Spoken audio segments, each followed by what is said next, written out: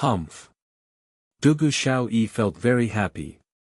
In fact, she almost wanted to sing. She exposed her white teeth as she laughed, and bounced to the front of the mirror. The little girl then carefully inspected her teeth and muttered to herself, "I have my eyes on you. Where can you run off to? Jun Moxie, this young lady will force herself upon you. And we will then cook the rice. And it'll be too late to change anything after that happens. Can you still run from me?" Humph. Elder sister, don't begrudge this little sister for not being straightforward. He, how will you snatch him away this time? She seemed very pleased with herself. She smiled with delight as she pulled a face.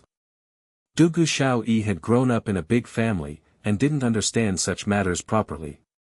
Witnessing Jun Wui speaking to Guan Qinghan in that regard had made her panic. So, she had come up with this strange plan. This had come to happen because Dugu Xiaoyi had heard someone say that a man and a woman they could never be separated once they've cooked rice. The man would then have to take responsibility of the woman. Dugu Xiaoyi obviously had no idea about how this particular rice was cooked. Moreover, she had no idea about the effects the aphrodisiac would have. Dugu Xiaoyi only knew that the aphrodisiac would help her with the cooking of this rice. And that's why she had created such a huge drama. Brother Moxie is mine, he's all mine. Humph. Dugu Xiaoyi opened her luggage trunk, and started to pick out some clothes. And then, she started to try on her clothes in anticipation of what clothing would be more effective in making Jun Moxie cook this delicious rice. The young Master Jun was in a cheerful mood at that time. But, he was inside the Hongjun Pagoda.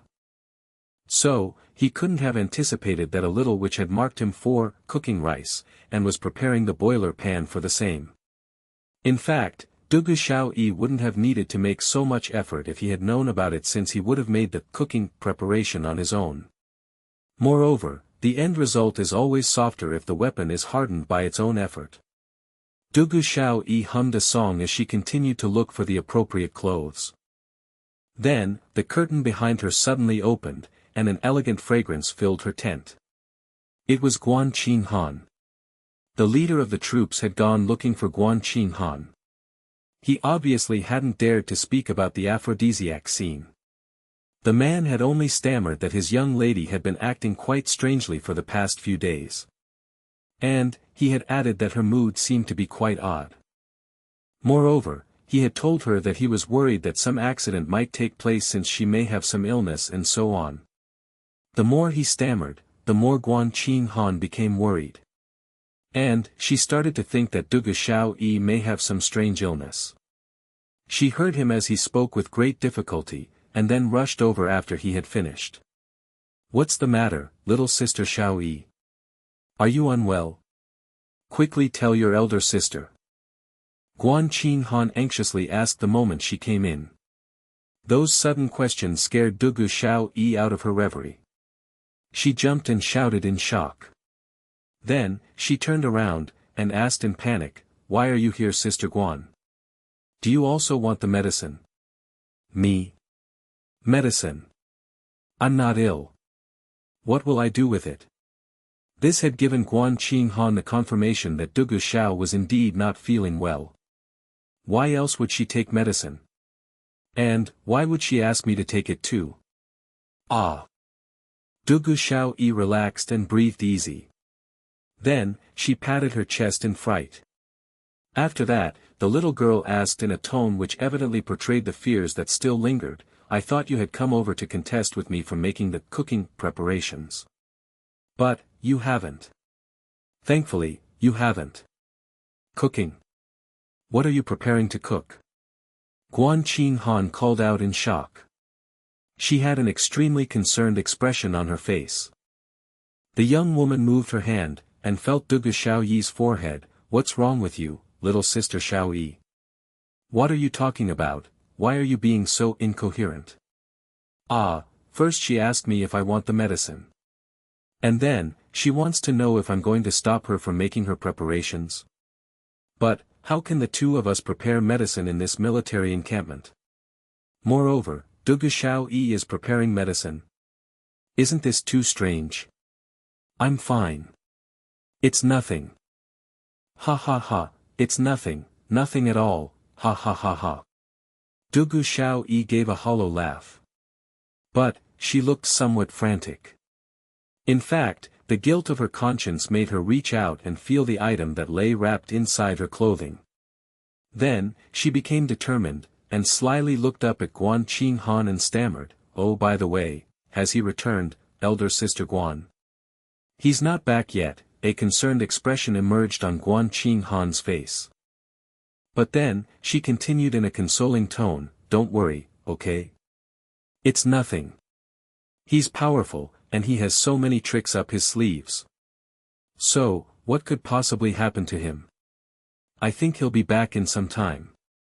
Dugu Xiaoyi chuckled for a bit. She then spoke with relief, "Exactly. That guy's skill is amazing. I'm sure he won't have any mishap. I'm just waiting for him to return because I need to look for him over something." "You're waiting for him to return? What are you looking for him over?" Guan Qinghan asked. It's unlikely that Dugu Xiaoyi would be overly worried. So, isn't this too weird? The more she thought about it, the more she couldn't help getting worried.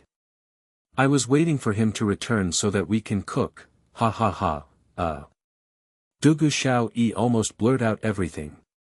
But then, she quickly changed the topic, "I'll go out and see if Little White has returned or not. I haven't seen my sweet little thing for so many days. I really miss him." Her face had reddened by the time she managed to lower it. She then picked at the hem of her jacket with her chin. She walked out of the cramped tent. She reprimanded herself as she walked, "Dugu Xiaoyi, oh Dugu Xiaoyi, why did you have to lose your cool like that? If the plan got leaked, what would have happened to your preemptive move if Sister Guan found out?"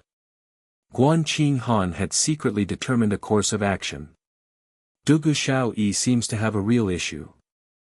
She usually doesn't behave in this manner. She's not making sense. Her actions are strange. I will follow her closely, and I'll keep watch over her. Then, she walked out of the tent as well.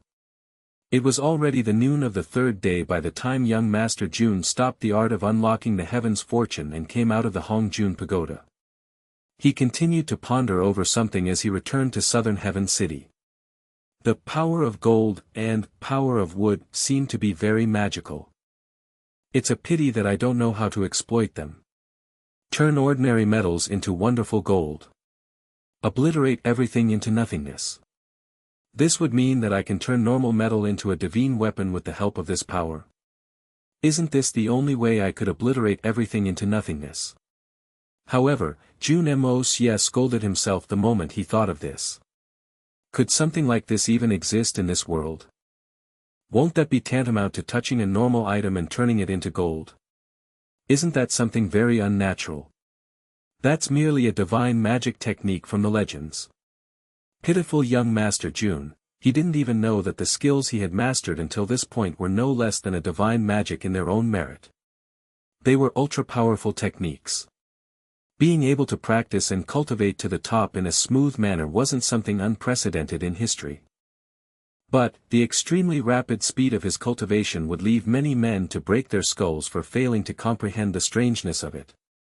Jun Moxie figured that it had been around 2 days since he had disappeared. So, his third uncle must have been worried. Or perhaps, he wasn't. After all, his third uncle knew of his methods. But, the same couldn't be said for his 3 maternal uncles. So, he couldn't tarry for even a moment. He went straight to the southern Heaven City, and ran straight into Dongfang Wenjian thereafter. He was obviously admonished to great lengths, was then sent to Jun Wuyi's tent with an armed escort. The news of Jun Moxie's return obviously became the most important one. And it was eventually passed on to Guan Qinghan and Dugu Xiaoyi as well. Guan Qinghan was very relieved. In fact, it could also be said that she felt a little pleased. Dugu Xiaoyi had suddenly started to blush when she found out about his return. Her little heart had skipped a beat, and was unable to stabilize for a long while. No one could tell what that little girl was thinking. Jun Moxie dealt with the indiscriminate admonitions by Jun Wue. The young Master Jun's skin was obviously thicker than the city's walls. So, he smiled through the entire lecture. He disappeared like smoke after it came to an end, and escaped to his own tent. Jun Moxie sat up straight, and started to think about his newly acquired capability. Then, he took a blade that was hung in his tent, and decided to test if his new and miraculous magical power had any worth to it. Jun Moxie exhaled deeply as he held the blade. After that, he half closed his eyes, and started to move the power of gold within his body. It moved to his palms through his meridians, and then onto his fingers. Then, it was transferred into that cold and shining blade that he held in his hand. A strange transformation occurred in a blink of an eye. A faint golden light started to flicker. After that, the entire blade was illuminated by a splendid and starry sky-like reverie. The bright light flashed for a moment and disappeared without a trace. And then, a green smoke smoldered for a while. Then, it disappeared as well. Jun Moxie opened his eyes, and couldn't help but be dumbstruck as he saw what he held in his hand. My God! The half-a-man-sized broadsword in his hand had disappeared. And, it had instead been replaced by a tiny toothpick-sized one. It perhaps couldn't be called a blade anymore. It was more like a needle. Moreover, it was like a needle, but it weighed 10 times the weight of a normal one. However, it was distinctly visible that this needle was in the shape of knife. And, that was precisely in accordance with what Jun Moxie had wanted it to be. Jun Moxie had wanted the shape of this broadsword to be altered into a very small knife at the time he had initiated the power of gold. The only difference was that it had shrunk thousands of times in size. And that was all. Jun Moxie was between laughter and tears. He had started to believe the line, "Turn ordinary iron into wonderful gold," to be true. However, the existence of such a method was in defiance of heaven's will. Moreover, it wasn't that a piece of iron that been turned into wonderful gold. Rather, this piece of iron had been compressed to its highest strength. There was another great advantage in addition to this. This piece of metal could take any shape he desired it to take. Jun Moxie was puzzled. So, he took hold of another blade, and tried to use that miraculous magic again. However, he watched the transformation process with rapt attention this time. So, he saw everything happen very clearly this time. My original guess was actually right. It unexpectedly shrunk. He had seen the golden light flicker in the air. The light had then flashed brilliantly. And, it had disappeared after that. This was followed by a faint green smoke. This smoke had smelled like vomit. The blade had disappeared with the rising smoke, and had been replaced by a tiny toothpick-sized pocket knife. Jun Moxie smiled bitterly at this result.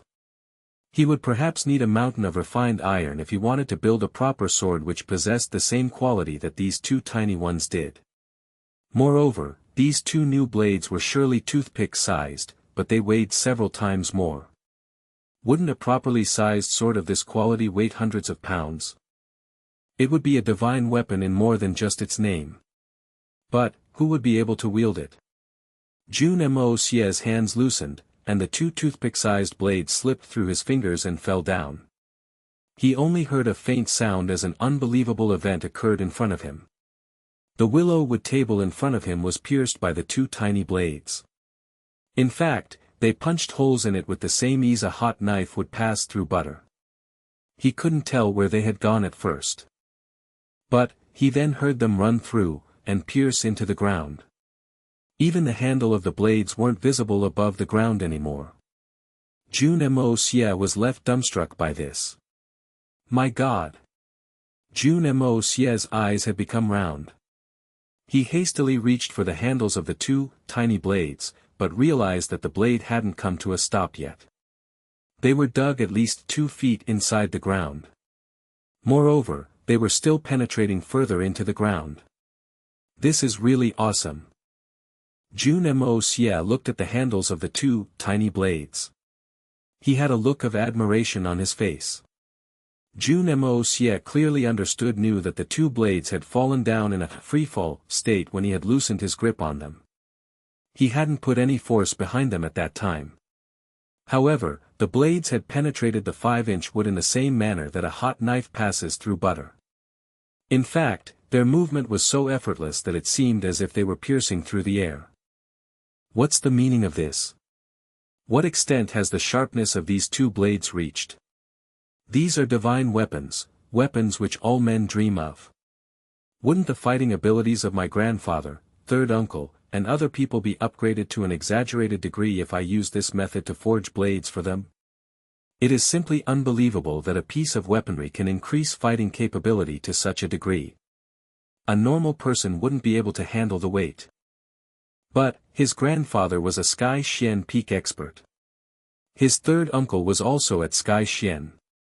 So, they wouldn't need to expend much of their energy to lift 150 kilos of weight. They would be unfamiliar with the weapons at first, but they would get used to them after 10 days or so. Such sharpness may even be effective against the extremely tough skin of a top Xian beast king. In fact, even they wouldn't be able to compete against it. The outcome would have reversed if Lei Wu Bei had used these divine weapons instead of his treasured blade against the Snake King that day. Even that fight with Venerable Mei could have gone either way. If this dangerous weapon falls into the wrong hands, Jun Moxie smiled an extremely evil smile. There was a flash in his eyes as he thought about a number of ways he could use to deal with his enemies. He obviously felt very happy at these thoughts. This is good. This is very good. My throwing knives will become unstoppable in the true sense of the word from now on. Who in this world can contend against such a powerful and divine weapon? The answer to that was, nobody. Someone could perhaps dodge it. But, no one could face it and live to tell the tale. I could kill God if I meet him. I could kill Buddha if I were to come across him. Jun Moxie laughed in a mischievous manner. He was very happy at this moment. The young master suddenly realized that his body felt rather powerless. In fact, he felt as powerless as he had when the flame of primal chaos's after effect had nearly left his body paralyzed. So, he started to absorb the aura around him, and the condition of his body started to recover. Ah, there are no free meals in this world. Forging even these two tiny blades has drawn such a massive amount of my strength.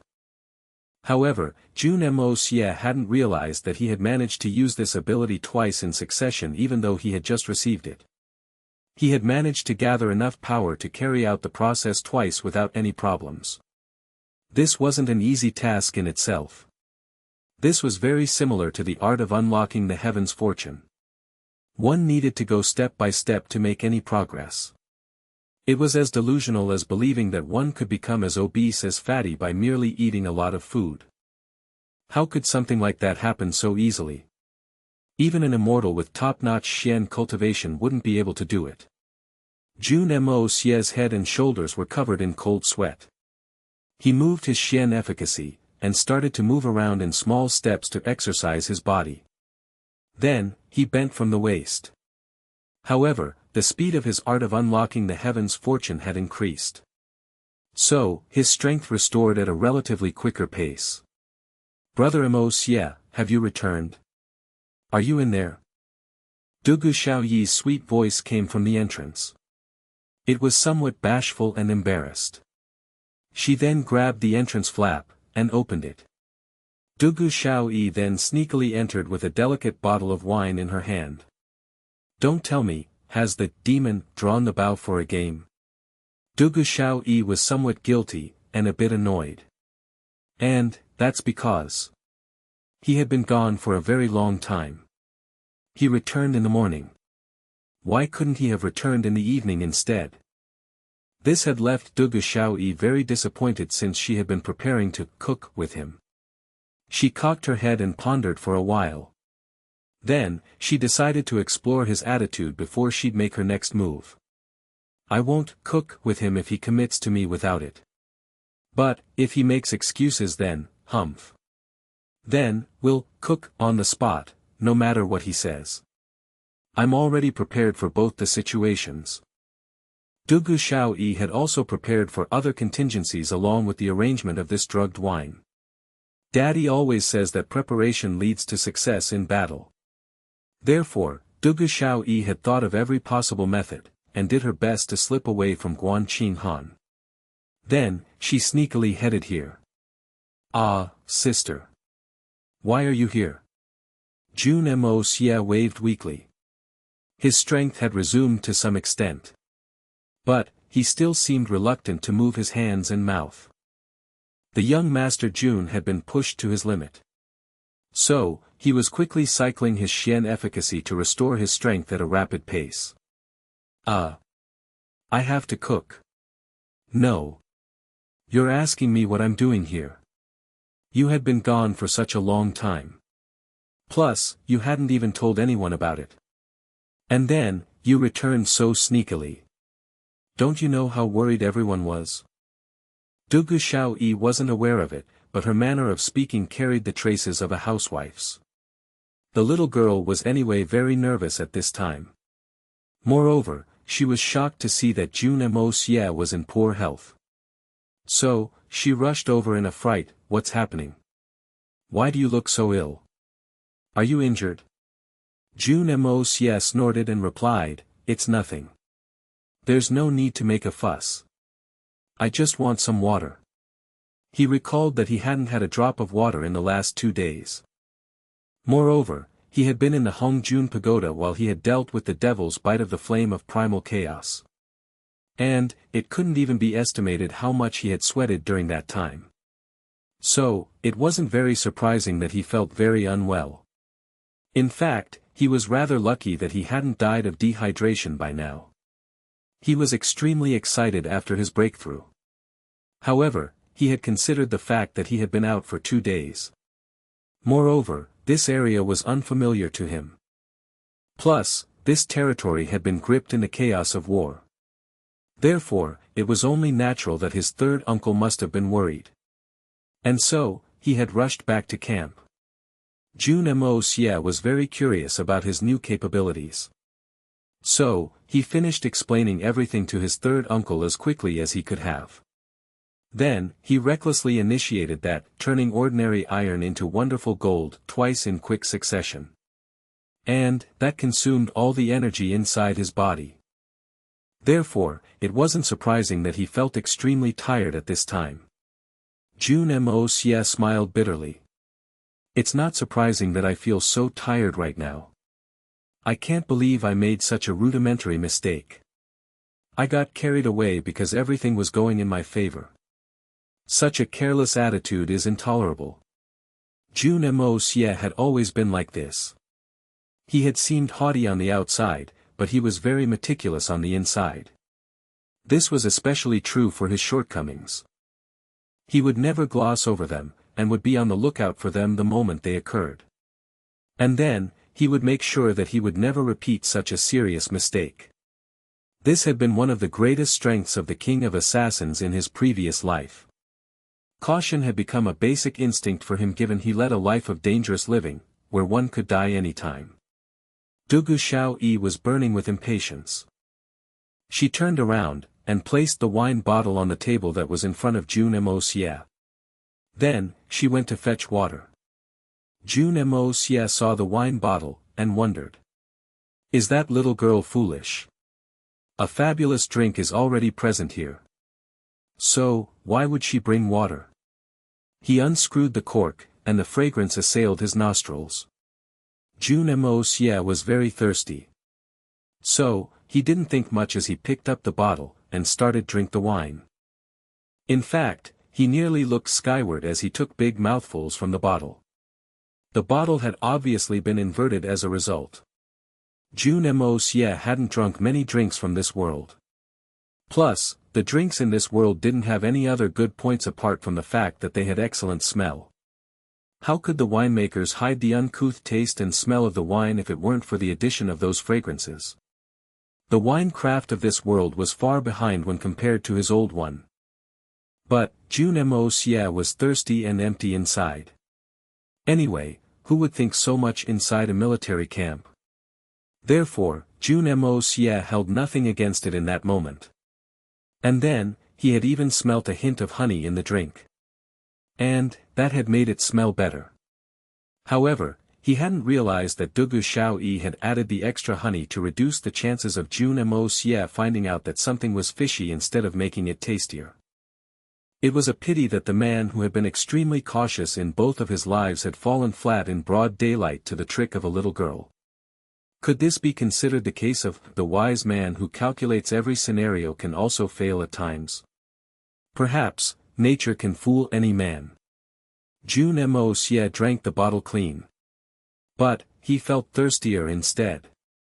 However, the young master Jun didn't see anything wrong with that. After all, wine wasn't used to quench thirst, it only added to the fire. The more one had it, the more they would thirst for it. And, at that moment. Bang! Dugu Xiaoyi had just returned with a cup of water.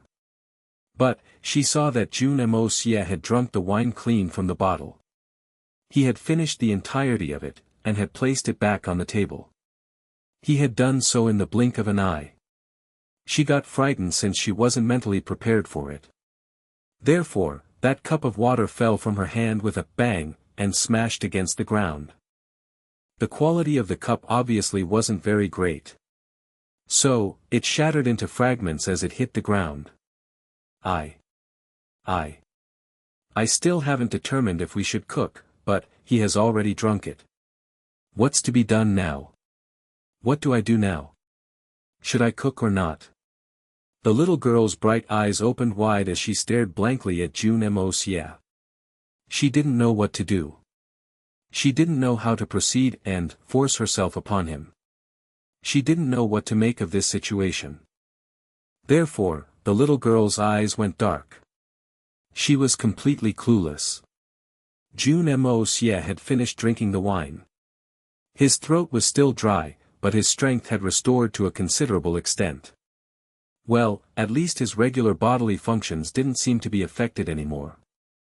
So, he was rather surprised when that little girl dropped the cup of water.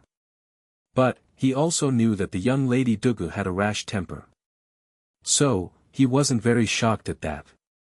He stood up, walked over to her, took the water bag from behind her, and merely drank it down.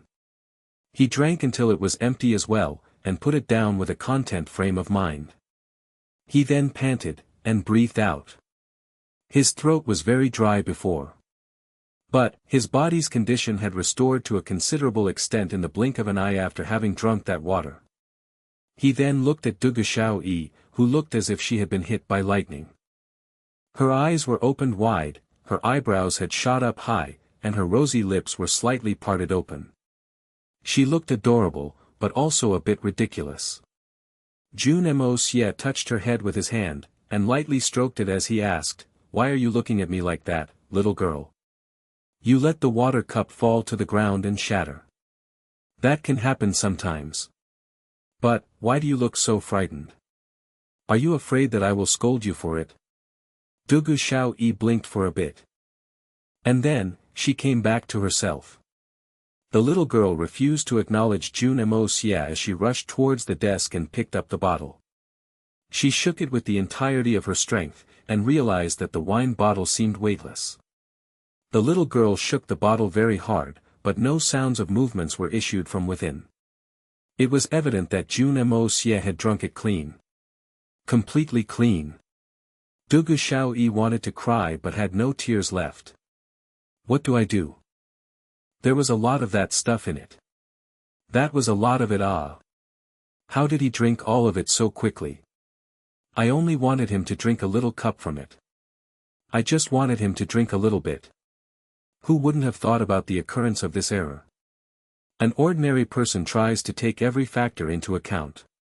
But, Dugu Xiaoyi's mental state had gone to trash. So, she had put a massive amount of the drug into that bottle of wine. Who spikes a person's drink so heavily? Other people would have shaken their heads if they had seen this happen. Forget about others. Jun Moxie would have shaken his head to no end if he had known about this. This had turned into a matter of life and death. However, the main question was, whose life and death? Dugu Xiaoyi's brain had gone completely blank at this time. What's wrong, little girl? Jun Moxie felt odd after he looked at Dugu Xiaoyi's strange expression. So, he asked her. No. Nothing. Why? Dugu Xiaoyi was rattled. She sized up Jun Moxie several times. But, nothing seemed different about Jun Moxie. She felt that there was something amiss. And, she wanted to assess the situation. Therefore, Dugu Xiao cautiously asked in a hopeful tone, You feel nothing? What could I feel? I'm good. I just felt a bit parched a moment ago. But, I'm fine. After having drunk all that, Jun Moxie felt a little mystified. He felt that he didn't understand something. There shouldn't be a matter with the amount I've gulped down in one go. There's definitely something else going on. So, he obviously felt that the little girl's unusual actions must have had some reasons to them. You're fine. You're really fine. I mean, you're not even feeling a little hot. Like you're being cooked or something. Dugu Xiaoyi relaxed to some extent, and asked in a scientist-like tone. The little girl had had some expectations in her heart. But, she couldn't have guessed that the said development would make her feel like crying. Feel like I'm being cooked. No. Jun Moxie felt even stranger. What's wrong with this girl today? She's talking in a very strange manner. I'm not something one can eat. So, why would I be cooked? The young master Jun then extended his hand, and touched Dugu Xiaoyi's forehead. And, he determined that she didn't have a fever. So, he asked, Are you unwell, little girl? You're acting very weird today. That's good. That's very good. Not having that feeling is excellent. Dugu Xiaoyi patted the pit of her stomach, and breathed a long sigh of relief after she saw Jun Moxie's reaction. She was looking forward to seeing Jun Moxie getting thoroughly cooked. But, she was also anxious about inciting some mishap since he ingested a large quantity of that item. However, she became extremely relaxed after Jun Moxie reacted in a normal manner. She had barely relaxed when she suddenly recalled something, and a scowl appeared across her face as a result of this realization. So, the little girl cursed inwardly, that's so despicable. That young soldier gave me a fake item. He obviously hadn't given her a fake item. The thing was that the little girl had never seen such things. So, she was unaware that such things didn't take effect immediate after they had entered one's throat. Which drug in that world would work so quickly, except for the one used by the emperors to bring about the death of an enemy? The little girl obviously didn't realize the seriousness of that matter once she saw that the young Master Jun didn't feel very different. Therefore, she left the entire topic after she had sighed for a while. Fake. What's fake? Jun Moxie sighed helplessly, and rubbed his temples as he considered her words. He had vaguely understood that there was an 80% chance that the little girl was playing some scheme with him. The young master then felt his head ache as he thought about this, and said, What's wrong with you today, little woman? Why are you saying stuff which others can't understand? Can you talk properly or not? Dugu Xiaoyi looked on as Jun Moxie questioned her, but her heart was filled with the thought that she had been cheated. And, she got angrier as she gave more heed to that thought. Therefore, the more she pondered over it, the more she felt cheated.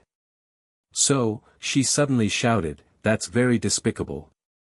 And then, she rushed out. Her posture made it rather evident that she had rushed out in powerful fit of rage. That skinny monkey was dead the moment he gave me that medicine. Dugu Xiaoyi was acting on impulse. She had been looking forward to cooking the young Master Jun and fulfilling her desires thereafter. Speaking of the effect, the medicine would slowly start to show its effect after it had been ingested. Its effect wouldn't be fast in the beginning. But, it'll have a huge effect later on. It obviously wouldn't have made much of a difference in the beginning when one takes Jun Moxie's physique into consideration. But, it would start to flow through his blood vessels with the passage of time. And, it would spread throughout his body thereafter. Then, its effect would become increasingly fierce with the passage of time, and the effect would spread rapidly throughout his body. And, Jun Moxie would start to experience the effect once that time would be upon.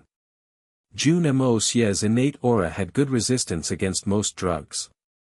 So, Dugu Xiaoyi's terrifying medicine wouldn't have had much of an effect on Jun Moxie if he hadn't drunk the whole thing in one go due to extreme thirst. He would have at most become excited for a moment under normal circumstances. However, the situation was different in this case. Jun Moxie had been very thirsty at that time. So, he had drunk the whole thing in a go, and had finished the entire bottle in a second. And, his blood vessels had been filled with the medicine's essence as a result. Moreover, this drug was meant to increase a male's libido. It was unusual in its nature, but it couldn't be classified as a poison. So, the aura inside the Hongjun pagoda was completely helpless against it. The young Master Jun seemed to have been cooked. Who is too despicable? Tell me. I'll help you vent your anger. Jun Moxie reached out to stop Dugu Xiaoyi as he saw her leave. He found this amusing. His interest had been piqued by that girl as a result. You haven't said why you want to leave. You think you can leave like that? Jun Moxie wanted to know what had made Dugu Xiaoyi abandon her plan. They are too hateful. I. Dugu Xiaoyi's face had reddened since she couldn't control her rage anymore. I had planned to cook something, but they didn't give me the real thing. They're big bullies. They figured that I wouldn't understand this matter. So, they cheated me. Did they genuinely believe that it would be fine to deceive this little girl? Dugu Xiaoyi was eager for a fight. Her long and shapely eyebrows shot up as she spoke. Then, she instinctively felt that something was wrong. So, she immediately stopped speaking. Then, the little girl looked at Jun Moxie. She then blinked, and asked in surprise, "Huh? Why is your complexion so red, brother Moxie?" Jun Moxie felt that something was wrong as Dugu Xiaoyi asked this. Moreover, his body had suddenly started to feel feverish. Then, he felt a tumultuous and raging fire burst forth inside his dantian, and his eyes started to turn red. The young master then felt a volcanic eruption-like sensation in his chest. After that, he suddenly felt that an impulse had started to rise within his body. What's going on? Jun Moxie had always been an astute man. And, he had experienced 2 lifetimes. So, he had already understood what that thing was. He clenched his teeth, and lowered his head. He replayed everything in his mind, and realized what had come to happen. Then, the young Master Jun reprimanded Dugu Xiaoyi from the bottom of his heart, "Girl. Oh, little girl. What you did isn't good. You shouldn't have done this to me. The purity that I've conducted myself over these 2 lifetimes has been destroyed by you." He looked at Dugu Xiaoyi as he thought about purity. And, the more he thought about it, the more his blood vessels opened. And, he started to lose control. Jun Moxie felt as if he was suffering the pain of fighting against the heavens. And, his expression also got increasingly sinister. You, what's going on? You, don't scare me. The little girl started becoming scared. And, she drew back with debilitating fear. Dugu Xiaoyi's unfathomable womanly intuition started giving her warnings of an impending crisis as she looked at Jun Moxie's sinister expressions. The little girl's courage to cook fled her soul as she saw Jun Moxie getting cooked. Dugu Xiaoyi thought about this strange coincidence, and realized something as she looked at him. He's being cooked by the medicine I gave him. I want to go home. Jun Moxie's breathing became increasingly heavy. He tried his best to control his inherent male instinct. But, the more he tried to resist, the more enticing the attraction from that green-clothed young lady's fragrance became for him. The attraction was extremely hard to resist. He couldn't endure it. Controlling himself was becoming extremely difficult. You put some medicine inside that wine bottle. Jun Moxie stepped forward. His nostrils were flared, and he breathed out warm air. It seemed like his nostrils were on fire. Yes, I wanted to cook rice with you. I had no other intention. Dugu Xiao looked at him in a miserable manner. And, she stepped back as he advanced. The young lady looked frenetic and confused as she looked at Jun Moxie's sinister expression. In fact, she was frightened enough to cry out. You wanted to cook rice with me? What does that mean? Jun Moxie's mind was in chaos, but he still became startled for a subtle moment. However, he thought about it for a moment, and realized its meaning. Of course, that's what cooking rice means. He couldn't help but smirk in anger. He couldn't prevent his heart from harboring further scruples. Then, the young master gnashed his teeth, and mocked her. You wanted to cook rice with me, so, you gave me that medicine. You thought you would just wave your hand, and I would be cooked? Do you know what the true cost of that matter is? I can see that you still haven't been cooked. You, stay away from me. Dugu Xiao was trembling. In fact, her body had nearly cringed. She had already retracted her steps to the corner of the tent. So, there was no place left to retreat. This made Dugu Xiao feel very aggrieved. Why? Why? He has obviously taken the medicine. So, why is he behaving like this with me? He's also come close to me, is it a good thing or not? I'm extremely afraid. I'm scared. I'm very scared. He looked so fierce, Dugu Xiaoyi's body had frozen. She felt that matching her gaze with Jun Moxie's was giving her electric shocks. And, this was making her even more frightened. Dugu Xiaoyi couldn't bear it anymore. She was at her limit. And so, she finally cried out, I'm sorry. Let me go. I shouldn't have messed with you. I don't want to mess with you. The little girl had genuinely come to regret her actions at this time. It had turned out like a situation where she had started a car, but couldn't stop it no matter what she did. However, that wasn't all there was to this situation. Jun Moxie had been enduring a lot of pain at this time. In fact, his condition was that of an arrow which was off its bow. There was nothing the arrow could do to retrace its trajectory. And, this situation was nothing like what Dugu Xiao had expected it to be. Boo-hoo. Why didn't anyone tell me about this? Soon, a real hand-to-hand fight had broken out inside that tent. Then, suddenly. Jun Moxie. What are you doing? A sharp voice echoed. Guan Qinghan had suddenly arrived like a divine savior to rescue Dugu Xiao at that crucial moment. Huh? Jun Moxie. You despicable man. You let Xiao go right this instant. Guan Qinghan shouted. Her entire face reddened as she rushed forward.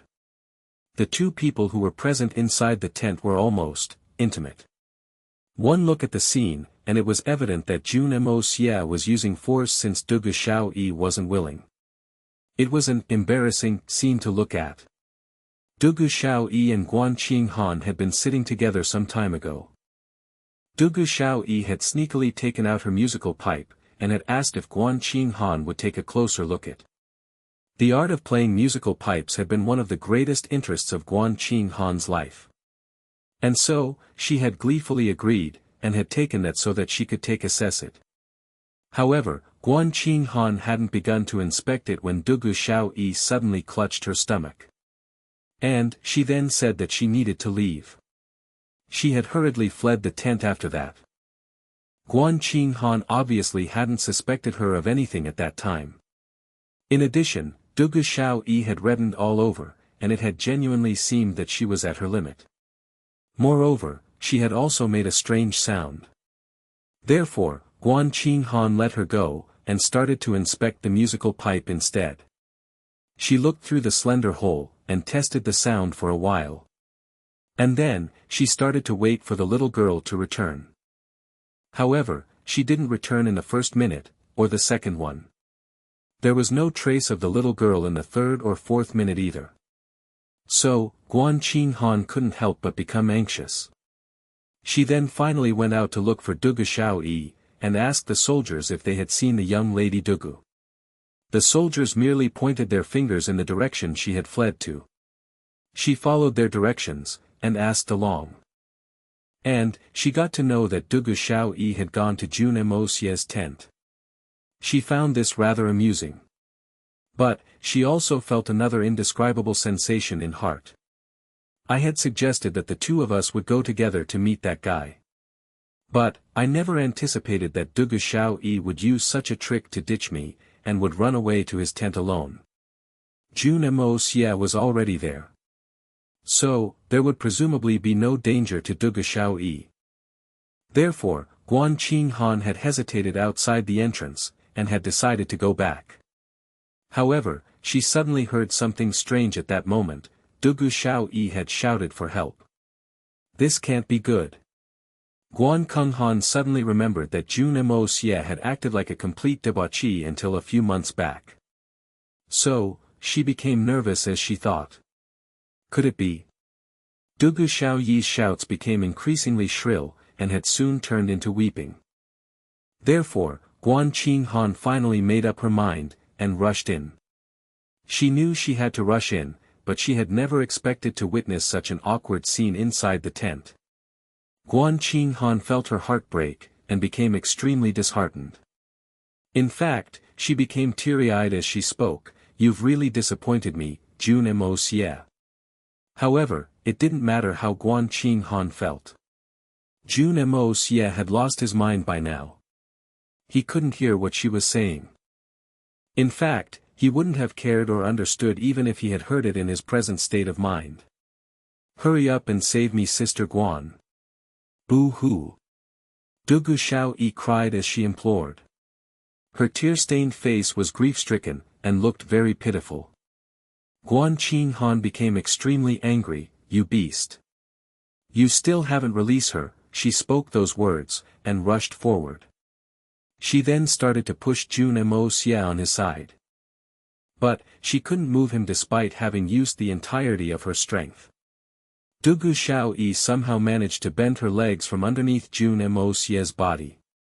And, she exerted with every ounce of force she had inside her body.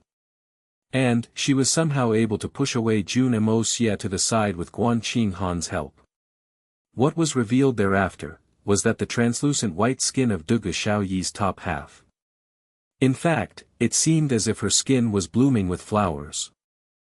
However, the fact was that Jun Moxie had wreaked havoc on Dugu Xiaoyi's tender skin, and had covered it with love bites.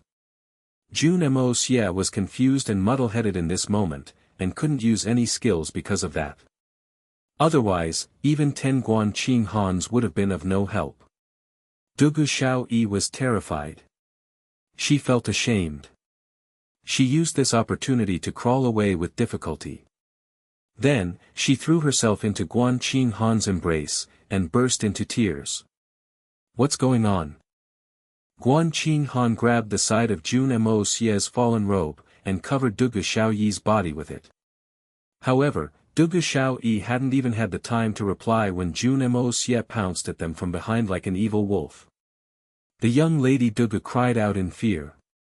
She was frightened out of her wits. She wrapped the cloak tighter, and tried to escape in a frantic manner. Dugu Xiaoyi had gotten very frightened. Jun Moxie's condition was like that of an arrow which had been shot from a bow, but had lost its target. What could the arrow do? The arrow obviously didn't realize that its original target had been replaced with a different person. Therefore, he pounced like a tiger, and grabbed the new target.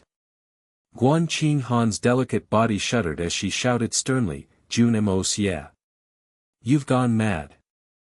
You still think I—" She hadn't finished speaking when she suddenly saw Jun Moxie's reddened face, his red eyes, and his confused expression. It was very unlike the calm and collected appearance of the past.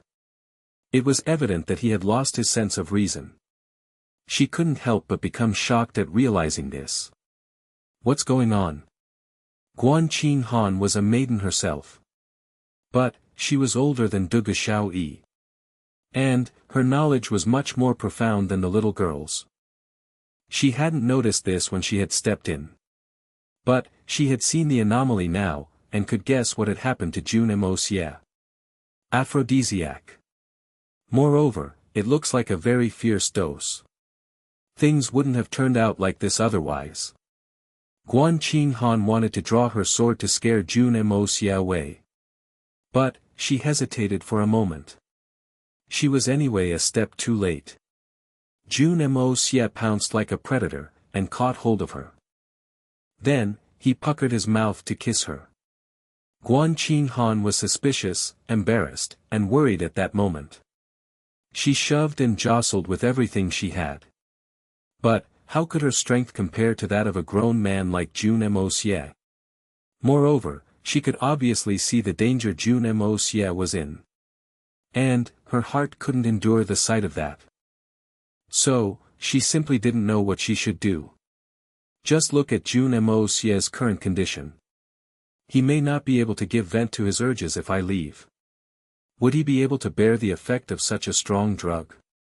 His mind might shatter, and he might even lose his life. Guan Qinghan had always carried herself in a frost-like cold manner.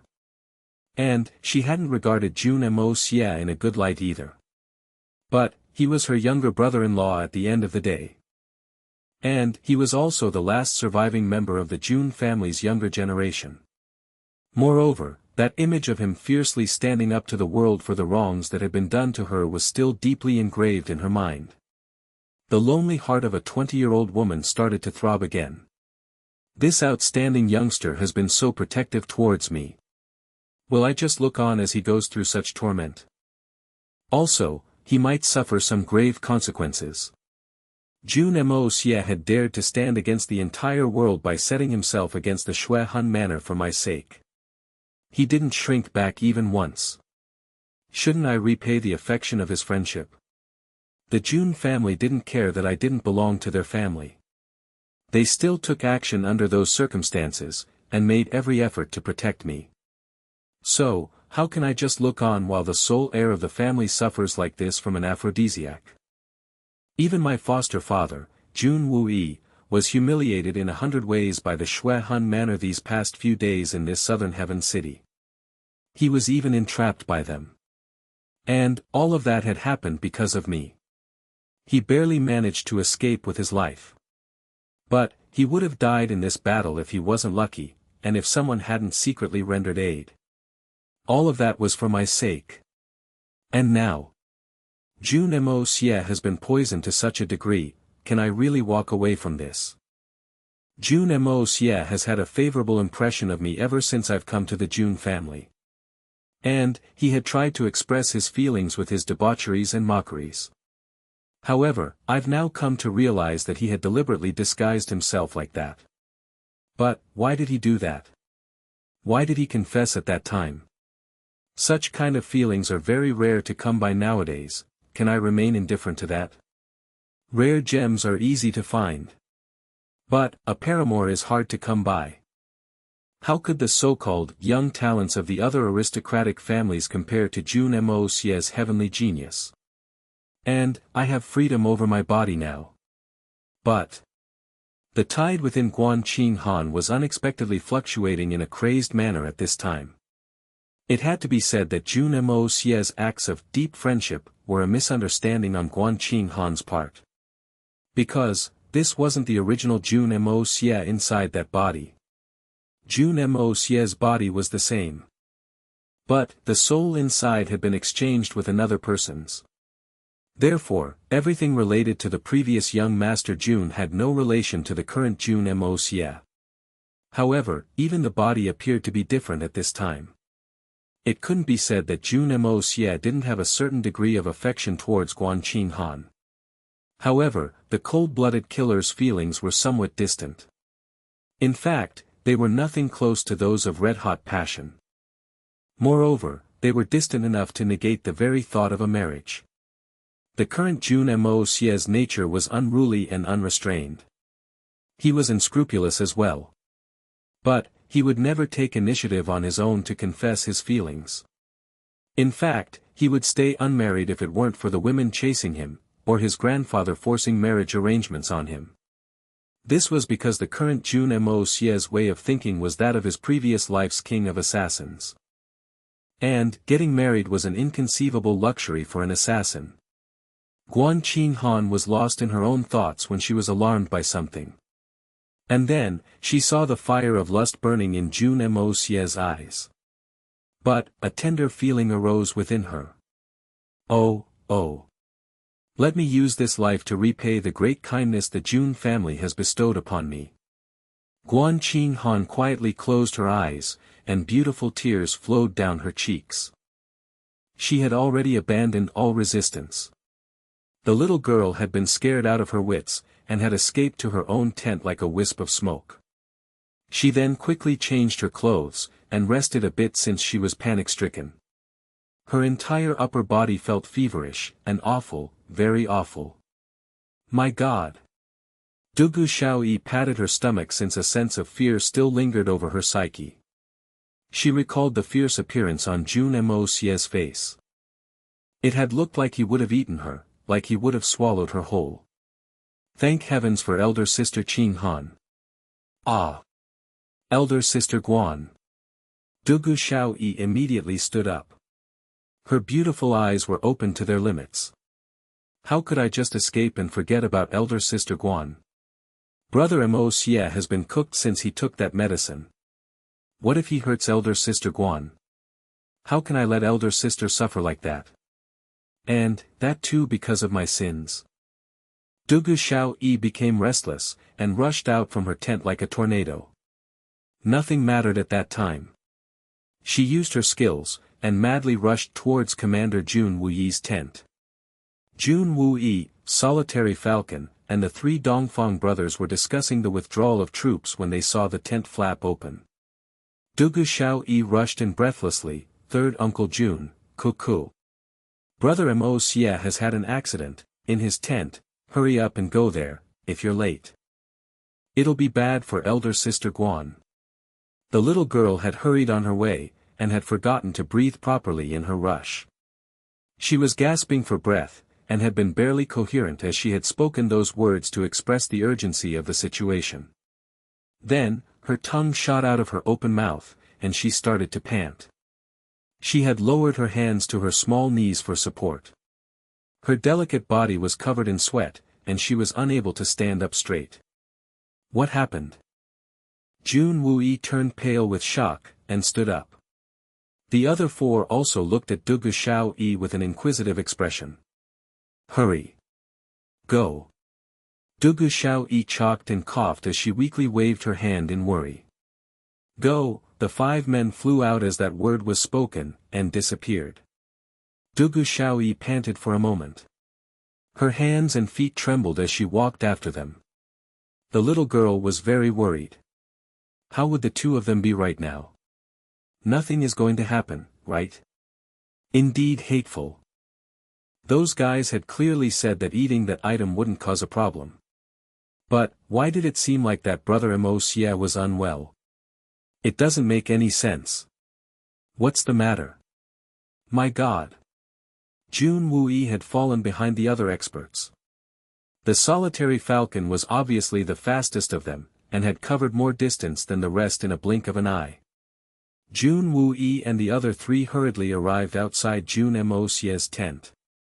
But, they saw that the Solitary Falcon had an extremely strange expression on his face. Moreover, he stood there motionless. In fact, the man didn't even motion to go in, or to go back. What's going on here? Then, the Solitary Falcon quickly blocked the way of the four men after he saw them impatiently trying to rush inside. Don't go in. Why? The four people asked at the same time. However, they didn't need Solitary Falcon's reply. The four men were grown-up adults. And, the sounds coming from the tent were far from faint. The four of them were experienced men, and there was no way they couldn't have understood the meaning of those sounds. A dark line suddenly creased across their faces. Jun Wui looked up at the sun in the sky. His face reddened as he sighed. My nephew's behavior is extremely absurd. Commander Jun thought of something, and shouted in a loud voice, every man must listen to this order. You will move out, and go to the training ground for a drill practice. Any man who isn't able to do this before half of the incense stick burns out will be shown no tolerance under martial law. The bugles started to blare loudly as soon as that order was given. The men had been scared out of their wits, and hurried to the large ground as a result. No one dared to delay. The solitary falcon narrowed his eyes, and followed the third master Jun and the others to the trees in the distance. Then, he sat down and sighed, the Commander Jun is very smart. That order should get the boy out of his tent. But, that youngster's extravagant actions aren't that big a deal at his age. Dongfang Wenqing and his brothers started to laugh. Everyone believed that Jun Moxie was only acting a bit lasciviously in the middle of the day. And, that was a bit preposterous to think of it. But, they couldn't think of anything else with regard to this matter. Jun Wuyi's face reddened as he looked at his nephew's tent and frowned, the sound of such a huge military activity must have been heard inside as well. Why is there no response from the tent? Military orders must be obeyed. He shouldn't. He. I would have also pretended that I hadn't heard the order if that were me in his place. Moxie is only a boy. Right, elder brother? Dongfang Wendao spoke those vulgar words, and moved his neck back to flash a mischievous smile. Perhaps you would act like that, but Moxie usually doesn't. I've always thought that there's been something strange about him. I've always felt that there has been a weird side to him. But, I've never been able to understand it properly. Jun Wui frowned and pondered in a serious manner. Dugu Xiaoyi eventually arrived at this time. She was astonished after she looked at the strange expressions on the faces of the 5 men who stood there. After that, the little girl looked around, and got extremely angry since she didn't see Guan Qinghan. Where's elder sister Guan? Dugu Xiaoyi asked in nervousness and anger, you haven't rescued her yet? Brother Moxie isn't his normal self right now. An accident might occur. Dugu Xiaoyi seemed anxious and agitated as she mumbled those words while pacing to and fro. Xiaoyi, did you say that the woman inside is Qinghan? Jun Wuyi's complexion underwent a drastic transformation in great alarm. This matter would turn into a big deal if the woman inside was indeed Guan Qinghan. He looked at the distant tent, and snarled with hate, that bastard.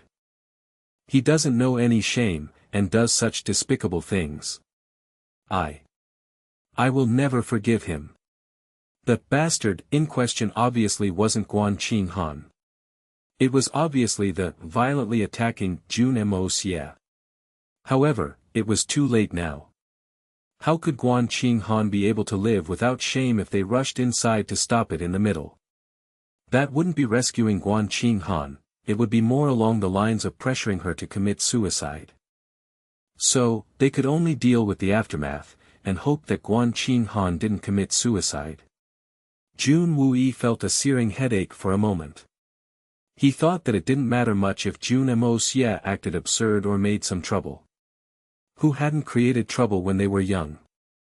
But, he had suddenly realized the seriousness of this matter. Guan Qinghan has a very cold and aloof attitude. How could she be making love with Jun Moxie in broad daylight? Didn't she say that the two of them were never that close? And, Guan Qinghan would never do such a thing in broad daylight even if they had been married off. However, none of that mattered because this was happening right in front of him. But, how could he explain that? It had only one explanation, Guan Qinghan was being forced. This obviously led him to believe that the mistakes had been made by Jun Moxie alone. And, Jun Wuyi's hair stood up in anger as a result. This is a huge scandal. Guan Qinghan has been given freedom over her body, but this edict hasn't been announced to the world yet. This issue would obviously be seen as a case of brother-in-law and sister-in-law having immoral intimate relations if this news gets out and spreads. How can that be good for us?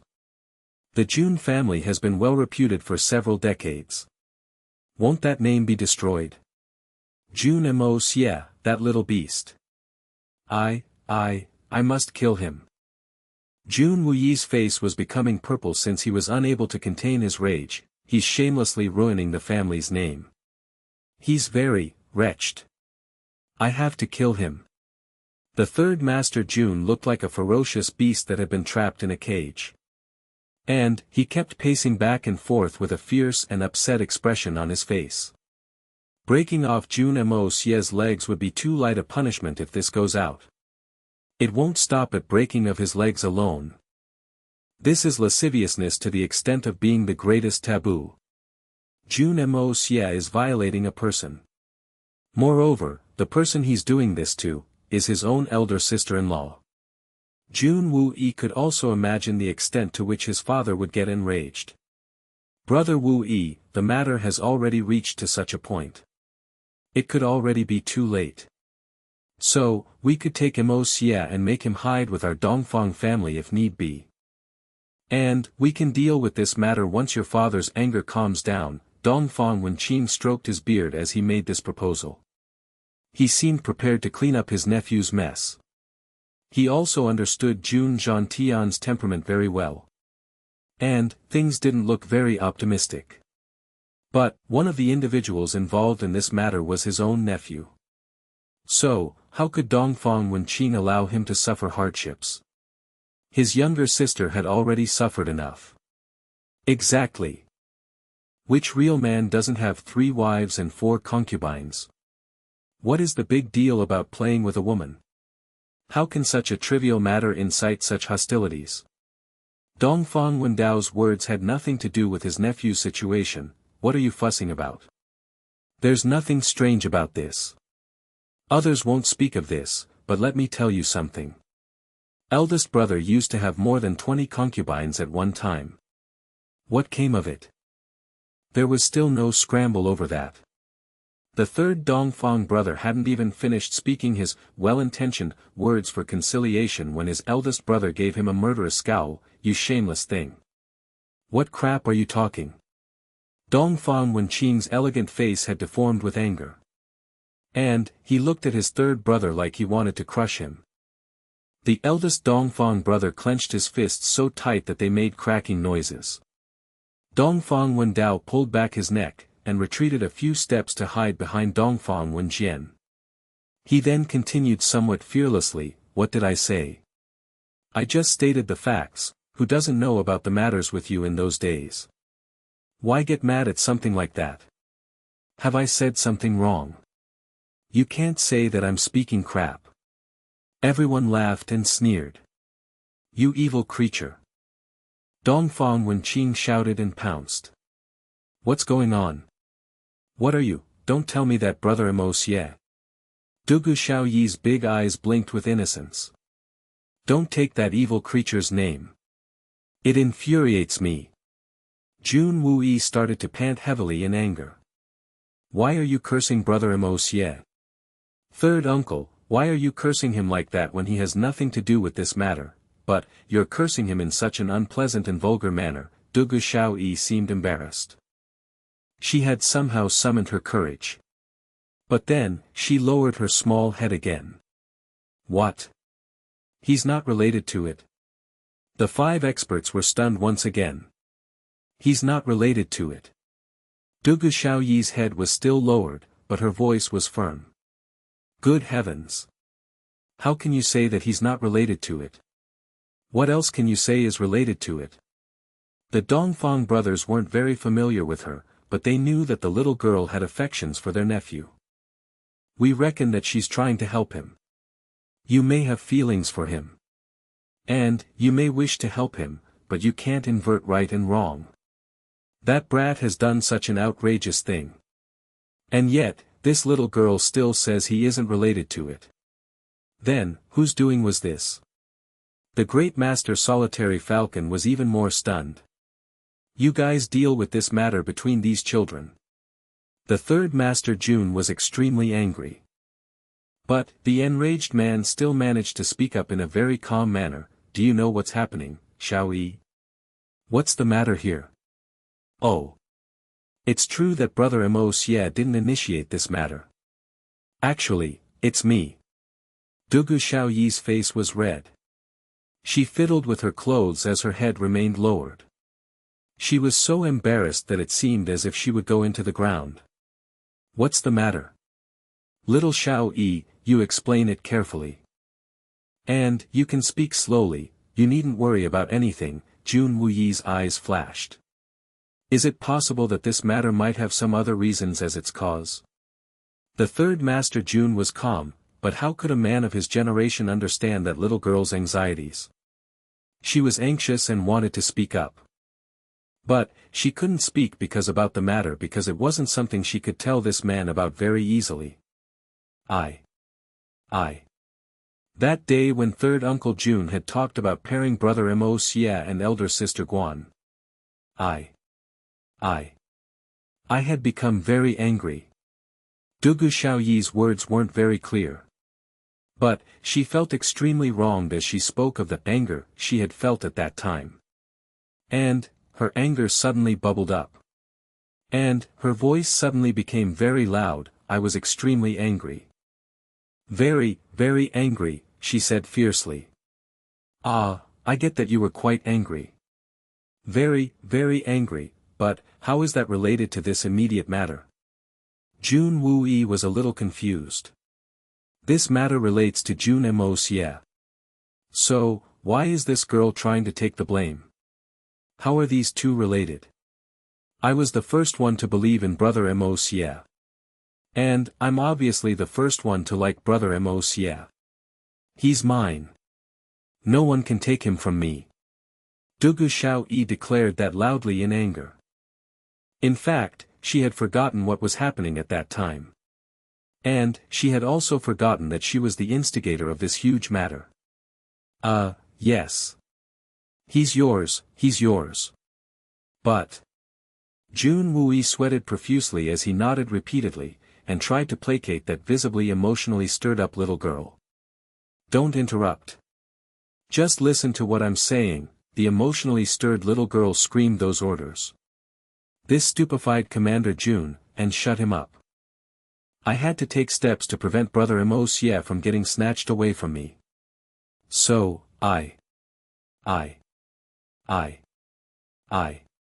Dugu Xiao Yi came back to herself as she was speaking those words. And, she was somewhat embarrassed thereof. The little girl had just told them not to interrupt her, but she herself was unable to speak thereafter. Jun Wuyi, Solitary Falcon, and the three Dongfang brothers, the five experts looked blankly at the valiant little girl while they waited for her to continue. And, they could only think of one thing. The young ones will surpass us in no time. So, Dugu Xiao Yi glanced around as she stammered.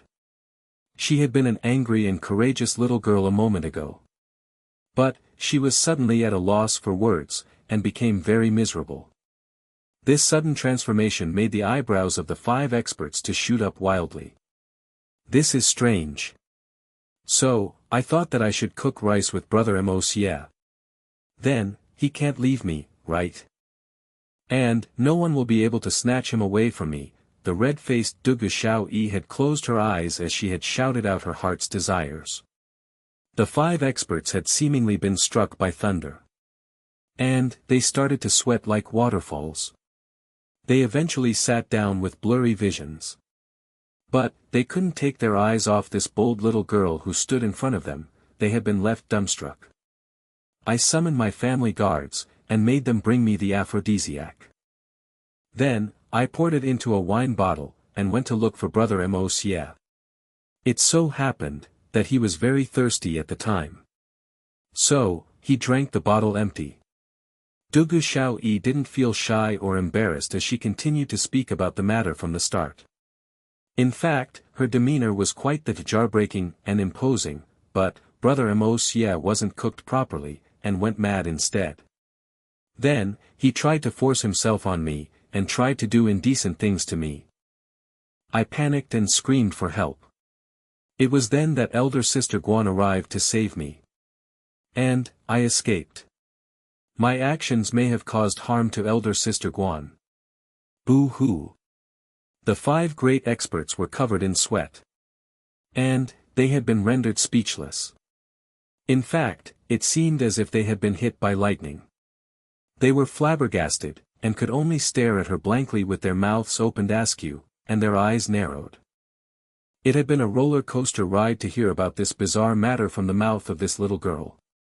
They had never imagined that she could be the initiator of this matter. What is going on? She wanted to cook. So, she prepared for the other person to get cooked, but didn't cook at the end of it.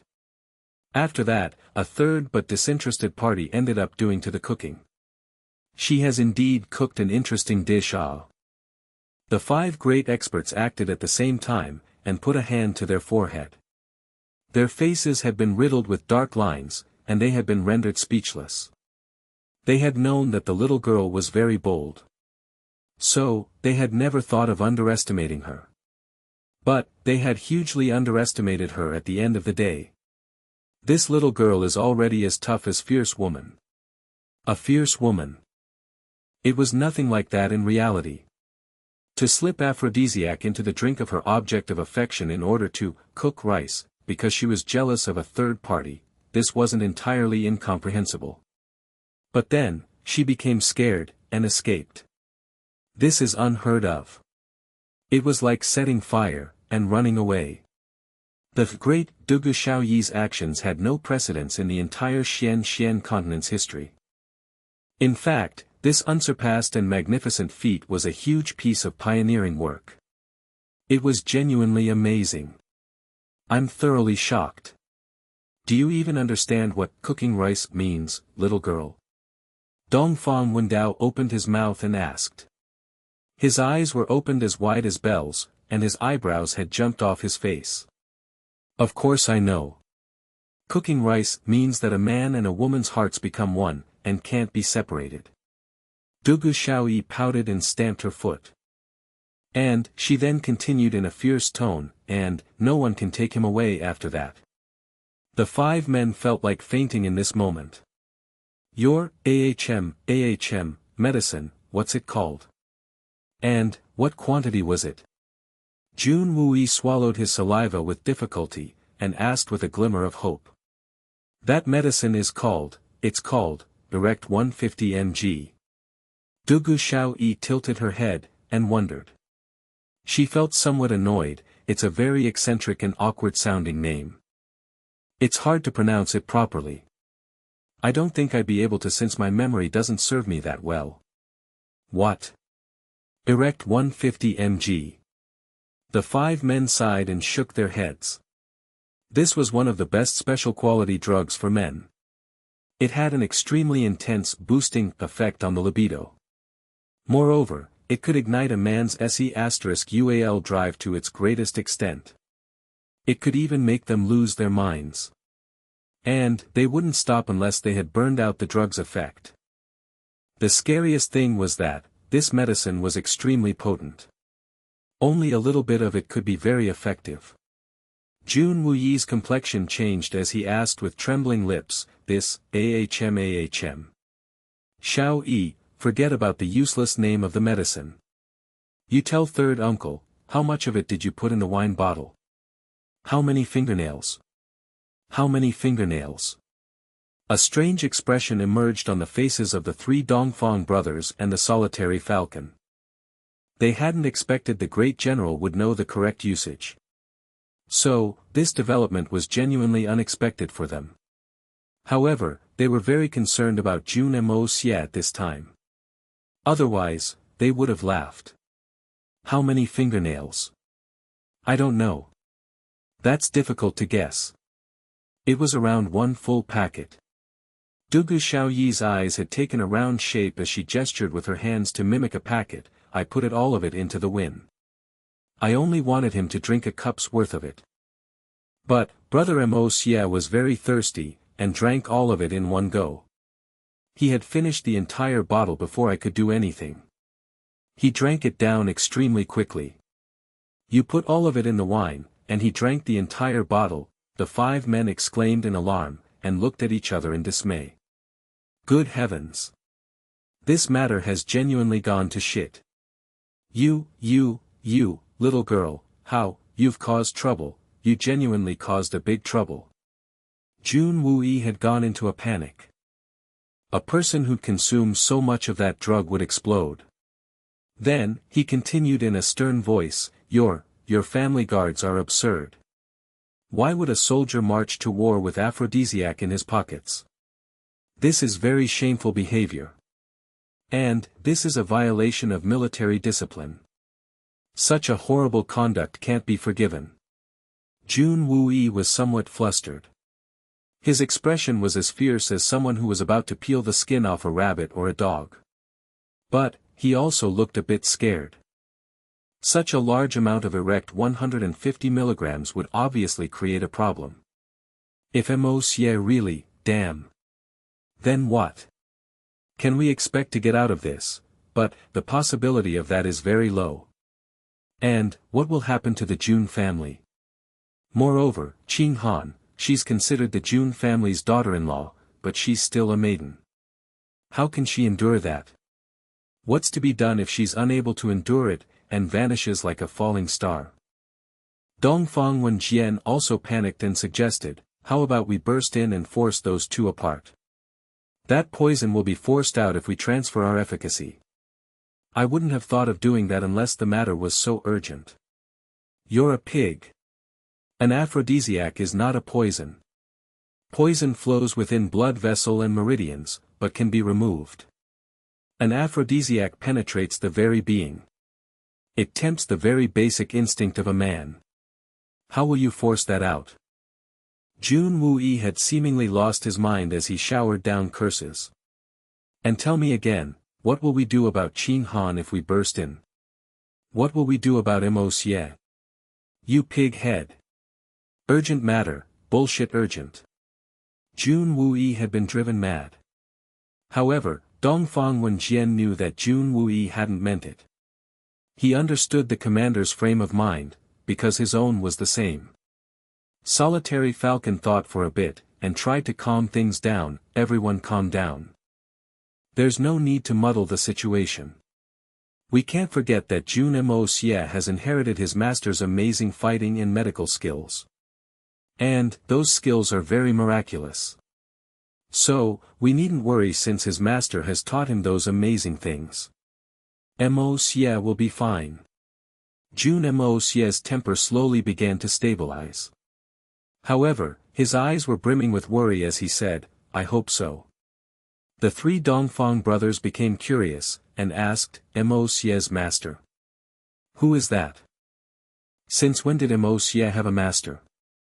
The 3 of them had become extremely curious about the words, Moxie's master, since these words seemed to carry a miraculous effect. In fact, these words had even made the half-crazed Jun Woo to calm down. But, why? You've already seen his master. He's a genuinely skilled man. Solitary Falcon's face was brimming with admiration. And, the 3 brothers could tell that this sense of admiration came from the depths of his heart, and wasn't fake. We've seen him. Who is he? How come such an expert didn't leave an impression on us? The 3 Dongfang brothers were somewhat startled. It had to be mentioned that the Solitary Falcon was one of the great 8 masters. Moreover, he was also one of the most arrogant ones. But, he still harbored such respect for that person.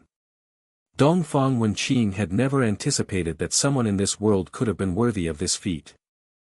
Moxie's master is the mysterious black-clothed man who got rid of Li Ju Tian, the Solitary Falcon replied with a tone of acclaim. The other 4 became speechless. Even Jun Woo hadn't known that the aforementioned extremely formidable and mysterious black-clothed expert was Jun Moxie's master. No wonder such a senior had showed up to rescue the Jun family. The biggest question in the 3rd Master Jun's mind had finally been answered. That mysterious black-clad expert is Moxie's master. Dugu Xiao was left somewhat puzzled as she saw everyone's reaction. So, she asked, "What's happening everyone, was the medicine bad?" Bad? Jun Woo-yi looked at Dugu Xiao-yi weakly. She had a puzzled expression on her face. In fact, the adorable and silly little girl was still looking to Jun Woo-yi to guide her on the right path. The medicine wasn't good? That's not the point here, little girl. The crucial point is that your cooking rice idea didn't go as planned. Dongfang Wendao smiled and continued, "You wanted to cook the rice. You put the rice in the pot, and then you added water to it. After that, you put it to boil. However, you refused to have the rice when once it was ready. And, you left. Your rice is cooked, but it's being consumed by someone else. So, your laborious efforts are being taken advantage of by others." Dongfang Wendao sighed, "It's like you worked hard to find the right clothes, but someone else wore them to their marriage. Good luck ah." Everyone's hearts had settled down once they had learned about the identity of Jun Moxie's master. In fact, Dongfang Wendao was now in the mood to joke with the little girl. "What? Who is eating it?" Dugu Xiao-yi became very infuriated, "I cooked that rice. Your elder sister is having it." The solitary falcon couldn't help but laugh. But, he felt that this little girl was very bold and adorable. Dugu Xiao-yi was dumbfounded. It may be assumed that she gave the matter some thought before she asked, "Elder sister Guan, that can't be, is cooking rice the same as undressing?" The men were left to stagger. This girl is too naive. She still doesn't understand it. "Young lady. How is undressing not the same as cooking rice?" Dongfang Wendao stared back. It seemed as if he wanted to impart some education to her. After all, she wanted to cook with his nephew. So, he couldn't help but worry since he was the youngster's uncle. "I'm only trying to enlighten you so that you can cook with my nephew properly the next time." However, he hadn't said much when Dongfang Wenqing kicked him into the distance and said, "Get lost. Such an old man talking like this, don't you know that those words are taboo? Don't corrupt a child." However, Dugu Xiao-yi still stood there dumbfounded. 2 tears streamed down her cheeks after a while. She then sat down on the ground on her haunches, and burst out crying since she was broken-hearted. "Boo-hoo. I don't want to live, boo-hoo. I spent so much effort. But, it's those two who are cooking rice. Boo-hoo." Everyone burst into laughter once again. The sun was setting in the west, but no one had come out of the tent yet. Moreover, the faint sounds were still emanating from it. The 5 people had slowly started becoming worried with the passage of time. Dugu Xiao-yi had spent her strength in crying, and was sitting there with a blank expression on her face. Still not done. Solitary Falcon looked at the sun impatiently. Those sounds are proof that the 2 of them are still at it. But, hasn't it been too long? Isn't this too much? Dongfang Wenqing smiled in an awkward manner, but remained silent.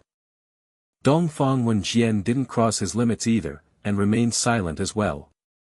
No one said anything. Dingfang Wendao smacked his lips. His face twitched as he muttered, "He's too fierce, even for someone who has eaten that medicine. I feel a bit inferior now." A long time had passed. The moon was high in the sky. The sounds of activity inside the tent eventually came to a stop. Those 5 great experts stood outside like clay models, but remained at a distance. Their bodies were drenched in sweat, and their foreheads had a weary color. "It's been so long, this young Master Jun, he has persisted for too long even if he has taken that medicine, good stamina, ah." Jun Woo-yi looked anxious. He was anticipating that the 2 people would quickly come out of the tent. But, he didn't know how he would deal with them once they had made their way out. Moreover, he was afraid about what he would be able to do if those 2 couldn't bear the shame. After all, this was unfortunate coincidence, and a freak accident. And, no one had been prepared for it. It was true that Guan Qing Han had suffered as an innocent victim. But, Jun Moxie hadn't been at fault either. He too had suffered as another victim. And, the fact that was most unbelievable was that Dugu Xiaoyi had been the culprit behind the entire incident. This had left everyone speechless. Even the wise and far-sighted Jun Wui couldn't help his head go around in circles at the thought of such a complicated matter. But, who can I blame for this? Can I blame Dugu Xiaoyi? That's right. She is the main cause for this evil. So, she is the main culprit.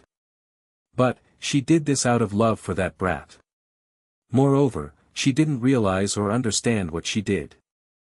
And, the little girl has also realized that she has run into a disaster, and her tears haven't stopped since then. Do I have the heart to scold her? Moreover, Qing Han, that poor girl. She couldn't have done anything to resist Jun Moxie if he had forced her after having lost his mind. But, she didn't even call for help. What does that mean? She must have understood that something was wrong with Jun Moxie. In fact, she might have realized that an aphrodisiac was at play. So, she must have wanted to save Jun Moxie. That may be reason why she has endured everything in silence. I don't know what those excessive toxins would have done to Moxie's body if it weren't for Qing Han's sacrifice. This means that Qing Han has sacrificed her virtue to save Moxie, and has done a huge act of kindness towards the entire Jun family. So, how should the Jun family reciprocate? After all, her identity is very ambiguous. Perhaps the more appropriate question is, how do we treat her? This issue is giving me a headache. Qing Han's status must be announced to the entire world without delay. The third Master Jun's mind was in chaos. It could be said that he was finding it very difficult to make a decision. But, how could the others share his thought process? For example, the Dongfang brothers would only be concerned with Jun Moxie.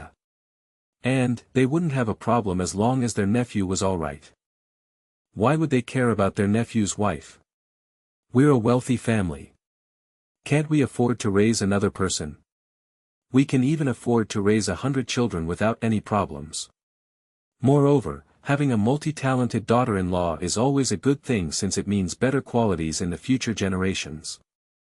This Guan girl is obviously very good for us in that respect. She is beautiful.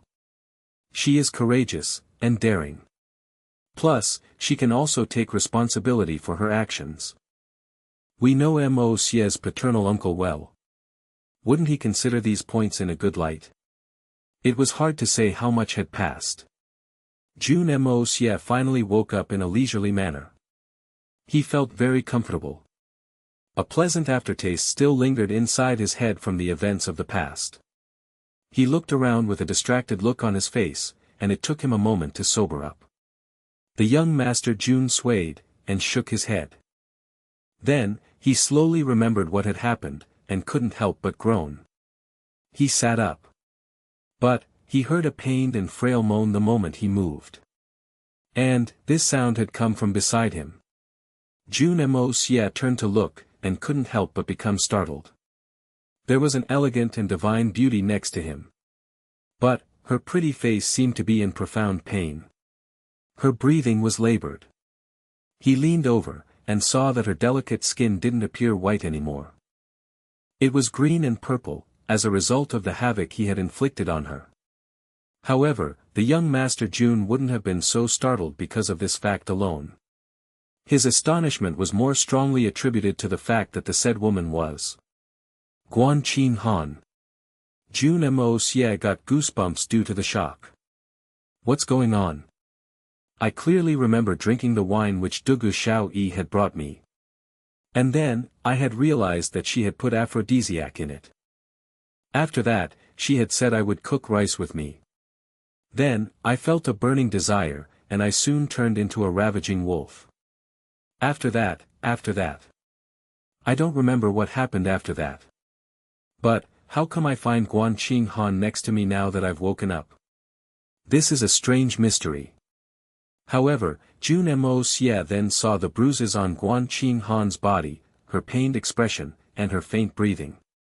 And, he couldn't help as the strand of a strange feeling emerged from his heart.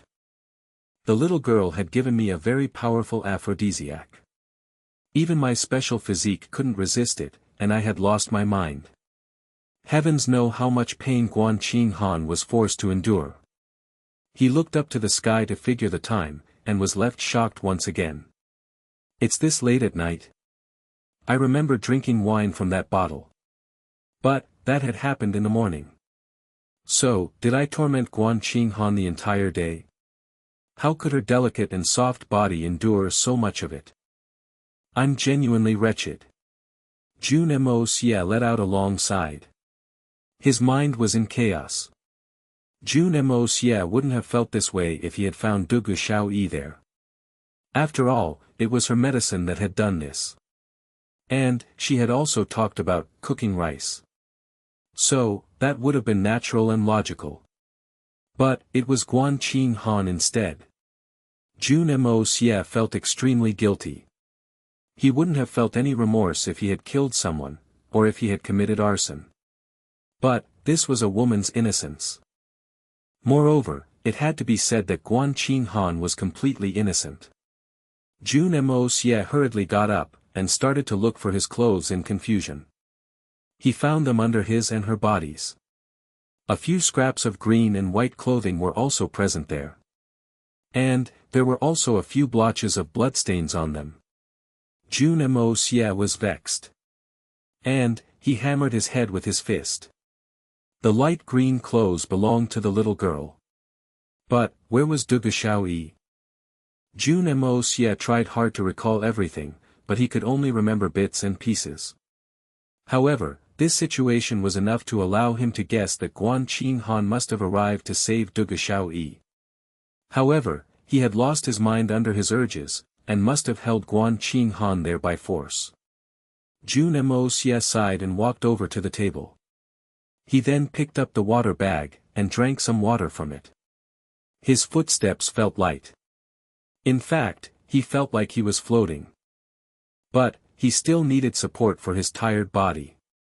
Then, the young master Jun carefully picked up Guan Qinghan, and gently put her down on the bed.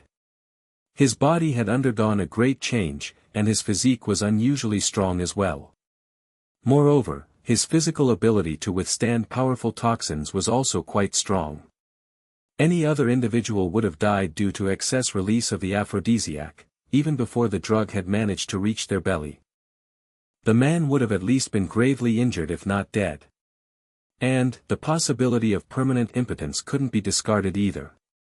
Jun Moxie looked at the painful scars on Guan Qinghan's body, even her lips had been bitten, and left behind in a bloody and injured state. He felt extreme tenderness as he looked at her.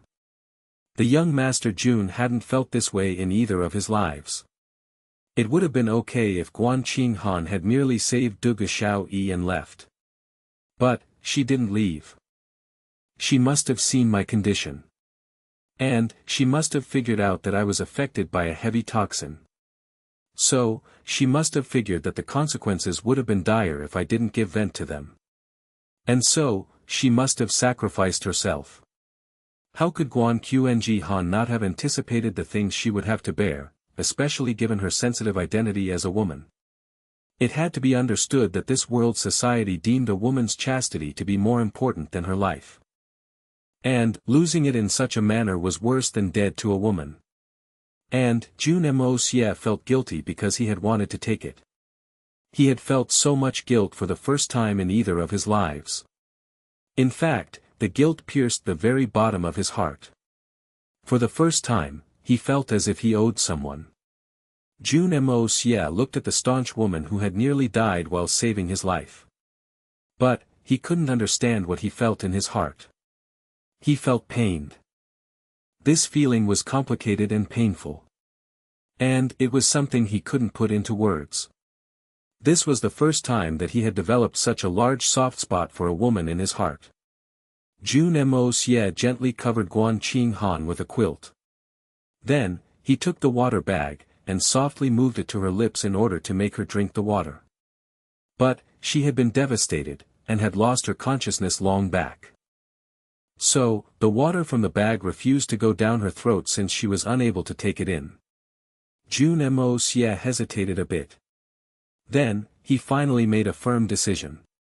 He faced up, and took a mouthful of water in his mouth. Then, he looked down, and lowered his lips to hers.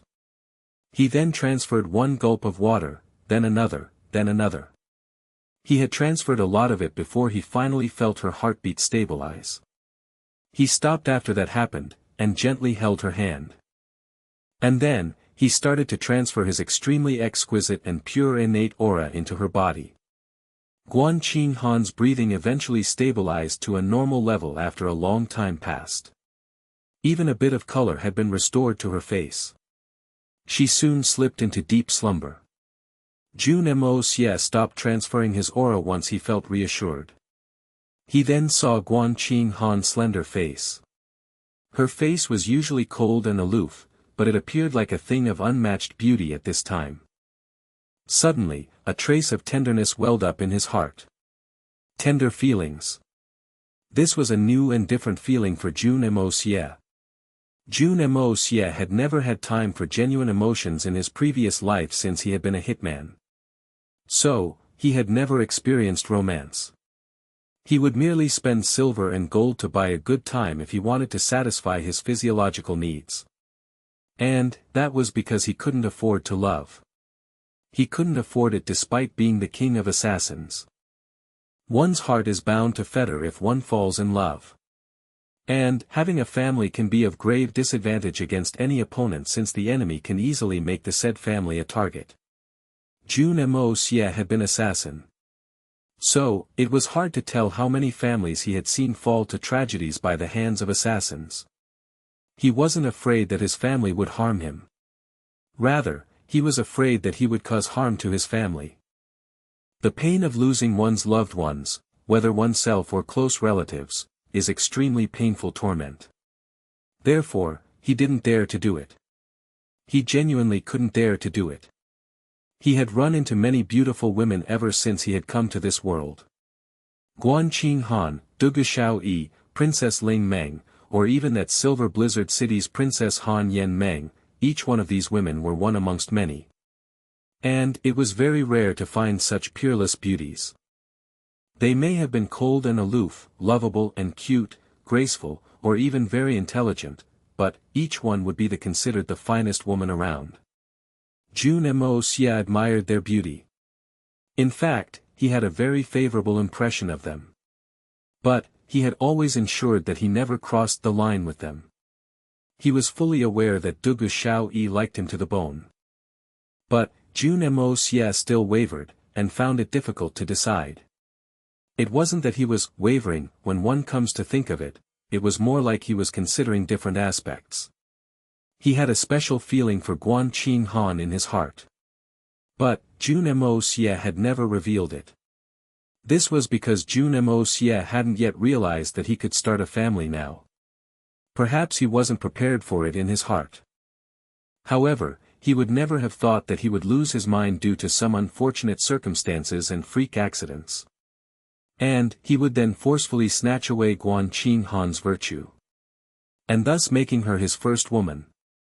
Jun Moxie wouldn't pay much attention to a woman who was very pretty, or even visually captivating. He may have enjoyed himself by means of flirtation, but he would forget her once he had turned his head away. But, he could never do the same to Guan Qinghan. Jun Moxie had opened his eyes, and had seen her besides him. He had then tried to assess the cause and effect of that incident. And, his heart had filled to the brim with an acute feeling of responsibility and tenderness once he had realized the matter. Responsibility. Responsibility towards a woman.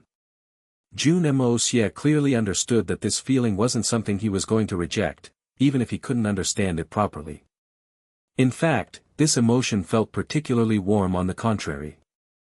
He was unaware of Guan Qinghan's opinion on the subject. But, Jun Moxie had already decided that this woman would be his woman from this day onwards. The first woman the evil monarch had accepted. Jun Moxie gently caressed the soft and long hair that covered the pillow her head rested upon. And, he felt a touch of tranquility inside his heart. I've finally found a companion in this world.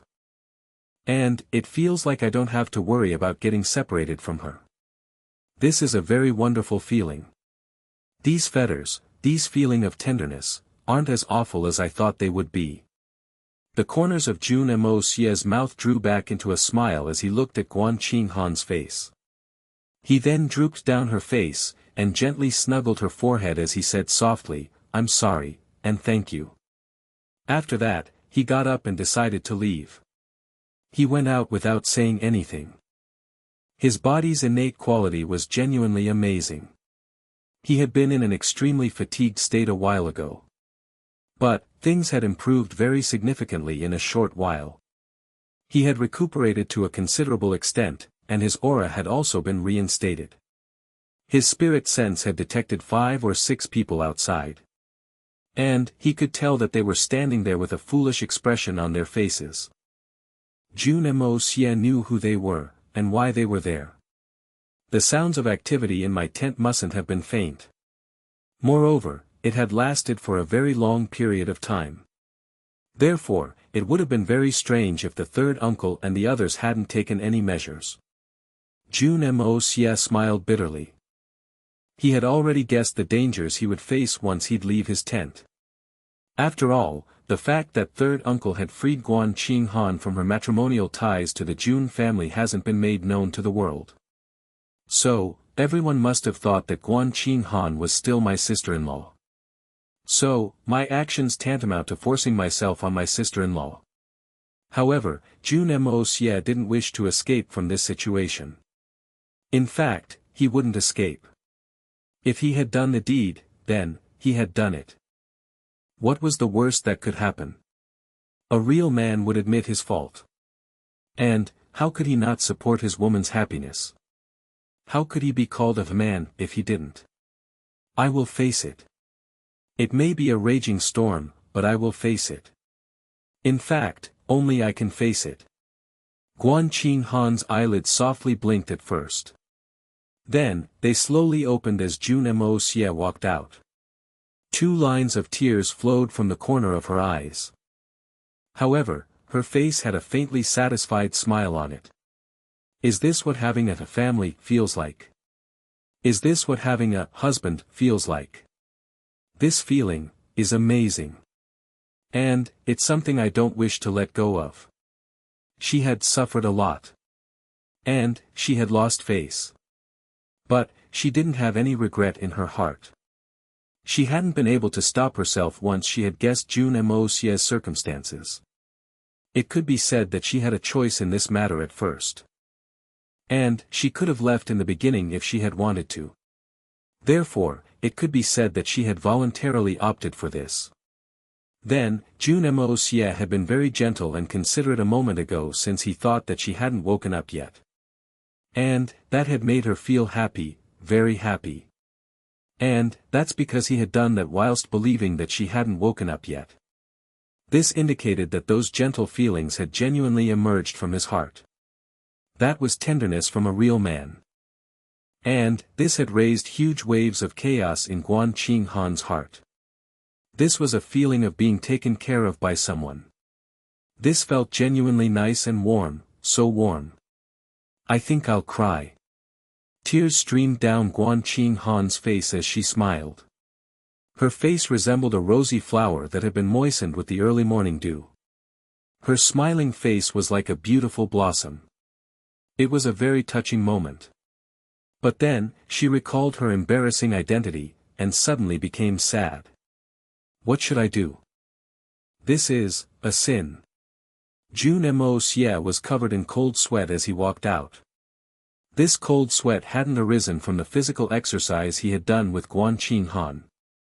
Jun Moxie admittedly felt uncomfortable on a physical level, but he was more worried about Guan Qinghan's suffering. I have a robust physique, and that wretched medicine had a huge effect on me. I had lost consciousness due to that drug, and those movements had continued for the entire day. How could Guan Qinghan endure all that? I don't even know how berserk I had gone. He had later noticed that Guan Qinghan had nearly died. So, it was rather fortunate that he hadn't continued any longer. In fact, Guan Qinghan's fragrant and delicate body would have been vanquished if he had continued for even a quarter of a day more. That was a close call. It was quite risky. Dugu Xiaoyi's medicine was indeed fierce, but it fortunately wasn't too excessive. Moreover, Guan Qinghan's body isn't too feeble either. Her physique has always been good since she has been trained to fight since early childhood. So, her physique is much better than normal women. And, that's why she was able to endure that frantic torment. Otherwise, the situation could have taken a turn for the worst. However, Jun Moxie was completely unaware that the drug which the little girl had given him wasn't too excessive, it was far beyond the realms of excessive. Dugu Xiaoyi had feared that her rice won't be properly cooked. Therefore, she had gone all out when she had added the medicine to the wine, and she had thus emptied the entire packet. Jun Moxie had a special innate physique, and Hong Jun Pagoda's aura had also nourished his corporeal body. These factors had neutralized a part of the medicine's effect. Otherwise, it was quite possible that he would have been engaged with Guan Qinghan still. The young Master Jun smiled bitterly as he went out. His body had recovered to some extent, but it still felt empty under his feet. In fact, he felt like he was walking on cotton like mist. He could feel that his feet were still weak as he walked. Damn! This is so exhausting. I was feeling so good a moment ago. Jun Moxie hadn't realized that he had been working non-stop for the past 10 hours. And, the fact that he was able to stand and walk after that intense high rate and continuous exercise, was a huge miracle in itself. This may be hard to imagine for some. But, the said individual may try doing push-ups for 10 hours without a break. It could be guaranteed that the said individual wouldn't even be able to get up after that. Jun Wuyi and the others appeared to be gloomy, and at a loss. Then, they looked at Jun Moxie as he staggered out owing to the weakness he felt in his legs. Consequently, they didn't know whether to laugh or cry, and their expressions became strange. The little girl was seated on the ground with a blank expression on her face. And, she started to tremble when she saw Jun Moxie. She then burst out crying with sorrow and regret. Jun Moxie was startled at this. You gave me that medicine, and started the fire. Then, you ran away. And now you're crying. You are the one to feel wronged here. He was unaware that Dugu Xiaoyi felt as if she had come off worse while trying to gain an advantage. She had tried to do a skillful maneuver, but had been clumsy and had dropped the stone on her own foot instead. She was scared because of the reversal of fortunes. And thus, her heart was full of complex feelings she couldn't endure. She had originally planned to cook rice, and monopolize him. Consequently, the rice had been cooked thoroughly. In fact, it was boiling. But, she didn't like it because it was scalding hot. Therefore, she didn't eat it, and was unable to take advantage of her plan. How could she not be depressed? And then, she saw Jun Moxie emerge from the tent, and recalled that Guan Qinghan had been taking advantage of her plan this entire time. This made her feel wronged and angry. In fact, she wanted to say something, but was unable to. She wanted to shout at first, but she started to cry instead. Jun Moxie had barely moved out of the tent when he saw the solitary falcon give him a thumbs up. And then, his 3 Dongfang uncles gave him a very strange stare that reeked of innuendos, which were very meaningful indeed. However, Jun Wuyi didn't know whether to laugh or cry as he saw his nephew come out. He looked at Jun Moxie through the dark circles that surrounded his eyes, and asked, "You've come out? How are you? And, how is Qinghan?" The third Master Jun wasn't worried about his nephew in reality. The young Master Jun looked weak and unstable. In fact, his face even seemed a bit lean.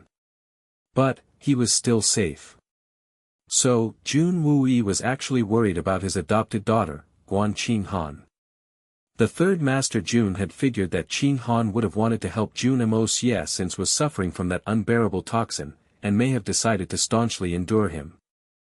However, it would a horrifying scenario if she became depressed over losing her virtue, and decided to end her life because of it. I am fine, my legs are a bit sore, and, sister-in-law, Qing Han is still sleeping, she's also fine. Jun Moxie scratched his head. He felt extremely embarrassed as he answered. The young Master Jun had called Qing Han sister-in-law out of habit. But, he had immediately realized that she wasn't his sister-in-law anymore since he had decided to acknowledge her as his woman. How can I still call her sister-in-law? That felt very strange. Jun Moxie wasn't met with a scolding the moment he came out. And, this was rather strange and rare of his uncle's nature. He had expected his uncle to hurl abuses at him. In fact, he wouldn't have been very surprised if his uncle had broken his legs. Therefore, Jun Moxie couldn't grasp the reason behind his uncle's current reactions. Could third uncle be confused because of his anger? Even the feet the mightiest of men would have become weak after such a long time. The solitary falcon rolled his eyes, but, this brat can still walk. His endurance is amazing. Great, my nephew. Simply amazing. 10 hours. 10 full hours. This third uncle of yours admires your lower back strength, and prostrates himself. It's genuinely exceptional. Dongfang Wendao grinned as he patted Jun Moxie's shoulder. He then smiled while his eyebrows shot up. You have proven yourself to be the son of the White Commander. You will have many children in the future. The future of the Jun family is indeed bright and glorious. Your uncle has high hopes from you. Jun Moxie was feeling very weak at the moment. So, he was nearly slapped to the ground by his uncle's hand. And then, his face became dark when he heard those words. What? What are you saying, uncle? How is today's matter related to being the son of the White Commander? Dongfang Wenqing obviously got agitated at this remark, and spoke. Third, you will be disciplined after we return. You're his uncle. How can you say such things? Do you have no shame? You are a very filthy creature. Brother Moxie. Dugu Xiaoyi rushed over, and hugged him tightly as she continued to cry, I'm sorry. I didn't know. I shouldn't have left. Dugu Xiaoyi was feeling extremely sad. I prepared the rice, but someone else ate it. However, the little girl was unaware that the dose she had given Jun Moxie was far too strong for her own good. Guan Qing Han's body was stronger than her own. But, even Guan Qing Han had barely been able to endure the medicine's effect. So, it could be reckoned that a tragedy would have struck if Dugu Xiaoyi had replaced Guan Qing Han. And, it would have been a great tragedy at that. In fact, it could have changed a lot of things. One could try to imagine if grandfather Dugu were to find out that his precious granddaughter had survived the battle, but had later died, in bed. The consequences would have been unimaginable. Jun Moxie's body felt very weak at this time. Therefore, he hadn't been able to dodge her. Consequently, he had first felt the soft body of a maiden in his embrace. And then, he saw Dugu Xiaoyi's tears fall like raindrops. In fact, she had cried herself breathless. Jun Moxie couldn't help but feel his heart softening. Sigh. I have already learnt the cause and effect of this incident. And, I'm aware that you didn't do this on your own free will. So, first of all. Jun Wui moved his lips for a long time, but couldn't add anything to it. He eventually waved his sleeves and spoke, never mind. I will write a letter and inform your grandfather of the matter. And, I will also put my suggestions in that letter. However, your grandfather will decide on how you should be dealt with in the light of this incident. He finished and turned around to walk away. He walked a few steps, and suddenly turned his neck around. After that, he gnashed his teeth and spoke, you little beast. You better behave in the days to follow. Your daddy will break your legs if there's even one trivial incident. Do you hear your daddy clearly? The third Master Jun had actually referred to himself as Daddy, and had rained down a mouthful of curses. The severity of his anger was rather evident from his words, especially in those last words. Moreover, the tone of his voice had been extremely strict. After that, his face turned ashen as he walked away. Jun Moxie repeatedly promised in reply. And, his embarrassment was visible on his face. Ah. So, Shao has already confessed everything. No wonder I didn't get any scolding. But, this is extremely absurd. There was a whooshing sound besides him as Solitary Falcon and his 3 Dongfang uncles disappeared into the shadows. However, they parted with a few words: recuperate properly. Don't lose your kidney. Brother Moxie. Shao was still hugging him tightly. She looked up miserably and asked, You're not mad at me, right? Mad? He was mad when it comes to it. In fact, he was very mad. He had never been so miserable in either of his lives since he had never fallen for an amateur's trick like this one. Moreover, he had fallen for a trick that had been planned by someone like that little girl. This was extremely humiliating for him. However, he couldn't deny that he was somewhat delighted in the secrecy of his heart. I'm very popular. This little girl even went to the lengths of drugging me to get me. Besides, I would have never done that with Guan Qinghan if it weren't for this. Wouldn't this be considered a lucky stroke? Didn't I end up profiting from a disaster? Guan Qinghan would turn 21 years old that year. That would make her 4.5 years older than Jun Moxie. And, Jun Moxie had already annulled her marriage to their house. So, the two would have to worry about her marriage now. After all, a 21-year-old unmarried woman was considered quite old for a marriage in this era. So, how could he not be anxious? In any case, Jun Moxie felt that the opportunity to nominate himself for marrying her didn't exist. This was because she had once been his sister-in-law. Her marriage may have been annulled, but no one could deny the fact that it had once happened. Therefore, their union by marriage was impossible to happen given his grandfather's antiquated opinion, and that of the public around the world. The society would attack and break such a scandalous relationship up. And, what would they say if they got to know such a couple existed? That brother and sister-in-law were having an affair this entire time. They're so indecent, and so on. He had no choice but to think about such matters. Jun Moxie obviously didn't care about such things. But, would the two great families not care about this? Would Guan Qinghan not care about this? Therefore, it could be said that those two individuals had no hope left. It was a case of fait accompli at this time. However, they didn't know how many difficulties they would have to face.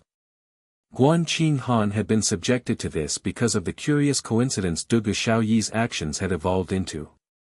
How could this woman run away from it? We shouldn't think of ways to evade this matter. Instead, we should consider methods to get through it. One aspect is positive, while the other is negative.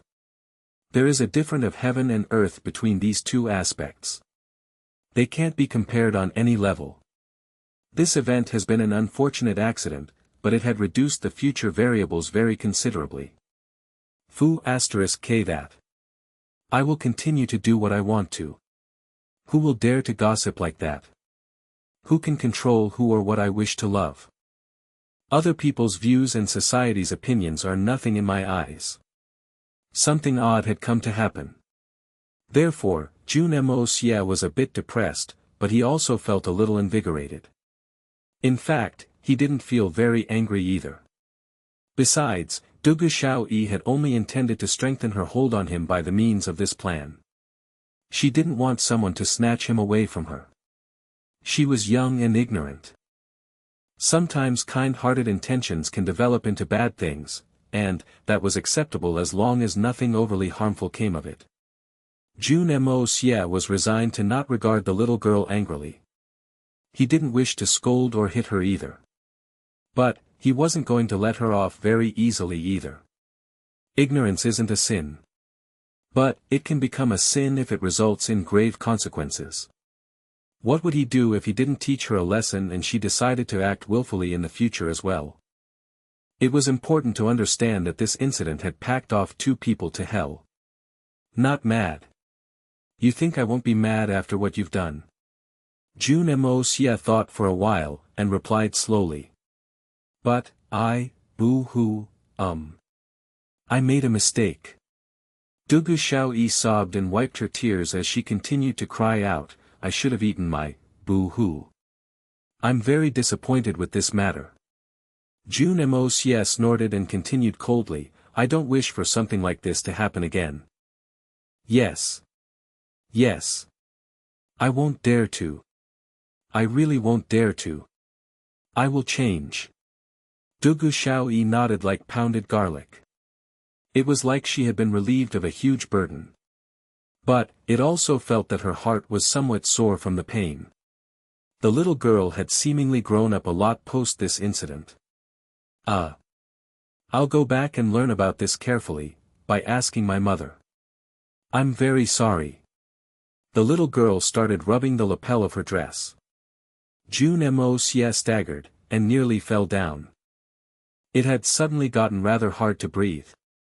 In fact, things had almost reached the point of suffocation for him.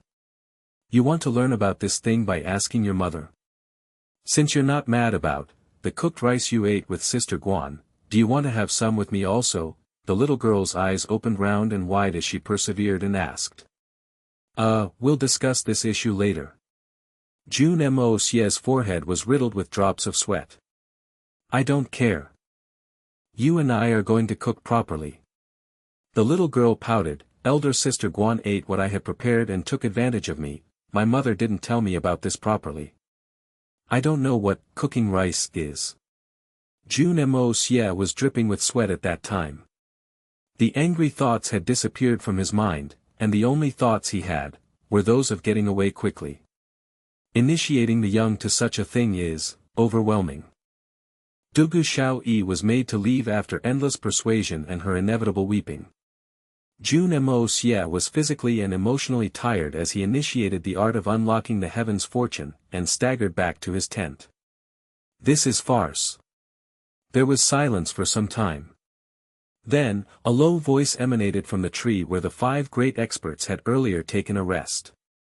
The voice was soft and cold in tenor. Yet, it was supple as well. It was like the icy summit of a mountain top, aloof and haughty, unrestrained but naturally graceful. Anyone who had listened to that voice could have guessed that the speaker was an apex personality of the entire world. Yes. This is **T. The only one benefiting is that June brat, another sharp yet tactful voice chimed in. It was unknown when 2 people had stationed themselves on top of that big tree. The 5 experts had been below it only a moment ago. However, they hadn't become aware of this. This clearly showed how formidable the cultivation of those 2 people was. It might not necessarily be a benefit. The information we have collected suggested that the little bastard shouldn't even have been able to walk together with that Guan Qinghan. But, he has slept with her now. This is a different variable. In fact, this will be a very embarrassing variable for the Jun family. Let's see how the Jun family deals with this, the first voice replied in a long drawn-out manner. However, the effects of this matter won't be small for the Jun family, no matter how they handle it. The sharp voice somewhat took pleasure in others' misfortune. It then quickly added, eldest sister, you want to make that brat your disciple. So, why don't you make a move at this time? Let's just grab him and walk away in silence. Make him my disciple. I just want to torture him. It seemed that the owner of the first voice was gnashing their teeth, that shameless bastard. I would have torn him to 1,000 shreds if it weren't for that. What could that little brat with such an insignificant cultivation do to offend you, eldest sister? The sharp voice asked in a confused-sounding tone. Offend me? How could a brat with such low skill levels offend me? I just don't like him, that's all. The first voice became somewhat embarrassed for a second.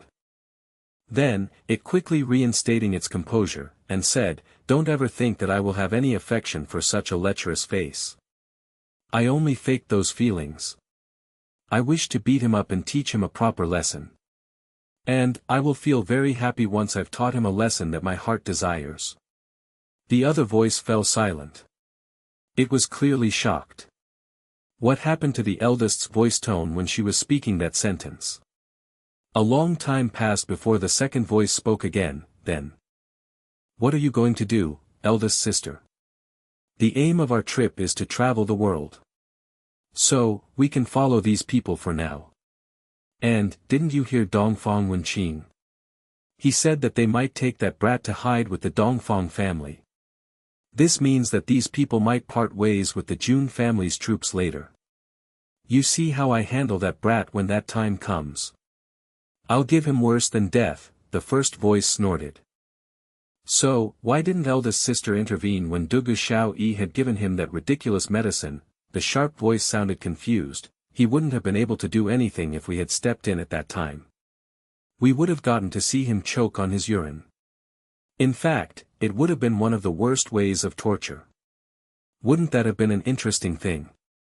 Watching him choke on his urine would have been one of the worst ways of torture. Wouldn't that have been an interesting thing? These two women who were speaking these words seemed more ruthless than the other.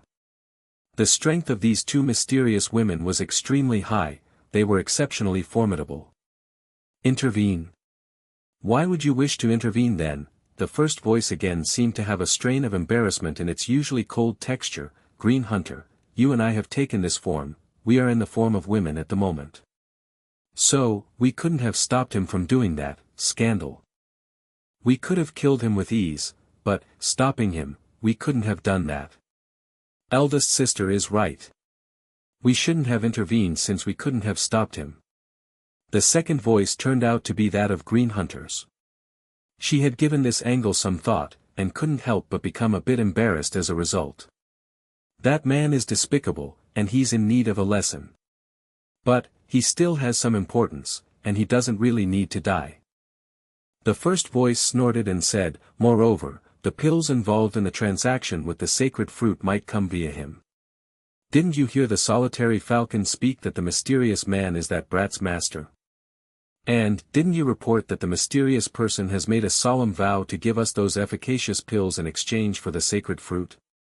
That's right. I had almost forgotten. The Snake King's eyes shone. Things change a lot if we consider that. That mysterious person's power is amazing and mystical.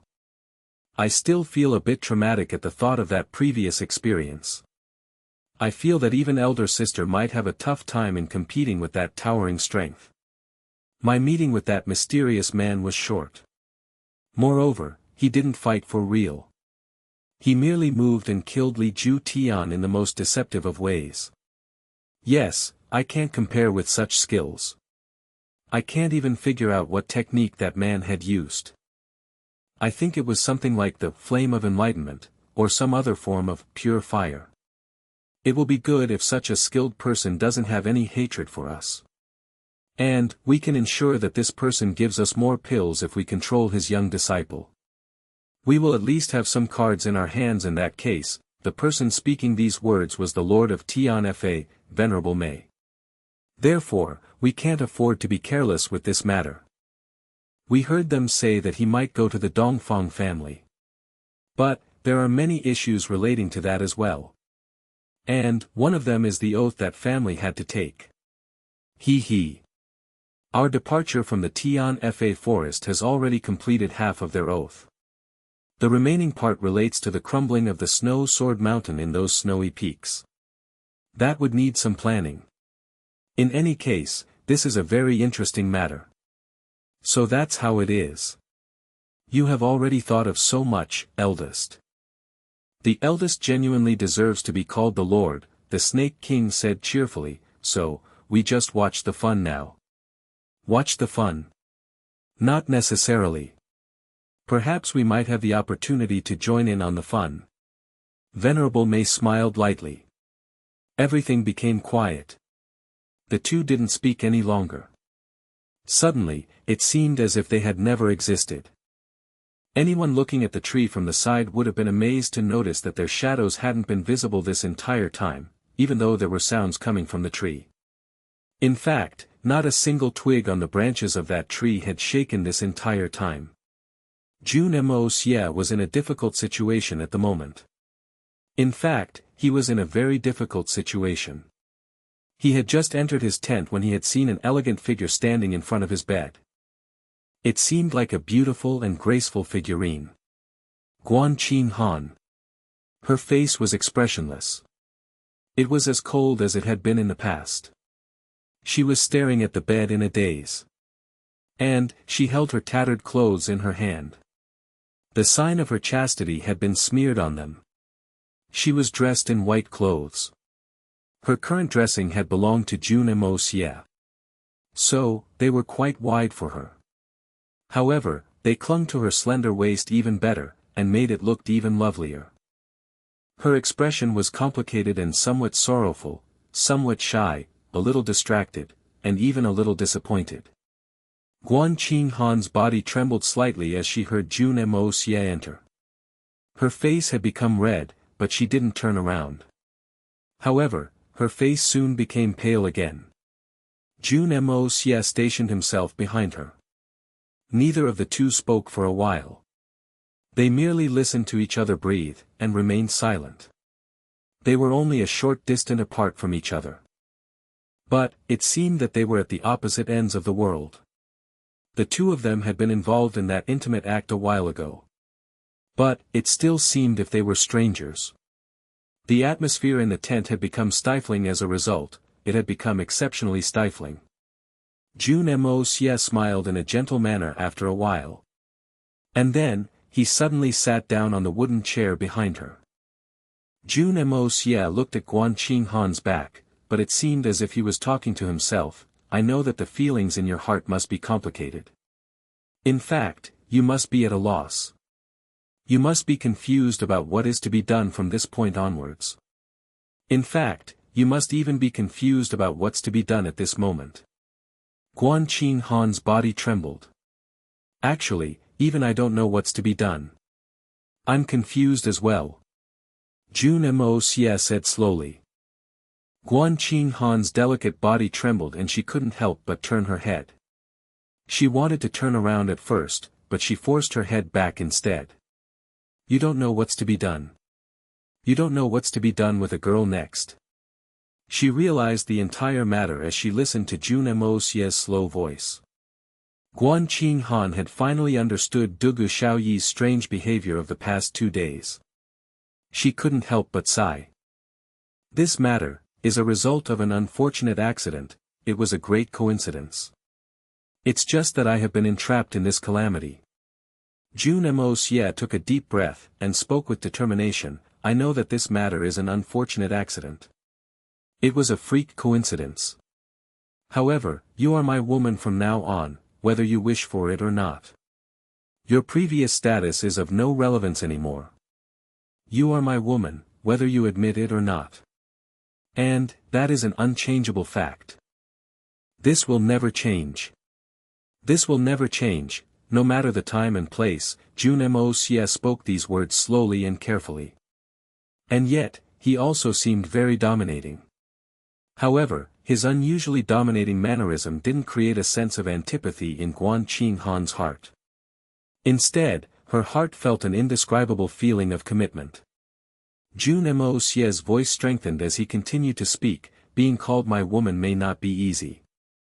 But, I will spare no effort to cherish and protect you as long as you're my woman. And, I'll ensure that you never suffer any grievance. Perhaps I can give you time to think it over if you're not ready yet. Jun Moxie's tone was unhurried. We know that your engagement with my brother was worthless. It was worse than worthless. And, you're no longer my brother's wife. Your third uncle's adopted daughter now. I hope you remember that. There will be many complications if we get together, and there will be many slanderous rumors. But, you needn't worry about any of that. Jun Moxie then smiled and said, these are matters of men. There will be a lot of rumors, but I will ensure that none of them reach your ears. Not a single word. Do you understand? So, the thing you're worried about, doesn't really exist. Guan Qinghan's shoulder moved a bit, and she suddenly seemed to relax.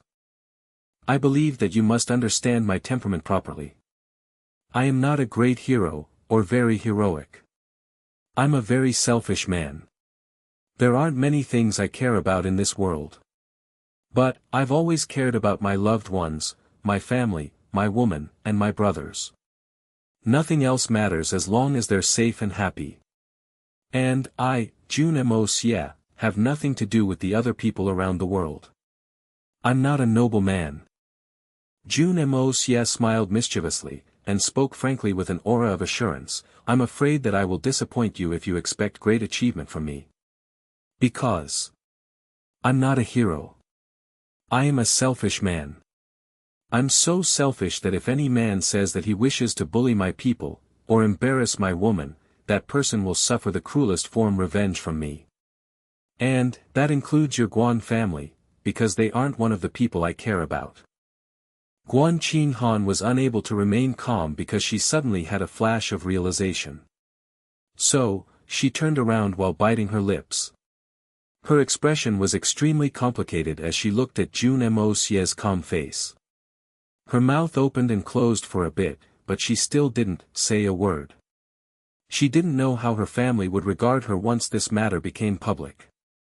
She didn't know how she would have to suffer at their hands. And, the thought of this had sent her heart in a frenzied state of panic. And, she simply couldn't think of what to do anymore.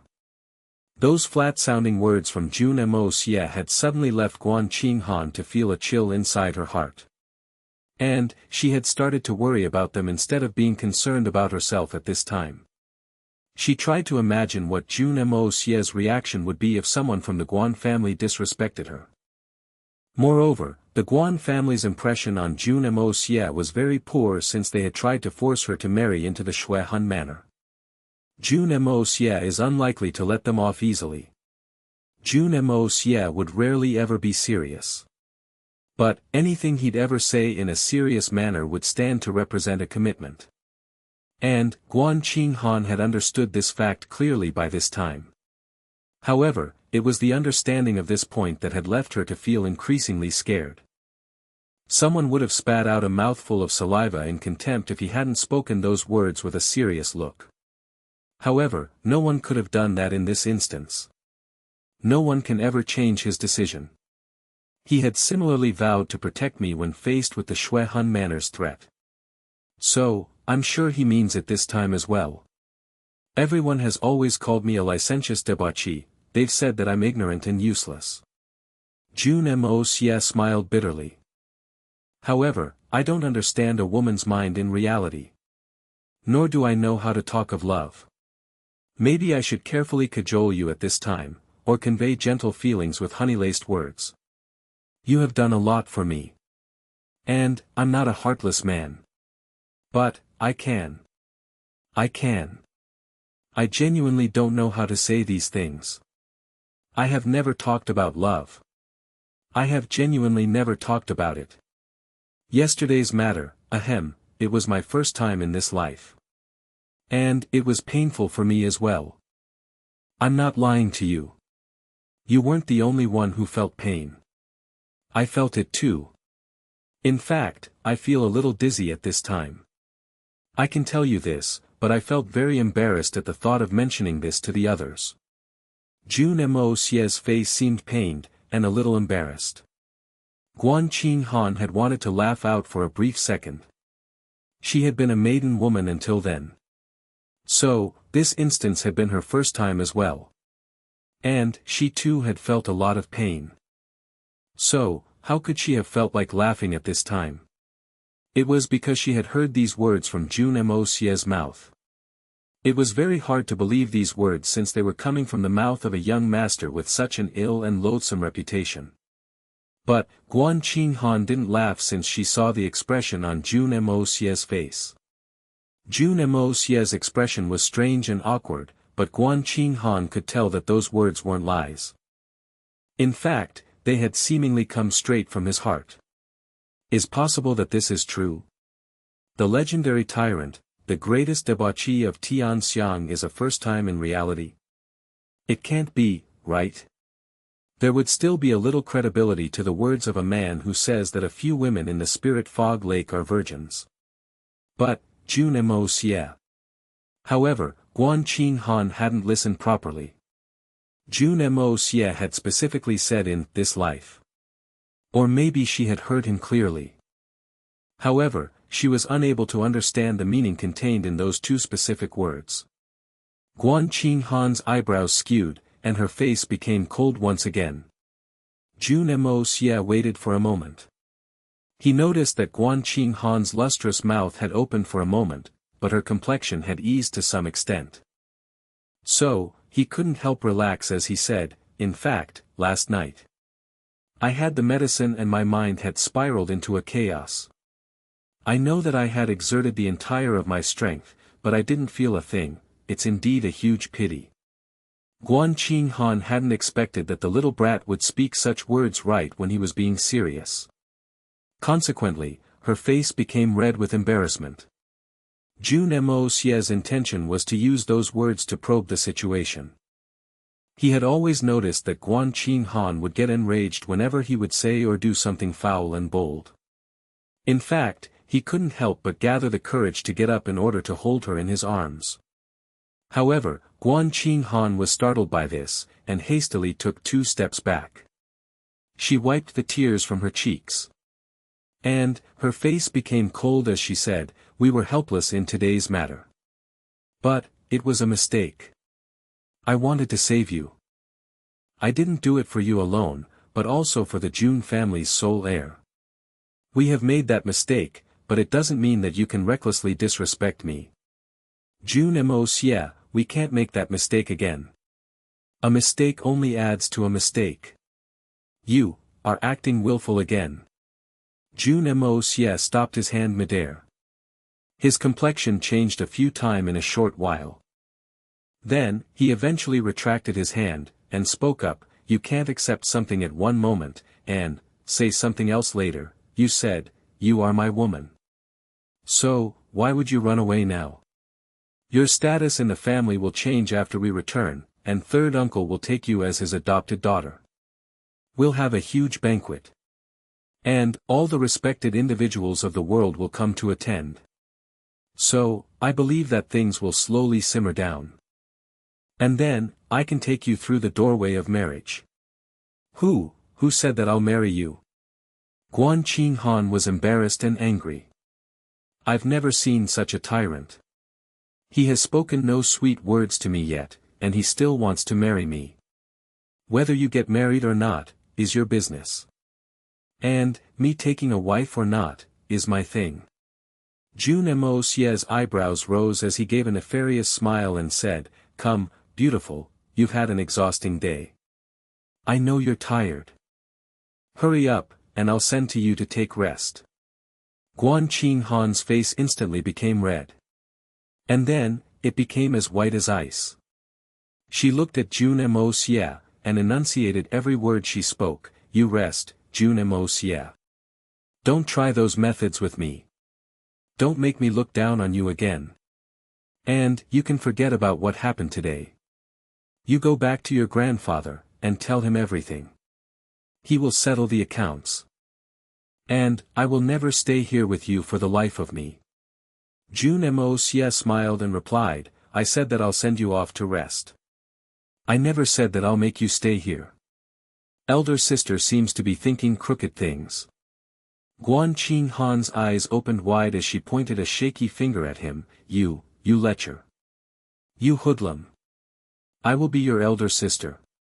Jun Moxie laughed out loud, "Let's look at this. You are third uncle's adopted daughter. So, does means you're my elder sister, right?" Guan Qing Han got extremely mad. She swung her sleeves, and turned to go. But, she suddenly felt a sharp pain in her lower body the moment she took a step. Her forehead got covered with beads of cold sweat since she couldn't take another step. Guan Qing Han had just lost her virtue. In fact, she had endured hardships for the entire day. That had already been too much for her delicate body. And, adding oil to fire. Jun Moxie had been very rough. Jun Moxie saw this, and rushed forward. He stooped down, and his left hand went under her neck, while his right hand curved under her legs. He held her like one holds a baby, and brought her body up towards his chest. The young master then stood up, smiled, and walked outside while carrying her in his arms. He smiled as he said in a lowered tone, "Don't worry. I'll take you back." Guan Qinghan was alarmed and ashamed by this. How could she live with pride if she was carried back by him in this manner? Therefore, she couldn't help but struggle in a vigorous manner. Jun Moxie controlled her body in a firm manner, and didn't allow her move. He then steadily walked out. Guan Qinghan felt so embarrassed and ashamed at this that she hid her head in his arms. The young lady didn't wish for anyone to see her, and didn't wish to see anyone herself either. However, they didn't hear even the slightest of sounds once they walked out. Not a single soul was in sight since it was already late at night by now. This made Guan Qinghan relax somewhat. But then, her shame and embarrassment welled up again since she was being carried by Jun Moxie. Her ear was stuck to his chest. So, she could listen to his heartbeat. And, she couldn't help but become confused at hearing his palpitating heartbeat. Jun Moxie dropped her back, and was driven out of her tent after that. He smiled bitterly as he returned to his tent. Then, he started to circulate his aura through his body in order to recover his strength as quickly as possible. However, his skills had evolved, and his aura had become purer. Thus, he had managed to recover his strength in less than 1 hour. The young master stood up, and moved about a bit. He then stretched his limbs a bit, and murmured, "Today's events seem like a dream. I can't tell if this was a traceless illusion." His body then suddenly disappeared from the tent.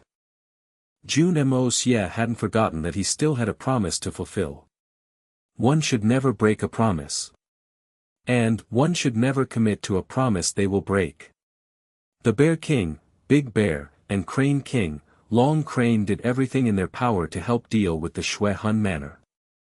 So, I still have to complete my end of the agreement. And, tonight is my last chance to settle my debt. Naturally, this was also an opportunity to enhance his personal influence as well. Jun Moxie didn't like owing a debt to anyone, irrespective of whether it was an emotional debt or a monetary one. And, he particularly didn't like being indebted to someone who had acted first and had done their best to accomplish their part. The matter had developed into a big one. In fact, it had gone beyond everyone's control. However, they had done this because they had made a commitment. So, Jun Moxie couldn't break his promise either. Moreover, the elimination of the Shui Hun manor had come as the removal of a huge threat. Guan Qinghan was his woman now, and the Shui Hun manor had been destroyed. This had obviously led Jun Moxie to feel more refreshed. "You dare try to snatch my woman? Your Fu * king dead." Therefore, he had recovered his strength with full speed, and had then unleashed the yin-yang escape to its full capacity to rush towards Tianfa. An alarmed voice sounded around 150 meters away as his shadow disappeared. "What's going on?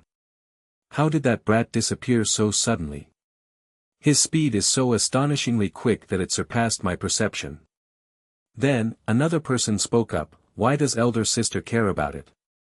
So what if that brat's speed is exceedingly fast? Everyone from the Jun family is still here. The monk can't run away from the temple. So, why fear that he will run away?" The two voices chucked for a while, and became quiet again. The capital, Tianxiang City. There had been many big changes since Jun Wuyi had led his army away. And, small changes had been pouring in a continuous and never-ending stream. There would be a conflict between two powerful families on one day. And, the emperor would have to mediate matters. Then, there would be mediation between two families who were at loggerheads the next day. An announcement of an imperial family suit would follow the day after. In short, the imperial troops were being dispatched in an increasing frequency. Moreover, there had been changes in the official appointments, and His Majesty had been vigorously appointing many young scholars. However, these smaller changes had mostly gone unnoticed since he was using exquisite means to lubricate the entire structure, and had made the changes without making any noise in broad daylight. Consequently, no one had noticed the manner in which he had quietly infiltrated these young scholars into various departments through ordinary means. And then, some rotten officials, or elderly members of some powerful families who weren't at a very senior position were sent away, perhaps with the excuse that they could go back home and enjoy the rest of their years in peace. Not a drop of water had been spilled from this airtight mechanism. It was a seamless and clever method. The number of people affected on an immediate basis weren't a lot. So, not a lot of people seemed to care about it. 3 to 5 people were thrown out one day, then, 5 or 6 people would leave the next day, and the next. And, this had continued for the entirety of those 2 months. Thus, the imperial polity had been turned on its head, and there had been massive changes. The higher positions of powers were originally held by members of the powerful families. And, most of them had still retained their positions. However, many of the people under their command had been replaced with new recruits, or members of other families. This entire thing happened in a very smooth manner. So, the powerful families were caught unaware. They may have wanted to take some countermeasures once they had realized this. However, it was already too late. Therefore, they had been rendered helpless in the face of it. They had been overwhelmed. Moreover, the internal conditions of the powerful families weren't that great either. And, that was because there were undercurrents surging inside these families. No one knew who had spread the rumor, but, it was said that the young masters who had been sent with Jun Xie to the battlefield had been handpicked to gain experience.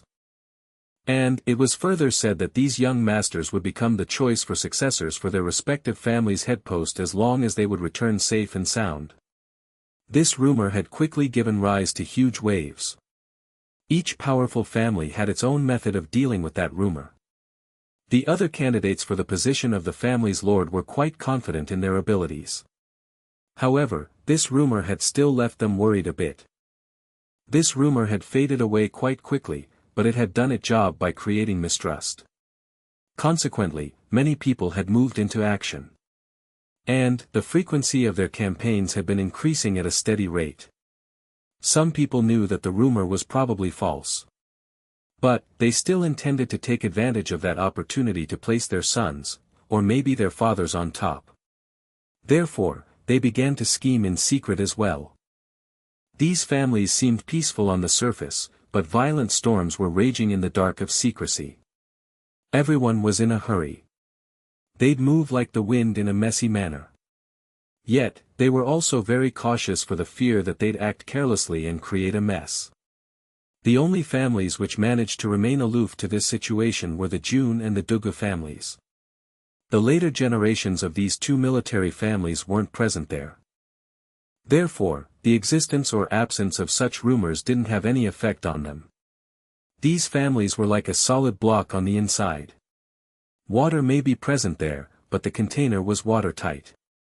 The two families weren't affected by these rumors. Therefore, they had maintained their internal stability.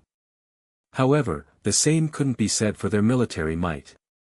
And, that was because their most trusted military subordinates had been dispersed along with other old officers. Plus, the followers of these two families had also started receiving a treatment that was different from the one that was dished out to the followers of the other families. This was conclusive proof of what was coming. And, the two families couldn't get any opportunity to reverse the situation. They had been rendered defenseless as a result. It was almost as if they had been banished. The Murong family, the Meng family, and the Tang family were great families of Tianxiang. And, the elderly of these families were obviously the same as well. However, they'd seem idle and bedridden in the face of this chaos. In fact, the juniors of these families were very respectful and dutiful on the surface. But, they were similar to a double-edged sword in secret. Thus, these families had caused a lot of bloodshed. There was another family that had remained considerably calm. And, that family was the Li family. But, they had the great genius Li Yuran as their eldest young master. So, the other youngsters of the family didn't dare to compete against him. He had used very heavy methods to suppress them early on. Therefore, the rumor of this battle for an heir was the least effective in the Li family. It was only obvious that some major forces had remained unaffected by this gust of wind. For example, the proprietor of the aristocratic hall, Tang Yuan, had ignored these foreign affairs. He had only cared about the advancement of his establishment, and earning profits. So, it was becoming increasingly prosperous with every passing day. He had held several auctions, and had earned huge pots of gold every time. Jun Moxie had given many effective medicine bottles to Fatty Tang before he had left. And, Fatty's method of conducting business was exceptional. He had auctioned the first batch of those medicines, and their results had caused a huge sensation in the capital city. After that, Fatty had started to limit and control the sales. He would only sell 20 pellets of each medicine in one batch. And, one individual could only buy a maximum of 5 pellets. Moreover, the reserve price of the auctioned items had continued to increase. However, the number of people who would arrive for these auctions had also continued to increase. The prices of these goods had soon started to reach frighteningly high levels because of their sensational popularity. But, the line of people coming to buy these products was still endless. In fact, the customers would be willing to spend to any extent inside the aristocratic hall. And, the ones who didn't have hundreds of thousands, or millions, were only left to face embarrassment, and would remain tight-lipped as a result. Fatty Tang gave the medicines very pleasant and trendy descriptions as he gave them out. He gave the mysterious Yang Dan a very glorified description. Even the impotent men would have the sturdy strength of 500 kilograms with the help of this thunderous mysterious Yang Dan. It had almost sounded as if he was offering impotent men an aphrodisiac. In fact, he had said that it would give them much more than that. There was this so-called poem, The Young Buy Wine and Romance. The 50-year-olds settle into their marriage. But, even the 80-year-olds' crotches would still seek more. And, he gave the missing yin pill an even more enchanting name. It improves one's appearance and makes the skin like that of a divine beauty that has maintained the countenance of a flower. Even a little amount of this will change an ugly woman into a beauty who can reverse the flow of a mighty river and move the stars, the missing yin pill. Tang Yuan had seemed like a traveling performer who was selling sham when he had given such descriptions to these two medicines. These two extremely trendy, awkward and vulgar-sounding medicines had soon come to be known as the divine pills of the Tianxiang city. The descriptions didn't exactly roll off one's tongues. In fact, they were unreasonable. Most people would stutter at first. However, people soon started to recite these descriptions in a fluent manner. And, this was the effect that had been created on the people who hadn't even consumed these medicines. Who knows what would have happened if they had actually consumed these divine pills? Later, Tang Yuan cited that the establishment lacked sufficient manpower. He then used his official authority for private interests, and arranged for his fiancée's son Xiao Mei to lend him a hand at the aristocratic hall. This left Hai Chenfeng and Song Shang, the two Sky Xian experts, to complain endlessly. The two experts had revolted against Fatty's display of authority several times from the start. Your entire Tang family doesn't have a single Sky Xian expert. Yet, you dare to incite us like this. Who do you think you are? However, Tang Yuan gradually figured a way out. He was dealing with Hai Chenfeng one day, and he simply spoke this line, "Third young master said that you'd be the most suitable person for this job." Hai Chenfeng got to work the moment those words exited Tang Yuan's mouth. Moreover, he was sharp, swift, and decisive in his actions. In fact, he seemed afraid of being slow. This left Fatty to reconsider his approach. He was in a similar situation with Song Shang the other day. And, he applied the same method with him as well. And, the result was the same. Therefore, Tang Yuan assumed authority without proper pretext from that day onwards, and started to act in a tyrannical manner. I don't think anything of who I am. I'm only elder brother Moxie's spokesperson in Tianxiang. I merely handle elder brother Moxie's affairs. You obey whatever I'm telling you. Otherwise, I'll tell elder brother Moxie about you. This resulted in one thing: the two Sky Xian experts fled whenever they saw the fatty. They'd never come face to face with him. I can't refuse him. But, that doesn't mean that I can't avoid him, right? However, Fatty Tang had a strategy to deal with this as well. He stipulated that they must come to the aristocratic hall once a day. And, he assigned them an office each. He would stick a 3-meter-wide paper sign on the entrance in case he wanted to assign them some task. And, that paper would inevitably start in the following manner: the third young master has said. And, then there was the young prince. Yang Mo Tang Yuan obviously wouldn't allow him to sit idle either. The little prince had given them a huge amount of money when the establishment had opened. And, this had left the money-strapped Tang Yuan to pile praises on Jun Moxie for garnering such valuable support. After all, that money had arrived in a very timely fashion. However, the aristocratic hall was trying to make more gold at this time. But, the prince's mansion had merely stretched its hand in wait for their share of the money. Tang Yuan had obviously been left to feel seething pain because of this.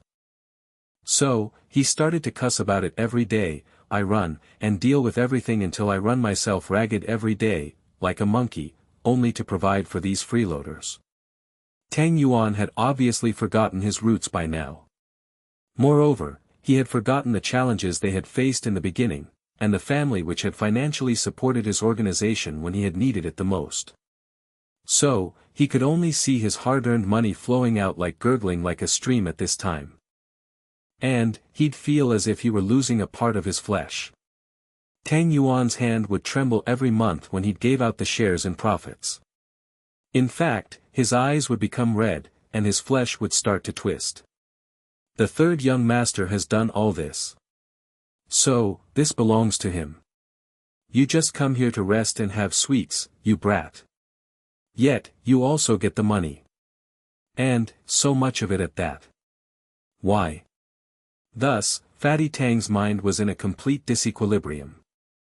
Moreover, Tang Yuan was determined to deal with all troubles even if Jun Moxie hadn't specifically asked him to. However, little Yang Mo had several aunts and uncles. And, they were obviously princesses and princes. Some of them arrived one day by a matter of chance. Tang Yuan had obviously rolled his eyes at this. However, little Yang Mo wasn't able to do much when Tang Yuan rolled his eyes at their arrival during the auctions. More members of the royal family. This business is only meant to benefit them. Who doesn't want more of them here? The little boy didn't seem to have any feeling of self-respect in the beginning. So, he obviously suffered many losses. Moreover, Tang Yuan wouldn't divide the shares in a proper manner. He'd calculate the share in profits. Then, he'd deduct any losses the aristocratic hall would suffer due to the royal family from the prince's share. You have to pay on behalf of the royal family. In any case, your self-respect isn't worth the money. And then, finally, that shy little boy eventually started to become anxious for the sake of his own interests. The little boy would look at the daily transactions of the aristocratic hall. The money was crashing in through the door. In fact, that pile of paper money had soared to the sky. However, he could only stare blankly at it since none of it belonged to him. Sometimes he'd even do some accounting. But, he'd come to realize that he was losing money instead of making it. Who could ever bear such an intolerable thing? Therefore, the little boy became clever and alert. He wouldn't yield even a little money. In fact, he had soon started to haggle over every coin. He almost resembled a little rooster from a cockfighting match at times. In fact, he soon started pulling an occasional trick or two of his own. I could get some extra rewards if an elder from the royal family visits the hall. I'm only a child. So, making them get me something small wouldn't be out of the question, right? However, the royal intermediaries were good at sweet-talking as well. So, it was only natural that contradictions would occur. But, the little boy would remain strict and impartial. He would give priority to the money above everything else. In fact, even the boy's father would have collapsed on the spot if he had seen the manner in which his little son had started to talk. The princes, the members of the royal harem, and their intermediaries soon started to find it increasingly difficult to take advantage of the aristocratic hall upon their visits. In fact, members of the three princes' factions were the worst off. Consequently, the three princes got extremely angry, and decided to visit the establishment themselves. They had obviously arrived with the intent of inflicting losses to the little boy. And, the little boy ended up suffering losses after losses. How could a small arm ever twist a big leg? Moreover, 3 pairs of fully grown legs. Then, Tang Yuan and Song Shang made an evil plan one day. And, they filled the little boy's cup with wine at the evening banquet. The young boy was very striking to the eye, but his capacity to drink wasn't striking to say the least. Moreover, he was very anxious at that time. He was pained, and couldn't help but recall what his elder brother Jun Moxie had said to him in this moment of helplessness: "Your father isn't the emperor. How can I help you? Helping you will mean going against the emperor's son. And, that's the same as going against the future emperor. Will I be allowed to live if I did that?" There's a so-called saying, wine won't get the anxious drunk, but it got him drunk. Moreover, the young boy had gotten completely drunk. In fact, he was sloshed. And, he started to chant in his drunken stupor. Wine obviously didn't suit him. In fact, it nearly made his crazy. Moreover, the intoxication didn't allow him to sleep properly. So, he got out of the bed at night, and shouted loudly in his childish voice, "I want to become the emperor. Fu *k. I Fu *king want to become the emperor. I will revolt. I want to be an emperor so that my children don't have to get bullied." He was a young boy at this time. However, he had already figured that his son would have to face bullying someday. One could say that the boy had surpassed Dugu Xiaoyi's levels. That shouting in the middle of the night scared Tang Yuan. So much so that he soiled his pants. However, he didn't dare to intervene for the fear that some outsider could have been listening to this in the middle of the night. In fact, Tang Yuan had been terrified to such an extent that he was more likely to forget his own surname than this night. This is a crime worthy of a family's extermination. Tang Yuan suddenly decided that he would never get that little boy drunk. "I will get others drunk. Maybe I'll get drunk myself. But, getting this kid drunk can put my life at risk as well. It's too damn risky." Inside the imperial palace, the emperor frowned. His dignified face looked gloomy. He paced back and forth for a while. His pace was neither too slow, nor too fast. And, he eventually let out a long sigh. The emperor's expression was that of confusion. He seemed to be stuck at an important decision. In fact, it appeared as if he had been facing a complex problem. Several powerful Xian Qi experts had announced their support for the Jun family. And, this list now included that very powerful and mysterious master as well. This matter had struck the emperor's heart, and had kept him awake day and night. "How much truth do you think there is to this matter, elder brother Wen?" He had received this amazing news some time ago. In fact, many people had confirmed it. But, the emperor still couldn't believe it. However, the fact was that he didn't wish to believe it. Elder brother Wen, Jun family had suffered a major tragedy 12 years ago. We must consider that those tragedies couldn't have happened if such a person had stood behind the Jun family this entire time. Jun Wu Hui and Jun Wu Meng wouldn't have died, and Jun Wu Yi wouldn't have become a cripple. Moreover, the Jun family's third generation wouldn't have had only one surviving child. And, that's because the Silver Blizzard City wouldn't have dared to do anything. Therefore, I'm convinced that something is odd about this matter. The emperor frowned as he continued, "But, don't you think that it's merely weird? Don't you think that it's only an act by the Jun family to neutralize the intentions of those who wish to prey on them? So, has this been done with the intention to give the Jun family an opportunity to flourish? This would prevent the deaths of Jun Moxie's generation to say the least." Mr. Wen's face had lost its calm and tranquil demeanor a long while ago. He sat with a serious expression at the moment, and it was evident that he was pondering over something. This entity is supposed to be peerless expert first of all. He is rumored to be a once-in-a-generation expert. So, why hasn't there been a legend about him if he has existed in the world of the mortals for many years? Moreover, it's impossible for such an expert to emerge in such a short while. Secondly, this man is supposed to be a towering and peerless master who existed from 10 to 20 years ago. So, he should have had an awe-inspiring aura. And it wouldn't have been very difficult to believe if this person had hailed from a force that was at the level of the Silver Blizzard City or the Shui Han Manor. However, the Jun family is nowhere near at par with them. So, this matter seems very confusing. Third, such a tragedy wouldn't have occurred if he had genuinely watched over the Jun family. And finally, the most important part, this mysterious master may have been away for a long time. Therefore, he may not have been aware of the tragedies that had happened to the Jun family. However, he still didn't take any action even though he has reappeared. Any person would have found those things to be intolerable. First, this person doesn't show himself in the past 10 years. After that, he only killed Li Ju Tian. But, he still allowed the Silver Blizzard City's men to live. He even spared the Shao family's men. This is very unreasonable. After all, Xiao Buyu had forced the Dongfang family to take a very humiliating oath. Moreover, Jun Wuyi and Xiao Han have always had an irreconcilable hatred for each other. Every grievance has someone responsible for it. And, there is a debtor for every debt. These words have some truth to them. But, we know that Jun Wuyi's legs were disabled, and haven't been healed since. So, how could he take revenge? There's no chance of him taking revenge.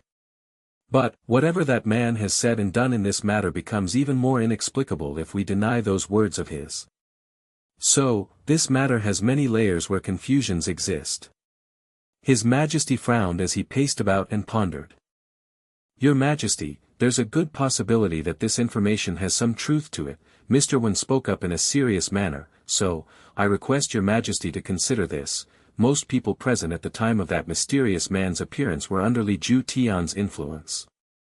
And, Li Ju Tian didn't get along with the Jun family. And, most of the families present at that scene had conspired to entrap Jun Wuyi into throwing away his life. So, why would they wish to fake such news? Moreover, pulling off an act in front of exceptional people like the Lord of Tian Fa and the provists from the elusive world of immortals is impossible. Your Majesty's misgivings are naturally very reasonable. However, I believe that the sole reasonable explanation for this rests in the angle that the Jun family may have somehow gotten the support of such a capable person in recent times. It could be similar to how they managed to get the 8th Great Master, Solitary Falcon support. It's only that this person's strength is even more formidable. Mr. Wen then continued in a serious tone, it doesn't matter if this support is recent, or has been there for a while. But, this man genuinely exists. And, there's no doubt about it. That's true. I had figured that it was a facade, and nothing more than that. But, that seems impossible at this time. So, we need to determine how the imperial court shall treat the Jun family from now onwards. The emperor let out a deep sigh. The dark line on his forehead visibly denoted his worries as he looked into the distance. His state of mind wasn't clear. The ruler of the Tianxiang Empire had already acknowledged the existence of that mysterious man. However, it seemed that he was waiting for someone to tell him that the matter was merely a huge facade. The Jun family, the current relationship with the Jun family might not be what your Majesty considers. In fact, it might be considered to be very harmonious by some. Mr. Wen spoke, and, the Jun family's newly acquired support may not have to be a bad thing for your Majesty and the Empire. All you have to do is, maintain your current relationship with them. Then, you can attempt to win them over. That Jun Tian isn't the kind of man who will forget old favors and friendships, nor will he forget the emotions therein. Not a bad thing. The emperor smiled bitterly, and muttered in a low voice, Jun Tian isn't a man who will forget past favors and friendships. It wasn't known why he had repeated what Mr. Wen had spoken, but his tone had sounded eccentric and eerie. Mr. Wen was startled as he looked at the emperor's face.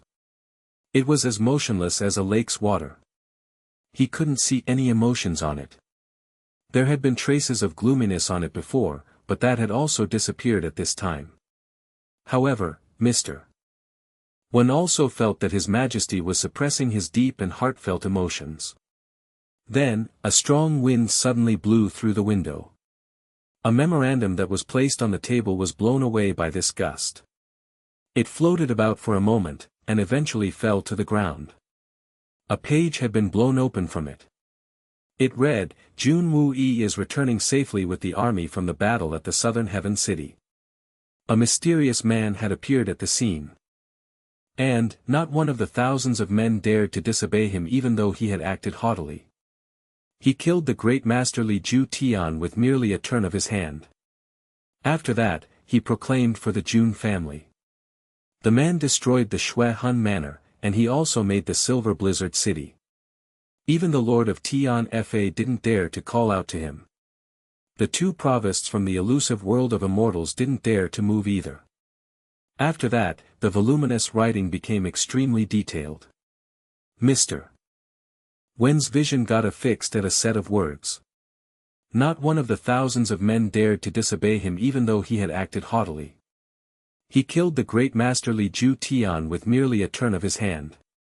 After that, he proclaimed for the Jun family. The man destroyed the Shui Hun Manor, and he also made the Silver Blizzard City. Even the Lord of Tian Fa didn't dare to call out to him.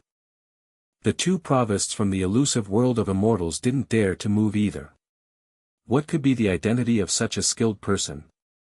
Mr. Wen narrowed his eyes, and looked upwards as he pondered deeply. That matter at Tian Fa had only taken place 3 days ago. And yet, the Emperor had already received this secret information. This message had reached here even faster than an eagle that was flying at full speed. The Jun family household. Jun Tian had become a recluse ever since his son and nephew had gone to war. In fact, he hadn't even appeared in public ever since. Old Pang hurried over with his bamboo cane and reported, My lord. The secret report from the southern heaven city.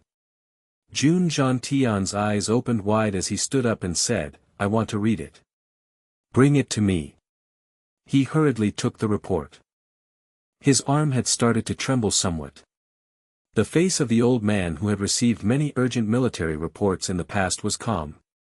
In fact, there was no movement on it. But, he was scared inside. In fact, he was nearly on the edge. Only old Pang knew that Jun Tian hadn't slept properly for 2 months since Jun Moxie had gone to battle along with his nephew. In fact, he hadn't even had a single night of proper sleep. Jun Tian read this secret report very quickly at first. He then discovered that he had overlooked the real message in that secret report. So, he started to read it again, more carefully this time, word by word, sentence by sentence. His taut body finally relaxed as he sat down on the chair. Wu Yi is alright. And, even Mo Xie is alright. They're returning triumphant. Jun Tian tried to control his happiness. He sounded calm and indifferent, but his brows were enough to determine that he was very happy. It's just that Mo Xie will follow his mother's brothers, and he will go to the Dongfang family for a little while. This was requested by Dongfang Wenqing. This is indeed great news, my lord. Old Pang was genuinely happy. Jun Tian's face wrinkled and blossomed as he smiled and replied, It's indeed great. The Dongfang family had been very good to our Jun family in those days. Mo Xie is very heroic, and his wit is also commendable. Wu Hui's in-laws must have become very fond of him after having met him. The secret report had been issued from Tian Fa 3 days ago. However, it didn't inform the grandfather that his commendable and treasured grandson had done something earth-shattering. This matter was like a level 8 earthquake, or level 9 tsunami for the Jun family. The old man would grab a stick to break that youngster's legs if he came to know about it. Jun Moxie was entering the Tian Fa forest for the third time at this moment. He had taken Tian Fa's sacred fruit the first time he had entered the forest. The second time had been during the battle. He had transformed into his formless mode, and had spoken a few words of instruction to Big Bear. And he was gracing the Tian Fa again for the third time now. The young Master Jun felt that the Tian Fa forest was the best place for him. This was where he felt at ease the most. In fact, he wouldn't even leave if it were possible. This was the only place where he could somewhat loosen up. Young Master Jun was moving like flash of light. He knew from experience that the Xian beasts of Tian Fa wouldn't be at the edge of the forest. The Tian Fa forest covered a huge area. And Jun Moxie didn't know where the epicenter of the forest would be. He had collected rare herbs for medicines like a locust the last time he had been there. But, he knew that if the increasing concentration density of these herbs were to be put on a map, it would form a straight line.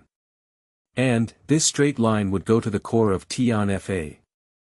However, he was a long distance away from that central region at this time. Jun Moxie had swept through the area, and hadn't left anything unplucked in his path. But, it was still merely a drop in the ocean. However, this also meant that he was at a loss in this case since he could only track the location of the top herbs in Tian Fa. He had obviously penetrated very deep into the Tian Fa once before. But, his overall knowledge of the forest's road map was very poor. Therefore, it would be very difficult for him to find someone in this vast territory. Consequently, the young Master Jun was forced to rely on his memory alone, and decided to proceed towards the spot where he had interacted with them the first time had been here. The range of Jun Moxie's spiritual sense had also increased with the progress of his cultivation. So, he put his powerful spiritual sense to use, and quickly located the spot where he had last met the Crane and Bear Kings. Everything around the 10,000 Poison Valley seemed bleak. The young master hadn't gone very deep into the valley, but he didn't need to. His powerful spiritual sense was enough to determine that the Crane King and the Bear King weren't present there. In fact, even the Snake King wasn't there at this time. The young master was in no mood to look for them since it wouldn't be an easy task. Anyway, it would be a lot easier to make them locate him instead. Jun Moxie revealed himself in the Tian Fa forest. Then, he abruptly flew into the sky. After that, he pushed forth the formidable aura from the Hongjun Pagoda. The pure aura pushed forth from his body, and rushed out. Then, it spread in the area around him. This was undoubtedly a signal. In fact, it was an explosive signal. There was no room for a mistake since he had sent his signal forth. Big Bear and Long Crane would surely come to meet him as long as they were in the Tian Fa forest. The Crane King and the Bear King were sitting in the very depths of the forest, and were drinking wine. Long Crane's mind was cautious as usual. But, Big Bear was enjoying and living in the moment. He was having a typical "the monkey takes over when there's no tiger in the forest" moment. I'm the boss since the eldest isn't present here. Therefore, he had dragged Long Crane for some drinks, and this had been continuing for 2 full days by now. He didn't even care about what had happened in Tian Fa over the past few days, or what they would have to face in the future. This simple-minded temperament was entirely different from that of Jun Moxie's, but it somehow managed to yield the same results. The 2 beast kings weren't drinking in their human forms at that moment. Rather, they were drinking that sea of alcohol in their original forms. On one side was a huge bear covered in golden fur. In fact, it almost resembled a mountain. The Crane King's original form was one of a red-crowned crane. His body was even bigger, and was covered in white feathers. And, his eyes resembled 2 flaming torches. There was a gigantic natural platform in front of these 2 beast kings. They seemed to be using it as table. Wine cups carved out of red sandalwood trees had been placed on this table of theirs. And, each of these cups was as big as a large barrel of wine. And, the wine that these two beast kings were drinking gave off an exceptionally nostril-assailing fragrance. In fact, it was the monkey folk of the Tian Fa forest which had brewed that monkey wine. And, these two beast kings had used their position to procure this wine. The massive mouth of a bear opened along with the giant beak of a crane, and the rapidly drained the wine down their throats. Third, I've noticed that you're becoming increasingly cautious. In fact, your caution has crossed every boundary. And, you're particularly worried about that matter regarding our sacred fruit. I think that it's useless for you to get so worried. Big Bear's eyes had gone out of focus due to the intoxication. He patted his golden fur-covered chest, and vomited out the words, I don't get it. You've been worrying the entire day. How are you not tired? It was obvious that Long Crane was very worried about the entire matter surrounding the Tian Fa's sacred fruit. However, Big Bear didn't care about it. He was very confident when it came to that mysterious master. His intuition was telling him that a person with such a high cultivation level wouldn't see any need to cheat them. Therefore, he couldn't understand Long Crane's anxiousness. In fact, he even despised it somewhat. Your brain is full of muscle, Big Bear. What would you know? Long Crane turned and raised his eyelid to look at Big Bear with his huge ruby-like eyes. We need to worry since there's a chance that everything may go wrong. How would you and I bail ourselves out if we don't see that man's shadow again? That bear brain of yours is too small and muddled. Anyone can cheat it with ease. The second brother was negligent and gambled foolishly. Now, he has to serve others. You're also behaving like that. And, you won't get a chance to run either. Big Bear remained silent for a moment.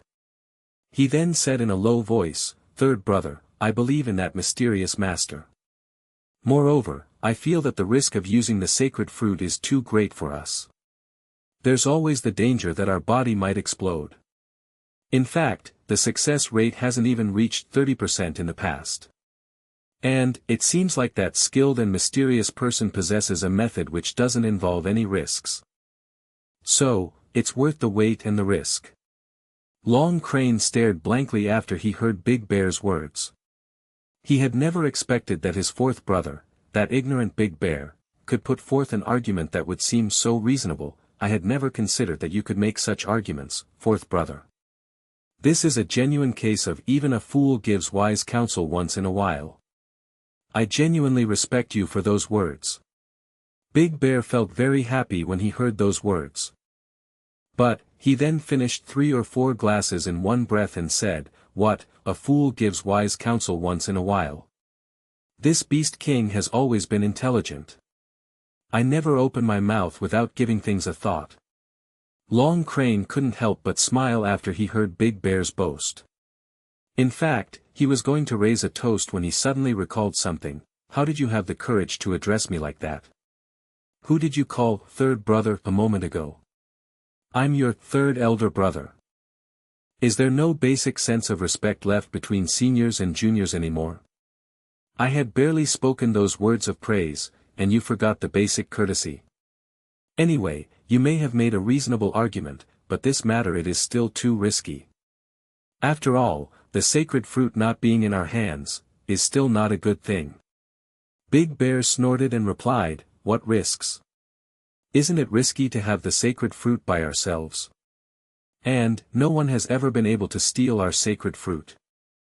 It has never happened since ancient times. And, it won't happen now either. Do you want to make a bet? Long Crane rolled his red eyes. He didn't seem to be in a good mood. When will you drop this bad habit of making bets? Don't forget that second brother is someone else's mount because he had made a bet. And, I see a similar trend with you. Besides, what can the two of us bet on? Both of us will be slitting our throats if we don't find that man. You want to bet on that? Bet, my A*S. Big Bear's anger flared, and he shouted as he got up, I really love betting, right? So, I will make a bet with you that person isn't the bad guy you say he is. Long Crane snorted, and replied in a salty and strong manner, not that kind of a man. Are you sure? He should have honored his commitment and kept his promise since that Shui Han Manor has been turned to dust. Humph. Let's not talk about whether he can keep his promise about giving us the pills in exchange for our Tia Fa's sacred fruit. He should have at least helped us break through the level 10 Xian beast barrier as he had promised. So, why did he disappear even though we had come to an agreement? Perhaps he has been delayed by another matter. Such a skilled person wouldn't be so shameless, right? Big Bear's tone had sounded very confident a moment ago. However, it had suddenly collapsed. In fact, he seemed to have lost some of his confidence by now. Are you sure that a very skilled person won't be shameless? Long Crane sighed and said, there are many in the human race who are treacherous. How many of them would care about a single promise? You are still very naive, Big Bear. Does great intelligence appear stupidity to you? You have fooled yourself. Big Bear snorted and vigorously grabbed a cup of wine. He then tilted his head, and gulped its contents down with an askance look on his face. It was evident that he couldn't bear with Long Crane's caution. He was about to refute when he suddenly felt an earth-shattering power push forth through Tian Fa. Big Bear suddenly trembled. Even his hands started to tremble as he threw that big cup of wine with a bang. He then jumped up, and spoke up in an exceptionally excited manner, it's him. He's looking for us. He's here to help us break through. What do you have to say about that, Third Crane? Long Crane's face also lit up with delight. In fact, he had even forgotten to notice that Third Crane remark. The Beast King flew up with an explosive sound. His wings glittered as he shouted, you have won the bet, Fourth. He has arrived. The two Beast Kings looked at each other. Their eyes were filled with rapt ecstasy. Big Bear was evidently unwillingly to wait for even a single moment. He shouted and jumped onto Long Crane's back. After that, he shouted loudly as he pointed his finger forward, hurry up and take off. His tone was decisive. In fact, it was like an order. But, Long Crane wasn't prepared for his thousands of kilograms of weight, and was pushed down as a result. He obviously wasn't able to take off. In fact, he fell to the ground. He then rebuked in an indignant tone, shameless. Don't ever jump onto me in this bare form of yours. Don't you know that you weigh 1.5 tons? However, he didn't feel any change by the time he finished speaking.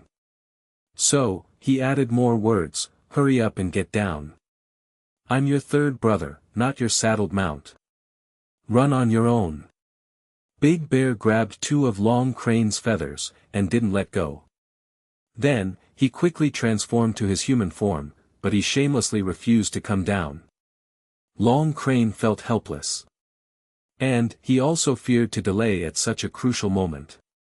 So, he flapped his wings and took off. Then, he rushed forward like lightning. He quickly charged towards the direction this enormous pressure was originating from.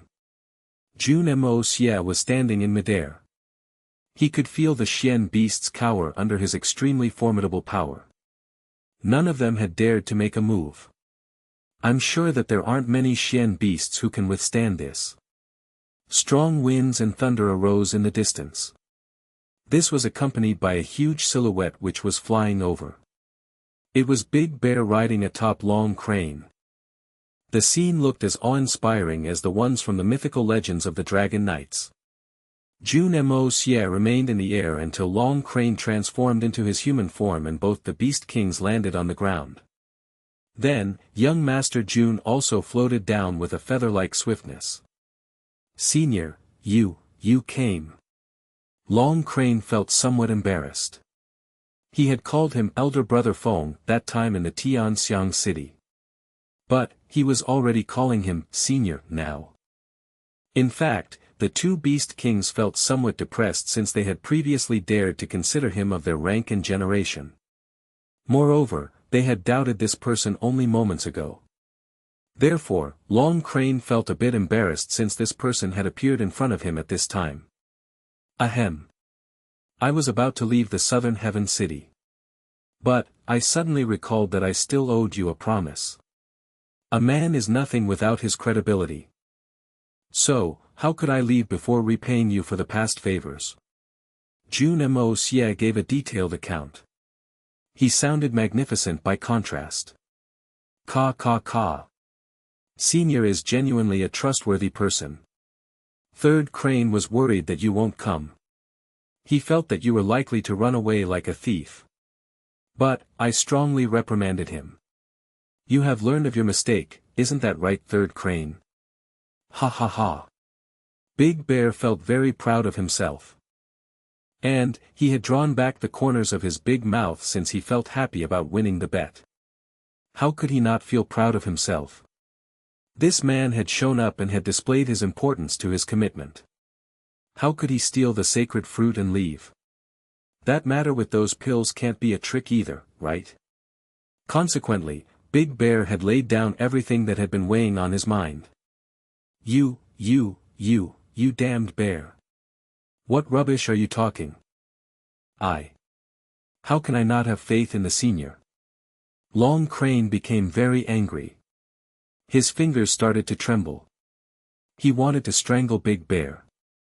He had never expected that Big Bear would betray him in order to win a favor with the person in front of them.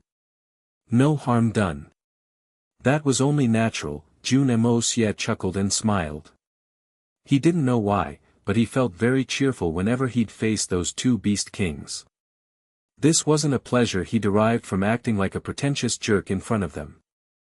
Rather, this was derived from the comfort he felt since he didn't need to analyze any schemes when he dealt with them. Those Xian beast kings of the Tian Fa forest were simple and pure when compared to humans. And, this atmosphere made Jun Moxie feel relaxed. He felt at ease since he was far away from that endless deception and scheming. Ahem. I've come here to keep my promise. First, I need you two to prepare yourselves. I want you to calm your aura, and bring your conditions to the very optimum. What's most important is that you two bring your mental state to its most peaceful. And, I will first have a look at the borders for your breakthrough. Jun Moxie smiled. He hadn't realized that he was being very amiable. In fact, he would rarely be seen like this, except for when he was with Grandpa Jun, his third uncle, and a very few other people. Long Crane and Big Bear perceived that faintly amiable aura around him very clearly. So, they also started to trust him completely. The Xian beasts came in different shapes and sizes. However, they were still beasts at the end of the day. So, there had always been somewhat of a barrier between them and humanity since ancient times. In fact, they were starkly juxtaposed from the human world. Therefore, there was one formidable land outside the three holy lands. In fact, there would have been 4 holy lands instead of 3 if it weren't for the existence of this difference. However, the level of their strength far transcended that of the apex-ranked humans.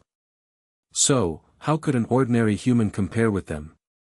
Jun Moxie had emanated that faintly amiable feeling. It was very faint, but it had come from the heart. And, the Xian beasts were very sensitive to the feelings of likes and dislikes. So, they had sensed it, and had found it very pleasant. Long Crane and Big Bear genuinely felt that the person in front of them was truly amicable and trustworthy. Therefore, they looked at Jun Moxie with extreme gratitude, and didn't hesitate as they sat down cross-legged. It didn't take long for that strong smell of wine to evaporate from their bodies. Consequently, their previously red faces resumed to their normal color. Big Bear felt that his aura was flowing free and unrestrained. He was in a very peaceful frame of mind. The Beast King was about to open his eyes when he felt a gentle hand on his shoulder. This hand then moved to the vital point of his shoulder as a soft voice instructed, "Stabilize your minds. Don't move. Long Crane, you must keep watch. No one must disturb this process." Then, Big Bear removed all the defenses from his mind for the first time in his life. And, his entire chi structure was exposed to the explorations of that person's hand. In fact, This was also the first time that Big Bear had become so unreserved and had put such an enormous amount of trust in a human. Long Crane complied, and quietly slipped out. And he started to watch the surroundings very attentively for any activity. This was supposed to be their territory, but Long Crane still acted like it was ruled by a great enemy. He was extremely vigilant. Because, this breakthrough was very important for Big Bear and him. Big Bear's eyes were closed, and he could only feel a cool sensation on his shoulder. In fact, it felt as if it was winter time. Then, he suddenly felt something similar to ice-cold water pour onto his shoulder. This feeling then seeped to his bones. He could feel the pure aura bubble out from that hand and pour into him. In fact, it was flowing out like a river. And, that river had started to irrigate his meridians. His meridians had already reached a critical point. In fact, they had attained the peak of a beast king's strength. But, they were then edged on by the pure aura they received, and started to enliven, bit by bit. After that, the meridians began to accept the aura, and eventually started to expand a little. This is so fast. It is an astonishing progress. And it is so effective. Big Bear was astonished by this, and his immediate reaction was one of admiration. But, he still didn't dare to allow even the slightest of chaos to seep into his mind. Instead, he made a great effort to guide the flow of that powerful external aura through his internal cultivation structure. And, it started to trickle into his dantian little by little. Long Crane was standing around 30 feet away when he found that Big Bear's body had suddenly started to emit a faint milky white mist. And, it was becoming denser with every passing moment. In fact, the mist continued to become more and more concentrated until the big and sturdy body of Big Bear had been enshrouded in it. This is an unworldly aura. In fact, this is the sign of someone being on the verge of breaking through to the 10th level. How could he reach breakthrough so quickly? How's this possible? Long Crane cried out in alarm. In fact, the Crane King was subconsciously rubbing his eyes since he couldn't believe what he was witnessing. A miracle is happening in front of me.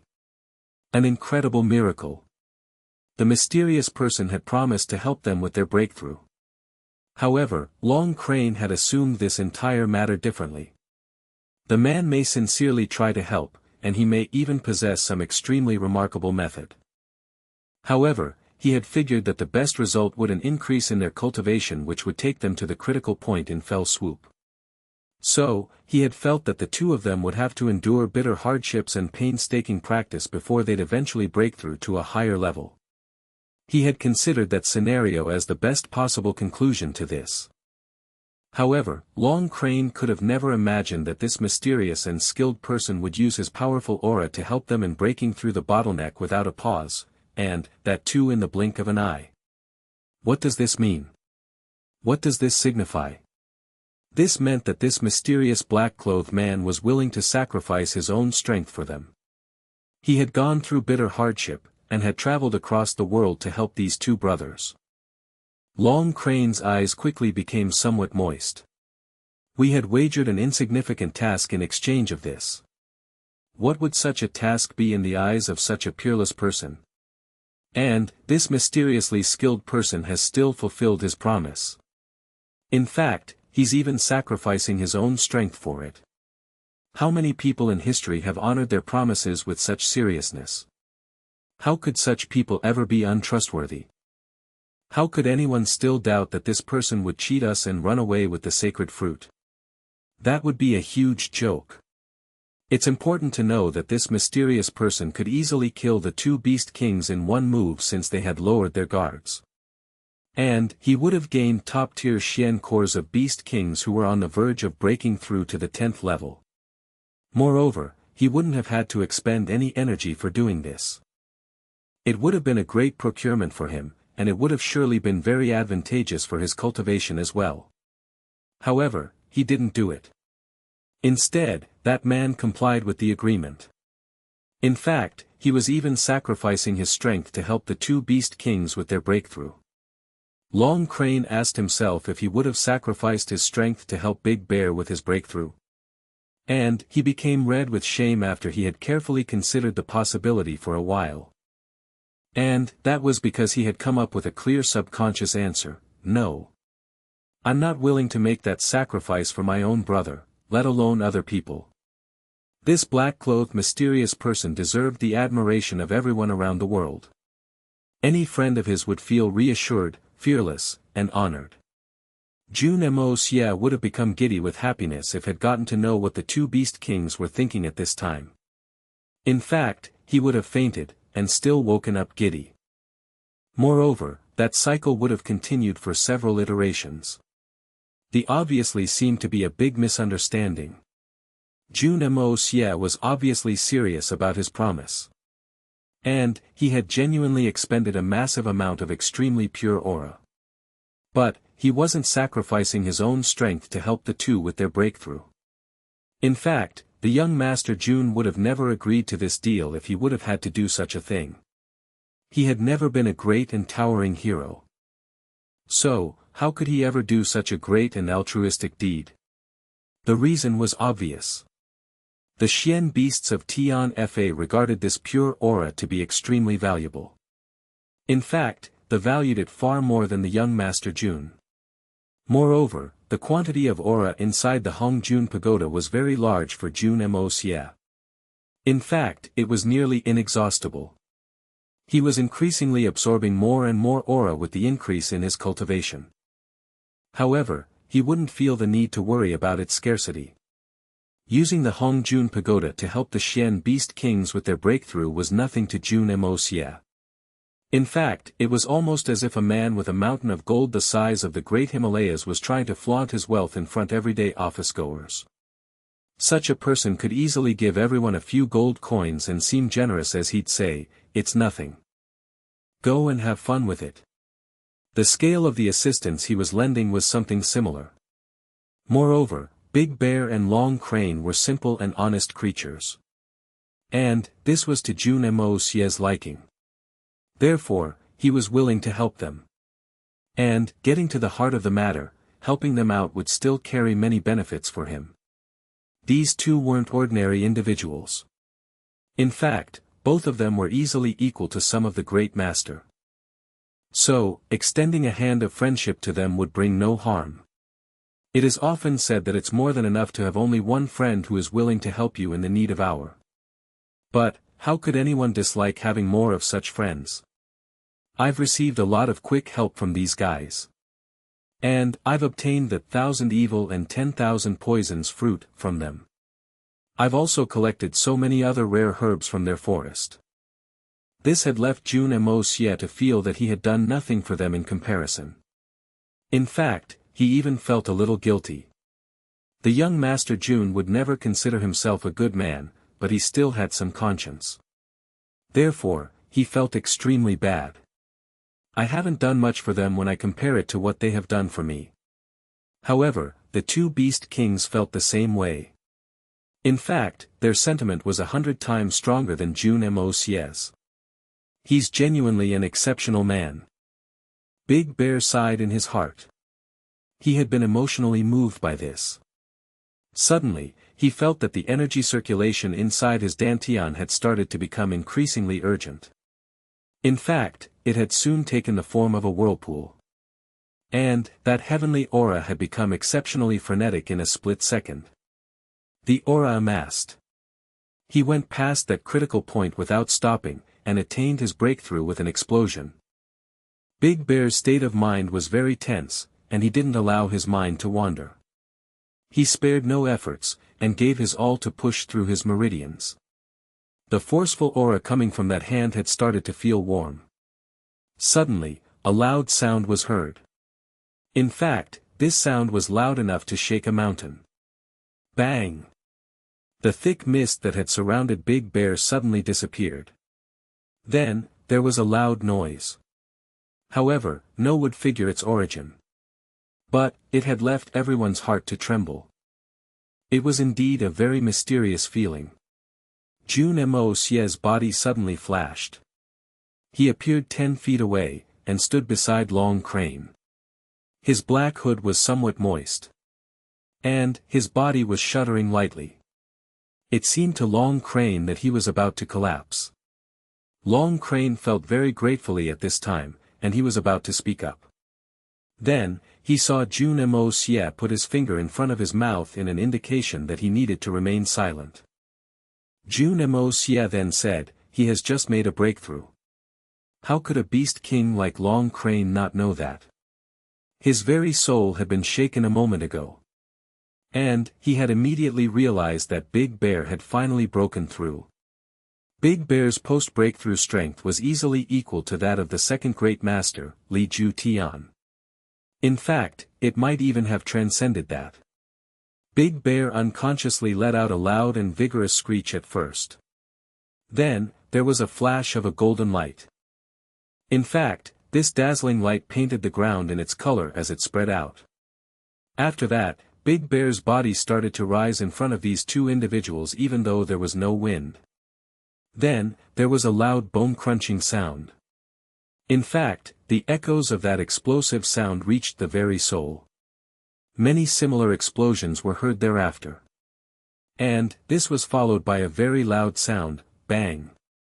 The accumulated strength inside Big Bear's body had finally broken out. And, his majestic body had also been lowered from midair. He now had the body of a magnificent, fierce, and tough bear. The golden hair that covered his body suddenly started to turn a deeper shade. In fact, each of his hair seemed to be exuding magnificent splendor. This astonishing phenomenon continued for a while before it came to a stop. The Xian beasts throughout Tian Fa had gone silent. In fact, many of the Xian beast kings had started to tremble with fear. Even their very souls could sense that a formidable entity had arrived in Tian Fa. A real beast king had taken birth. Big Bear came down to the ground after a long time passed. He then transformed into his human form again. He seemed very happy as he looked over his body. It seemed as if he was in a dream. A long, long time passed. However, it seemed as if this dreamlike state of his hadn't come to pass. He examined his body very thoroughly a few times before he finally accepted that he had genuinely made a breakthrough. Big Bear looked upwards, and let out a roar. Then, 2 tears rolled down his big eyes. He then took great strides, and stood in front of Jun Moxie. After that, he eagerly kneeled. Jun Moxie was startled by this. Consequently, he didn't even get the time to stop Big Bear as he continually knocked his head on the ground. Meanwhile, Big Bear choked with emotion as he spoke, "Thank you, thank you." Long Crane had been standing on the side this entire time, and his eyes had also somewhat reddened. He was also a Xian beast king like Big Bear, and he had also been stuck at the same bottleneck. Therefore, he understood Big Bear's frame of mind. And, he also understood why the Bear King was kowtowing. Big Bear had acted like this because that mysterious person had given the two of them a new lease of life. Jun Moxie hurriedly pulled Big Bear to stand upright, and said, "What is this for? We had made an agreement. And, I was only honoring my commitment. There's no need to do this." Jun Moxie felt somewhat embarrassed as he said this. In fact, he felt as if he was the typical sort of man who took cheap advantages of others. This isn't that big a deal. I could do this 8 to 10 times a day. And, I'd still have room for more. However, Big Bear and Long Crane didn't feel that way. And so, they spoke up with tears in their eyes, "This may have been an agreement, and it may not feel much to you, but, it means the world to us. In fact, it is similar to receiving a new lease of life. We don't have the words to thank you for this huge favor. The senior can send us on any errand without hesitation, and we would do whatever he says. The strength of our bodies isn't weak. We aren't called beast kings for no reason." Jun Moxie looked at Big Bear. His eyes were glittering with a luster of sincerity. In fact, Jun Moxie was left to feel that his future plans to exploit their strength were a bit despicable after he witnessed the genuine sincerity in their eyes. He faced upwards, and sighed as he finally figured it out. One may need many schemes to motivate their subordinates to face the enemy. And, one may need to use such scheme again and again. However, no such methods are required to seek help from a true friend. In fact, a little kindness would be enough to motivate them. And, Big Bear was obviously such a person. He wouldn't forget someone's kindness until the day of his death. And, such people were worth making friends with. Jun Moxie's expression became peculiarly gentle as he softly patted Big Bear's shoulder and said in an earnest tone, "Don't be like this, Big Bear. I genuinely consider you a friend." He let out a prolonged sigh, and spoke, "I don't have many friends in this world. You are one of the very few, so you don't need to thank me." Big Bear's face lit up since he became overjoyed at these unexpected words. "Great. That's amazing. I was acting in a very unnatural manner, haha." Jun Moxie chuckled gently, "Now it's your turn to keep guard while I help Crane King and fulfill my promise." Long Crane anxiously suggested, "You must have become very exhausted. Why don't you rest for a while and recuperate?" Jun Moxie replied, "No, I can still do it. Come on." He then extended his hand. Long Crane hesitated at first. He repeatedly sized up Jun Moxie to ensure he was alright before he eventually sat down. Some time had passed. Jun Moxie looked at the ecstasy-filled faces of Long Crane and Big Bear. And, he suddenly felt very happy inside. In fact, he couldn't even describe this strange and unspeakable happiness. This kind of happiness was entirely different from the one he'd feel after his well-calculated plan had succeeded, or the ecstasy of suddenly discovering treasure, or even the relief after he had killed an enemy. This was a very pure form of happiness. And, this strange happiness had surprisingly given Jun Moxie great joy. The struggle of fighting to death is very thrilling. But, helping people on the odd occasion also feels very good. Jun Moxie smiled as he pondered. The young Master Jun had been feeling cheerful and content the entire night. Big Bear and Long Crane spared no efforts to invite their benefactor for a celebration.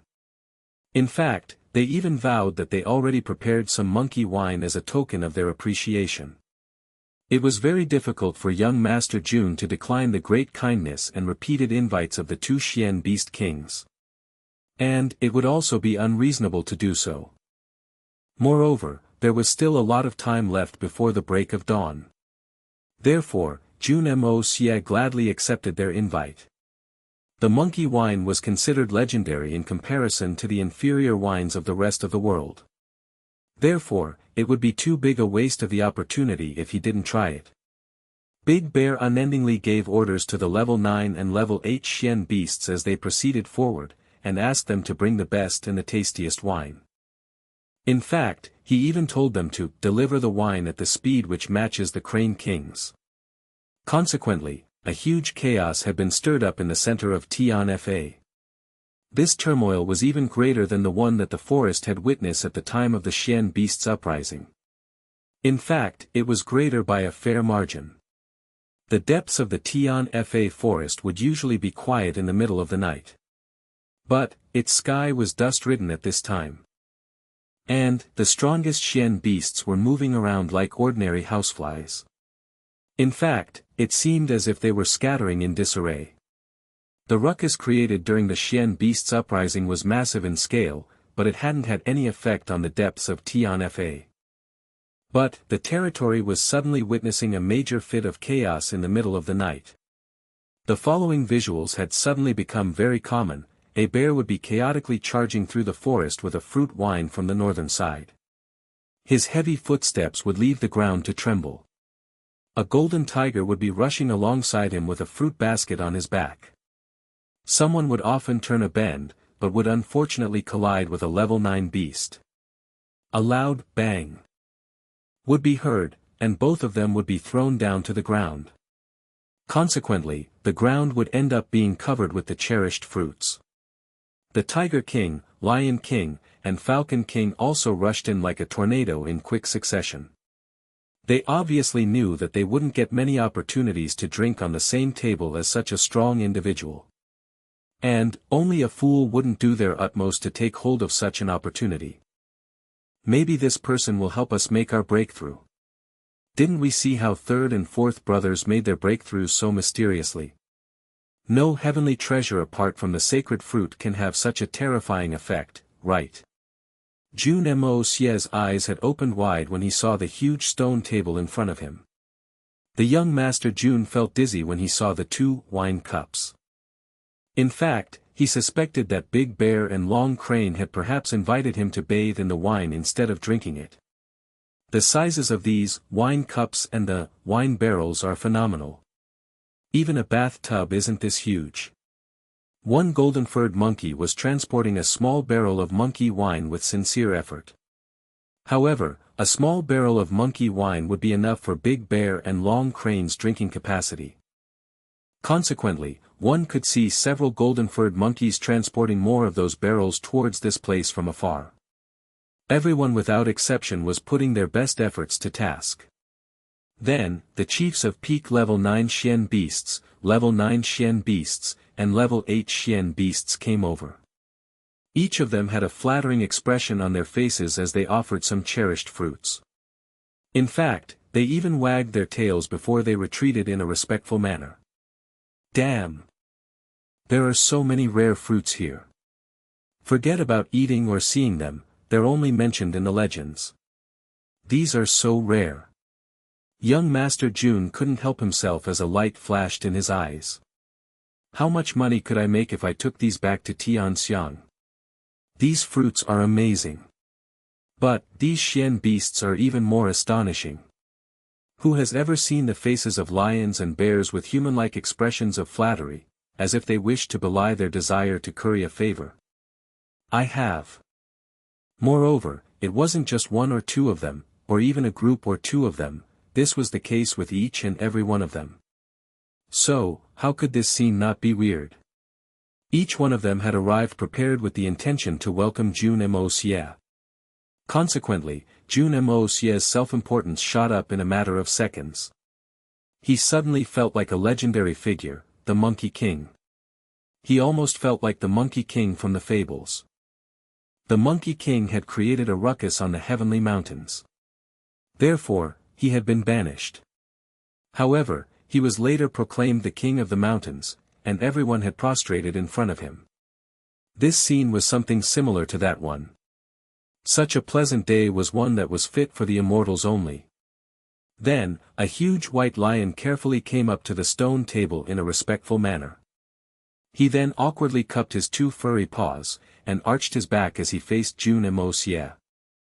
After that, he took a seat with half of his posterior on the stone bench, while his flagpole-like tail wagged behind him non-stop. Jun Moxie was stunned for a moment. And, it took him a while before he realized that the lion had offered salutations to him. In fact, the beast had actually cupped his paws in courtesy. He's so polite. This is really astonishing. Big Bear made the introductions a while after the new arrival sat down. Senior, this is my 6th brother. He's the Lion King, Careless Rock. Cuckoo. Jun Moxie coughed in a violent manner and said, Lion King? Is his surname genuinely related to that word for cow dung? Doesn't it stink?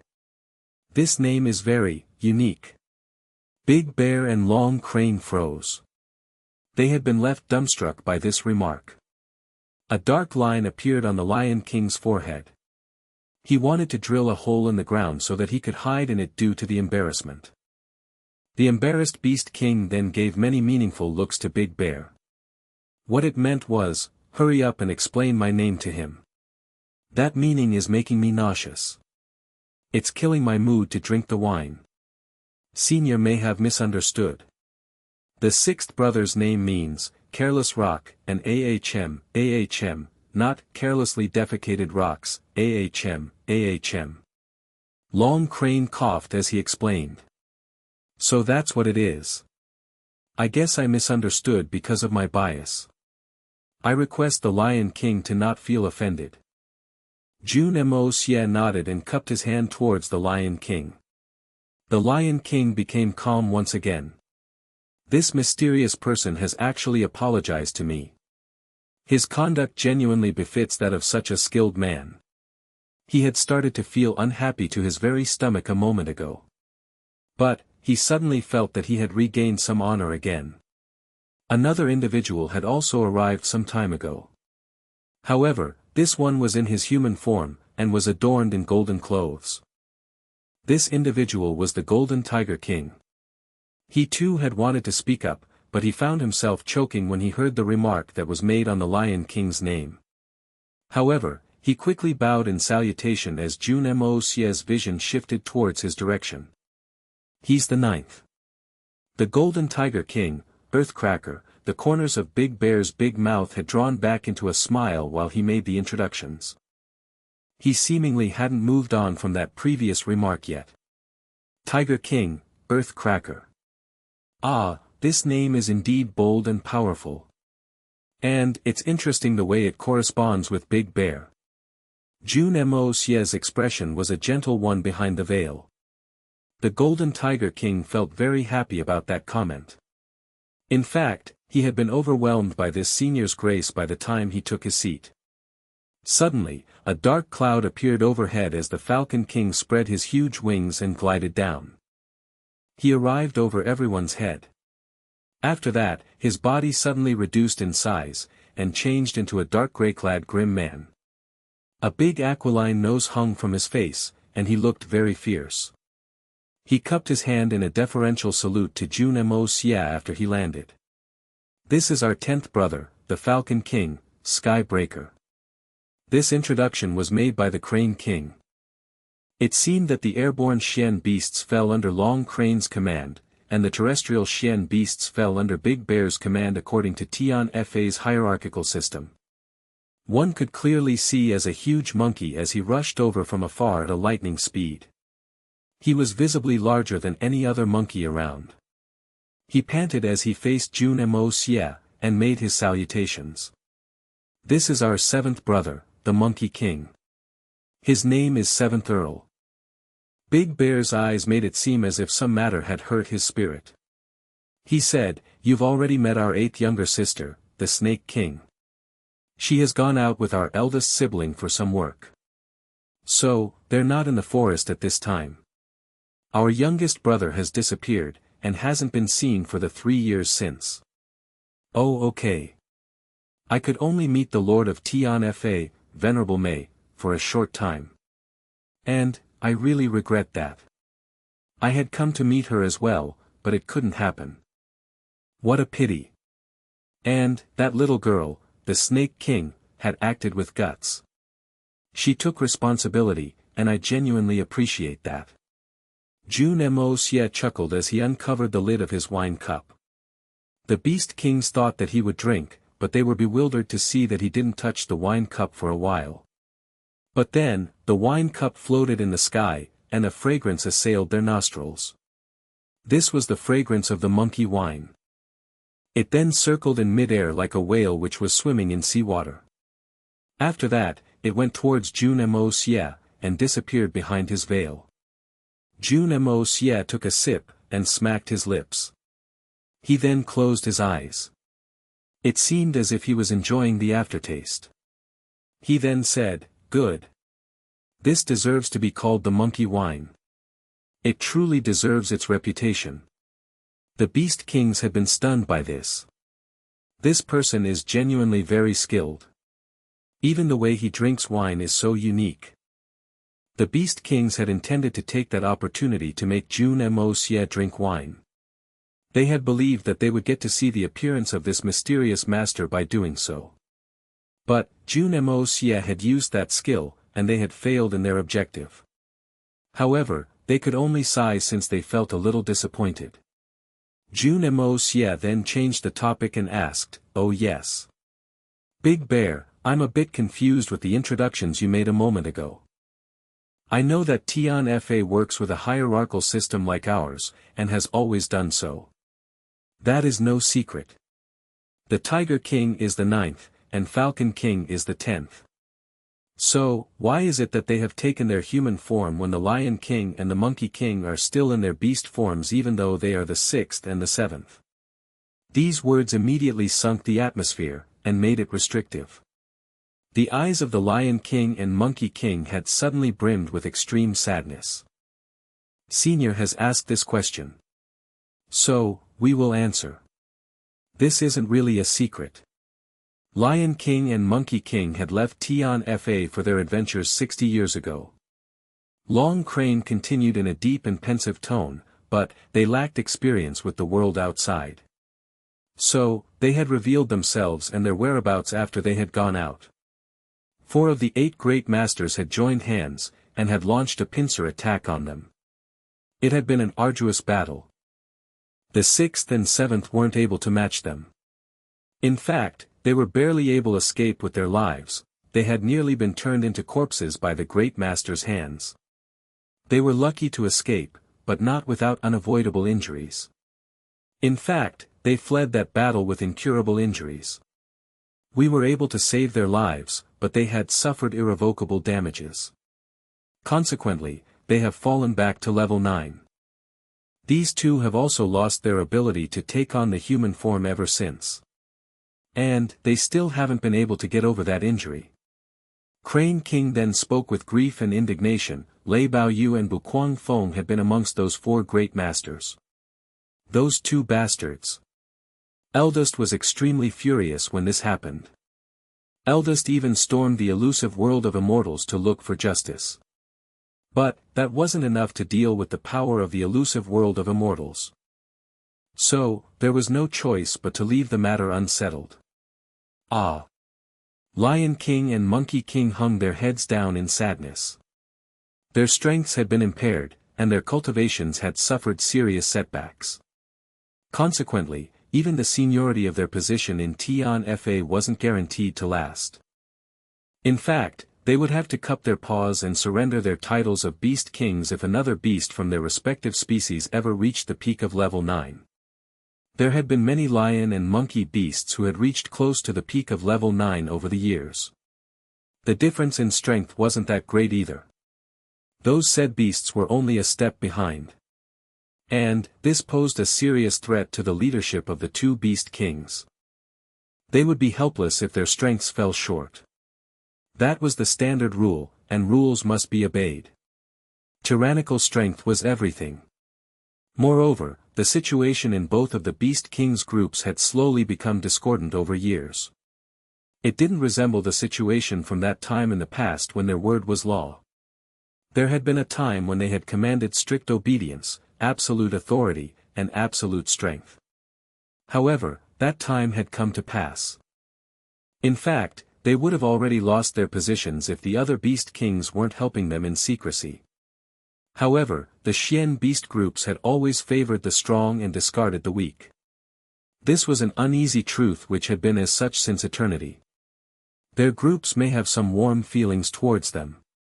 However, their own kind would have no choice but to comply with the basic laws of survival of the strongest if a viable candidate were to appear within their groups. And Big Bear and the others couldn't get involved in their internal strife for the position of Beast King when that time came. It would be the end for those kings when that time came. You've got injured, hee. What injury could be sharp enough to have such grave consequences? Let me have a look. Perhaps I can heal it, can't say for sure though. These words had barely exited Jun Moxie's mouth, and the 6 Xian Beast Kings had already begun to tremble. Their eyes were filled with a look of ecstasy. Who's this man in front of us? He's a great and unmatched person. I'm sure that there's nothing that he can't accomplish. He hasn't said that he can help them for certain. But, the 2 Beast Kings have hope as long as he tries. This individual possesses the strength that has helped 2 Beast Kings to advance without a hitch. So, what would some insignificant injuries be for him? The Lion and the Monkey King were moved by this. In fact, their bodies had somewhat started to tremble. The hope that they had been waiting for, had finally presented itself. Jun Moxie calmly extended his hand, and lightly touched Lion King's broad and furry shoulder. After that, a strand of refreshing and pure divine aura entered into his meridians. The Lion King suddenly felt very comfortable as this happened. That small strand of aura cycled through the meridians inside his body. It continued to cycle for a while until Jun Moxie retracted his hand. After that, he lightly put his hand on the Monkey King's shoulder. The faces of the Beast Kings had nervousness written over them as they looked at him. However, not a single one of them dared to utter a single word for fear that they might disturb that very able person. They couldn't see that mysterious person's expression since Jun Moxie's face was covered with a veil. So, they could only try their best to try and guess his expression. However, Jun Moxie's expression was very mild and placid. Jun Moxie eventually stopped after he had expended his efforts. He then slowly let out a sigh. But, the breath in his sigh seemed biting and angered to the 6 Beast Kings. In fact, the hearts of the 6 of them had begun to throb. The condition of 6th Rock and 7th Earl isn't good. Their meridians have been inflicted with heavy damages. Moreover, a portion of them have been shattered. And, this has blocked the cycling of the aura from their dantian. Also, there's an unfathomable, malicious, and mysterious power which has remained hidden inside their meridians. And, this power is rather hard to deal with. That malicious power brings about the unceasing destruction of your foundation. In fact, you should have been able to recover a long time ago if it weren't for this. There isn't too much of that energy inside you. But, it's still enough to bring your cultivation to a standstill. In fact, it has been reducing your cultivation in a slow and steady manner. I'm sure that the signs of tendency have already emerged. Jun Moxie sighed and said, "This is a very sinister Xian skill. Which of those 4 great masters did this to you?" The Lion and the Monkey King blankly stared at each other. And, they spontaneously saw the answer in each other's eyes. The Lion King moistened his claws with the wine, and slowly wrote something on the table. They had lost the ability to take on the human form. So, they had also lost their ability to speak like humans. But, they were still able to write. The great master of the evil winds, Yin Huang Quan. So it was the great master of the evil wind's move. It's not surprising that it was so sinister. Long Crane and the others exclaimed in unison. "Senior, you've examined them, is there no hope? Can they be cured?" Big Bear asked nervously. Lion King, Monkey King, and the other 4-footed Xian beasts came under Big Bear's jurisdiction. Moreover, they had been working together for a long time. So, they were very close to each other. It was unknown how many pains Big Bear would have to take, and how much time it would take to form such a close partnership with anyone again. That sharp and sinister injury from the great master of the evil wind is 60 years old. Jun Moxie intentionally or unintentionally started to shake his head. The Lion and the Monkey King saw this very skilled person, and felt that he looked helpless in the face of danger. So, they couldn't help but feel disheartened since their hopes had turned to dust. Big Bear's expression underwent a drastic change as well. "Don't tell me that there is no hope." Jun Moxie looked at the urgency of Big Bear's expression, and let out a long sigh. He had a warm color in his eyes. "This is a matter of grudges which are 60 years old. And, I didn't wish to get involved. But, I can't watch that expression on your face, Big Bear. I guess it's faded. So, I will help you. These injuries are quite severe, but they aren't untreatable. Yin Huang Quan must be quite ruthless, but he's nothing in my eyes." This had showed off Big Bear's enormous reputation. Big Bear was moved after he heard those words. His big and furry face had started to revel with pride and glory. His face exposed an arrogant grin, but he didn't know what to say. "I can't watch that expression of your face. Damn. This has got me excited." The Lion and the Monkey Kings had started to tremble unconsciously. This news was no less than sudden thunder from the sky to their ears. In fact, their beating hearts had almost come to a stop. They had been in hell a moment ago, and they were suddenly in heaven. They had no hope at first. So, they had no option but to despair. Then, they had received such a huge surprise. The despaired Lion and Monkey King had been overwhelmed. After all, they had seen that deity-like senior look helpless a moment ago. Moreover, that mysterious person had given them a negative reaction a second ago. However, this kind of a wound was a piece of cake for Jun Moxie in reality. This was very similar to the time when Jun Wuyi's legs had been severely injured. A spirit Xian exert would have to give their all, and would have to use the entirety of their medical expertise in order to cure it. However, the victim would still suffer a lot of damage to their cultivation if that were to happen. Moreover, even that spirit Xian helper's cultivation would suffer a great loss. Big Bear and Long Crane's breakthroughs were another example of such an instance. In fact, the lords of the three holy lands may join hands, but they would still regard this matter as impossible. But, this untreatable injury was nothing for young Master Jun. The reason wasn't him. It was the Hongjun Pagoda's aura. It was the bane of that sinister power since it was the purest aura in all of existence. In fact, it was the aura with the most vigor since it was the aura of life.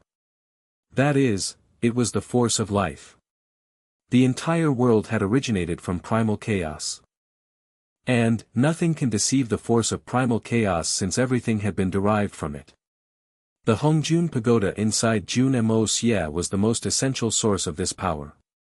However, it's only natural that one would have to adjust according to the local setting.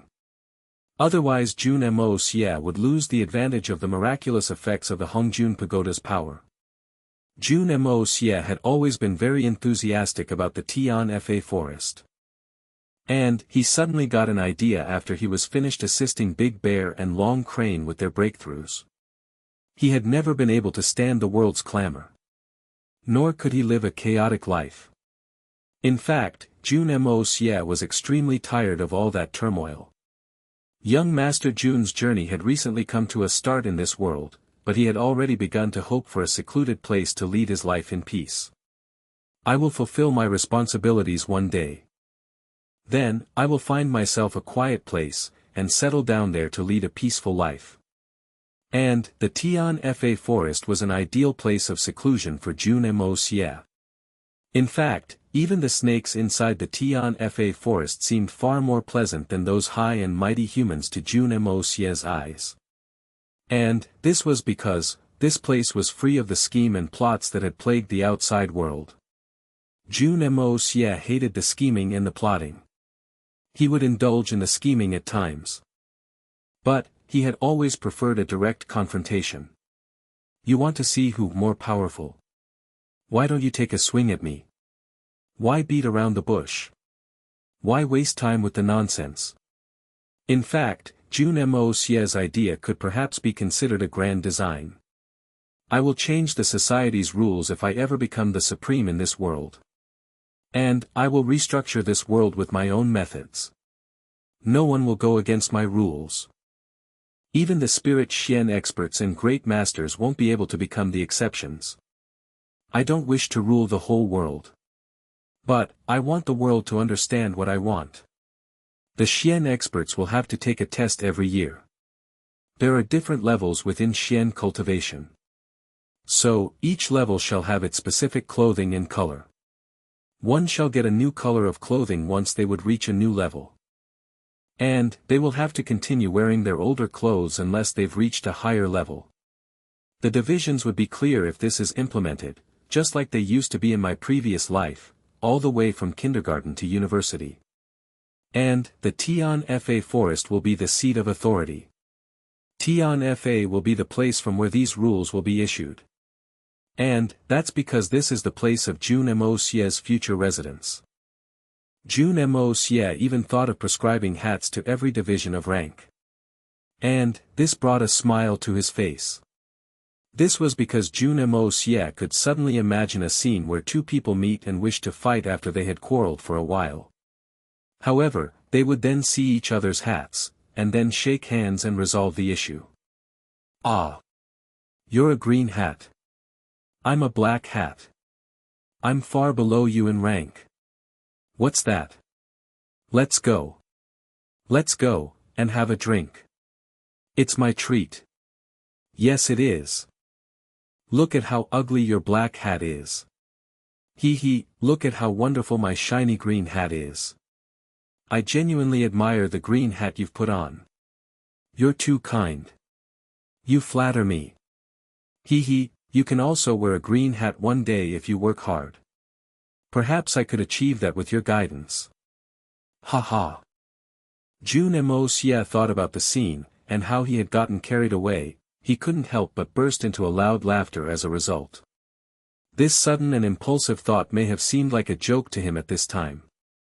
However, Jun Moxie could never have imagined that it would become the premier law of the Xian continent for the thousands of years to come. It would be called the law of the evil monarch. It would remain unchanged for millennia. And, it would all have come from this. The Lion King and the Monkey King had started to believe that their incurable injuries would soon be treated. And, they couldn't help but feel relaxed.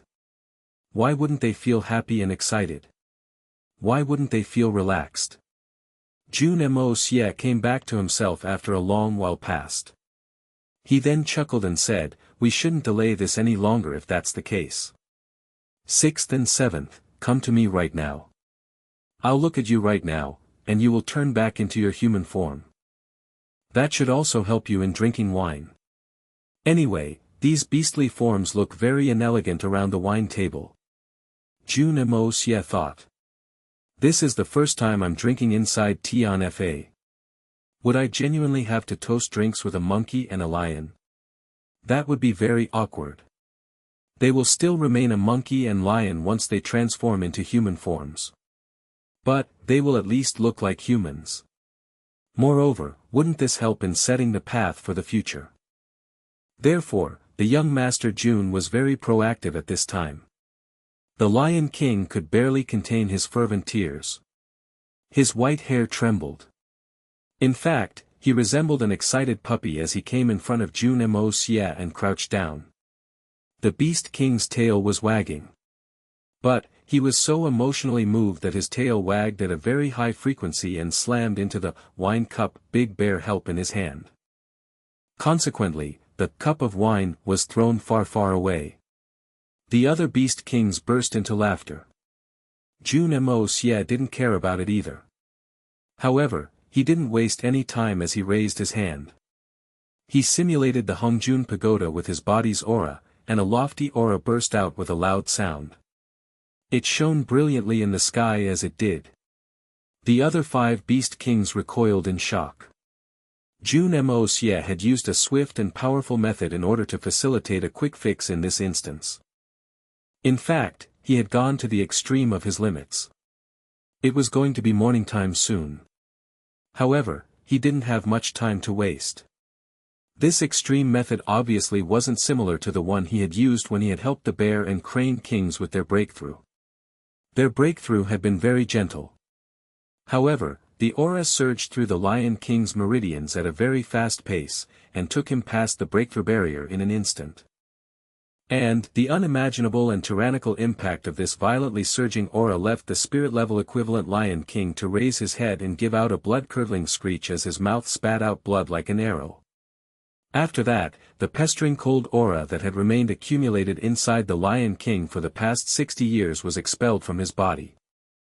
In fact, his condition seemed like that of a dog that had been beaten by a beggar's stick, which had then resulted in a thin arrow of blood to splash out from his mouth. The violent aura that had surged between the heaven and earth was done with its mission. It then cycled warmly through the Lion King's meridians to ensure no cold aura was left inside them. And, it removed any sinister aura that had still remained there.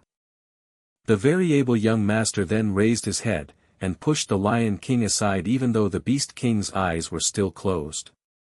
He then spoke up in a cold voice, "Next one." His manner of speaking was cold and tyrannical. In fact, it was like that of a doctor who had gone to elementary school for an immunization program, and had called for the next student even though the needle wasn't yet out of the previous one. What? It's already done. This is miraculous. Isn't it very miraculous?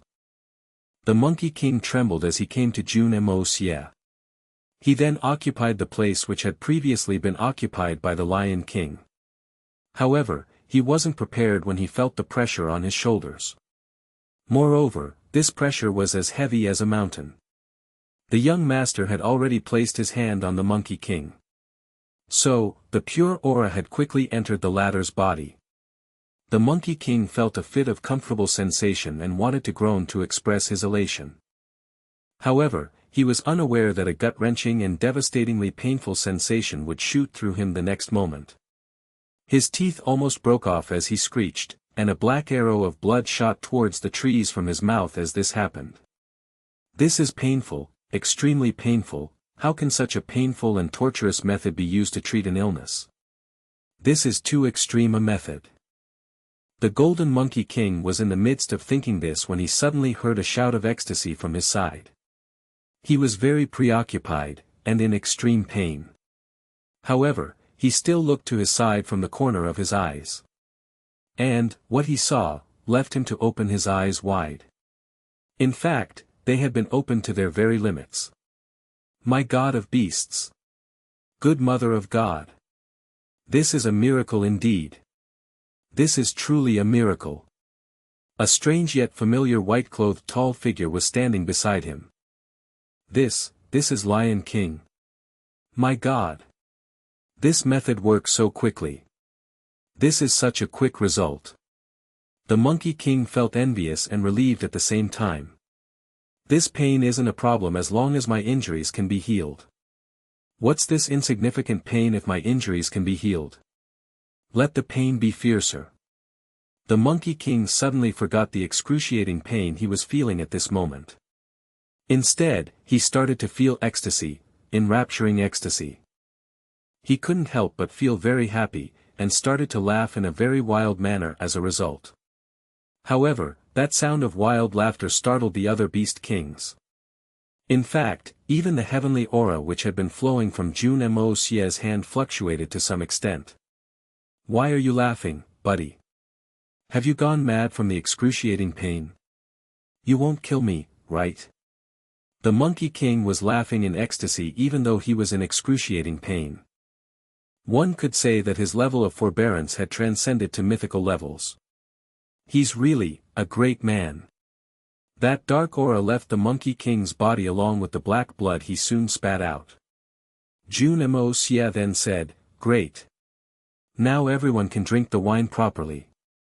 Jun Moxie then looked up, and saw that the 6 beast kings were looking at him with baffled expressions. He recalled that this expression was something similar to the one he had seen in the eyes of the Himalayan pilgrims in his previous life. It was full of fanaticism. It was indeed fanaticism. Extreme fanaticism. It was like a Buddhist monk had gotten to see Buddha himself. Or, a Nazi who had suddenly seen Adolf Hitler. He was their idol now. He was like a god to them. They were whining and whimpering, they were extremely touched. Jun Moxie looked at the 6 beast kings in their human form as they stood in front of him, and felt very satisfied. He could have easily forced them to stop thanking him by saying one phrase. Do you think I helped you for your thank yous? And, those simple words, those very simple words would have left the 6 beast kings to ponder. Yes, that's right. There would be no words to thank him for such great kindness. Words of thanks to express my deep gratitude would carry the weight of a feather. What meaning would they even have? This very able and helpful person may come to our area again. And, all of us must do everything in power to give him any assistance he needs if he ever asks. We won't stint even if we end up losing our lives for his sake. Why would we put our feelings in words and ruin this atmosphere? The beast kings were feeling the exact same way. Hence, they came up with the same train of thought as well. Therefore, none of them expressed their gratitude in words. However, all of them were expressing their gratitude towards this mysterious and skilled man with their actions and expressions. Jun Moxie slowly continued to drink the wine. And, the young master was eventually made to understand that the so-called Xian beast hierarchies. It turned out that the Xian beasts' hierarchies were much harsher and delicate than the Xian levels of humans. A Xian beast would have to cross one more hurdle after they had reached the peak of level 9 in case they wanted to become a Xian beast king. And, this hurdle was the challenge they would have to make to the then Xian Beast King. They would only be able to transform their body once they had succeeded in this challenge. Some would change forms at the peak of level 9, and some could never do it throughout their lives. The peak of level 9 was followed by level 10. However, this breakthrough was the most difficult one for a Xian Beast. A Xian Beast would automatically be considered a Xian Beast King if the said individual could take human form at the peak of level 9. However, they would only be considered a genuine Xian Beast King once they had stepped into level 10. In fact, they would then be considered a true Xian Beast King. And, this was different from being the Xian Beast King of a single race of beasts. Jun Moxie had helped Long Crane and Big Bear make this difficult breakthrough a short while ago. But, that was only the first step. And, it was obvious that they would have to face more of such mountains as they'd go forward. However, Long Crane informed him that no one except their Sage King had ever reached that realm. Therefore, he didn't mention much about it. Jun Moxie grabbed a strange wine cup and muttered, "So, you two are basically the primary Xian beasts of level 10. And, those 4 Xian Beast Kings have taken their forms after they've reached the peak of level 9. The 6 Xian Beast Kings nodded. "I will refine the pills from the 1,000 evils and 10,000 poisons fruit, and give them to you. And, your level should go one step further when that happens." Jun Moxie said this with uncertainty. The young master was confident in his ability to refine those divine pills. But, he hadn't tested them. So, he was unaware of the extent of their effect. The eyes of the 6 Xian Beast Kings were shining at this time. In fact, their eyes had coincidentally started to shine at the same time. "We'll advance by another step. We've made a breakthrough only recently. But, we'll get to do it again after 3 years. My God! This speed is amazingly fast." The Beast Kings of the past had never made breakthroughs with such speed. 3 years wasn't a short period for humans. But, it was a very short period of time in the long lives of the Xian beasts. It was important to know that talking about advancing another step was very easy. But, the gap between the two ranks was very large. The 6 Xian beasts were breathing in a rushed manner, and their eyes were brimming fervent admiration. This was followed by some silence. After that, Long Crane spoke up with a stammer, but it seemed as if he was impatient as well. "Great Senior, you wish to refine those divine pills. But, don't you lack some important herbs for those?" Everyone else picked their ears as those words were spoken. "Alas, it's true. But, I only lack a few kinds of herb." Jun Moxie let out a long sigh at first. Then, he suddenly opened his eyes. "How did you know that I'm missing some herbs?" Long Crane chuckled and replied, "That was a guess. The seniors possesses great skills. So, he would have already handed over the pills if he had all the necessary herbs. But, the senior said that he'll give us those pills after 3 years. That ought to mean that the senior still requires more herbs. And, it may be assumed that those herbs aren't ordinary, right? Crane King genuinely deserves his title. His thought process is meticulous and extraordinary." Jun Moxie smiled. His tone was uncertain as he hesitated and said, "Yes. How could the refining process of such efficacious pills be comparable to something normal? The 1,000 evils and 10,000 poisons fruit is very rare. But, it's only one ingredient at the end of the day. I still need to collect a massive amount of the other herbs before I can commence the liquid extraction. Many powerful and magical herbs will be mixed together into one. And, the 1,000 evils and 10,000 poisons fruit will be used to aid in it at a later stage. It is only then that I will be able to refine those unmatched divine pills." Jun Moxie's tone was heavy as he continued to speak.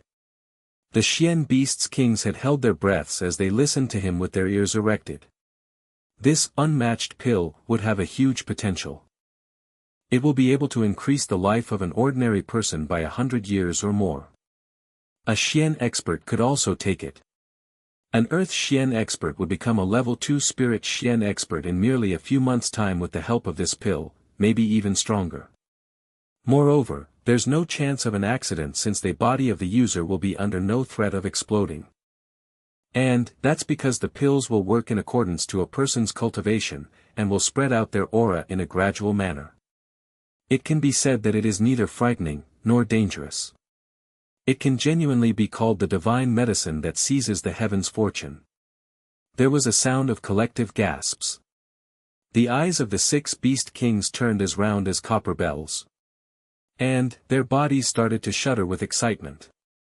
Earth Xian to level 2 of Spirit Xian. Life increased by 100 years. Neither frightening, nor dangerous. My God! This is a divine pellet. This is crazy. This is something we've dearly yearned for. Damn! Damn! How many herbs are you missing? We can think of a solution together. Please don't get me wrong. The senior has remarkable powers, but he's still one man. Our strength isn't as remarkable as the senior's. But, we are far more than one person. That should be able to count for something. Big Bear's eyes had become huge and round, and they had also started to emit a wolfish green light. However, he had spoken in a very gentle manner. Yes, yes. Our Tian Fa is very huge. I'm sure that we can help the senior collect those heavenly herbs very quickly. The enthusiasm of the other beast kings also shot up to the sky. Many of them had spoken up while licking their lips. They obviously seemed very greedy at this time. Well, that's also good. Everyone wants to help. And, that will save me a lot of unnecessary work and time in my search. In fact, it will be very beneficial. Jun Moxie pondered for a while before he finally agreed to it. And, this made the faces of the beast kings light up with happiness. The herbs which I don't have are dragon beard grass, phoenix tail flower, 9-knot lotus, persistent severing root, tricolor manila grass, and 7 colors lotus root. Jun Moxie spoke with honesty. In fact, he was rather blunt as he named them in a long-drawn flow.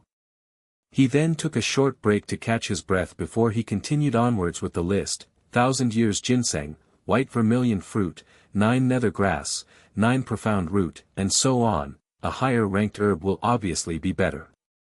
And, it will be better if you can get as many as possible. The 6 beast kings had been stunned by this. The Falcon King had the most alert mind amongst them. And, he had quickly torn off a large scrap of bark from a tree in order to use it as a scroll. He then used his claws to write everything down from memory. However, his wrist had started to ache by the time Jun Moxie finished. Then, Jun Moxie related the details about how each of those plants looked, which environment they grew in, how to pick them, and so on. The beast kings listened extremely calmly and meticulously. In fact, they even held their breath for the fear that they might miss a tiny bit of detail which could later turn out to be crucial to the important matter of their advancement. I'm aware that collecting these precious and extremely rare materials at once would be impossible, even if the entirety of Tian Fa's strength is used. So, you can collect as much as possible at one time, and you can keep dispatching someone to Tianxiang City and deliver it to the Jun family while you prepare the next batch. Anyway, I will be visiting the Jun family at regular intervals. Jun Moxie chuckled. Ah, you can be responsible for collecting herbs inside Tian Fa. And, you can meet me in the extreme north to collect your pills in 3 years' time. We'd get better results if we follow this two-pronged approach. Jun Moxie thought, this matter won't take long if we do it like this. I also have to take a trip to the north. This matter with the herbs is only one of several others. So, I might as well do them at once. Third uncle must be going crazy in wait. There's a beautiful woman on a snowy mountaintop, and she has been looking forward to his arrival in hope for 10 years. How many 10 years could there be in one life? How many decades can a pair of lovers wait? Would they wait till their hair turned white, and they became old and senile? What would they do even if they were united then? Besides this, there was the matter of the Dongfang family's vow. Therefore, that snow sword mountain needed to collapse. And Jun Moxie genuinely wanted to see the snow sword mountain since its collapse would make for a wonderful sight. In fact, the young master had already prepared his plans to bring about such a heavenly and impressive wonder. And it would be more suitable to get this matter done as soon as possible. Therefore, Jun Moxie had been making his preparations. He still hadn't fulfilled his promise to Tian Fa. But, he had already started to make plans to go to the Silver City. It wasn't that the young master's heart had any sinister thoughts. It was only that the Beast Kings had asked to help. Moreover, the list of herbs mentioned inside the Book of Folk Remedy wasn't easy to collect. These 6 Beast Kings may manage to collect these herbs. However, I may not have been able to do that for the life of me. The young master had come to Tian Fa to collect heavenly herbs. And, he had collected them in large quantities. However, that amount still wasn't nearly enough for his requirements. However, Long Crane and the others had offered to help Jun Moxie. And, they too would get what they wanted in case he succeeded.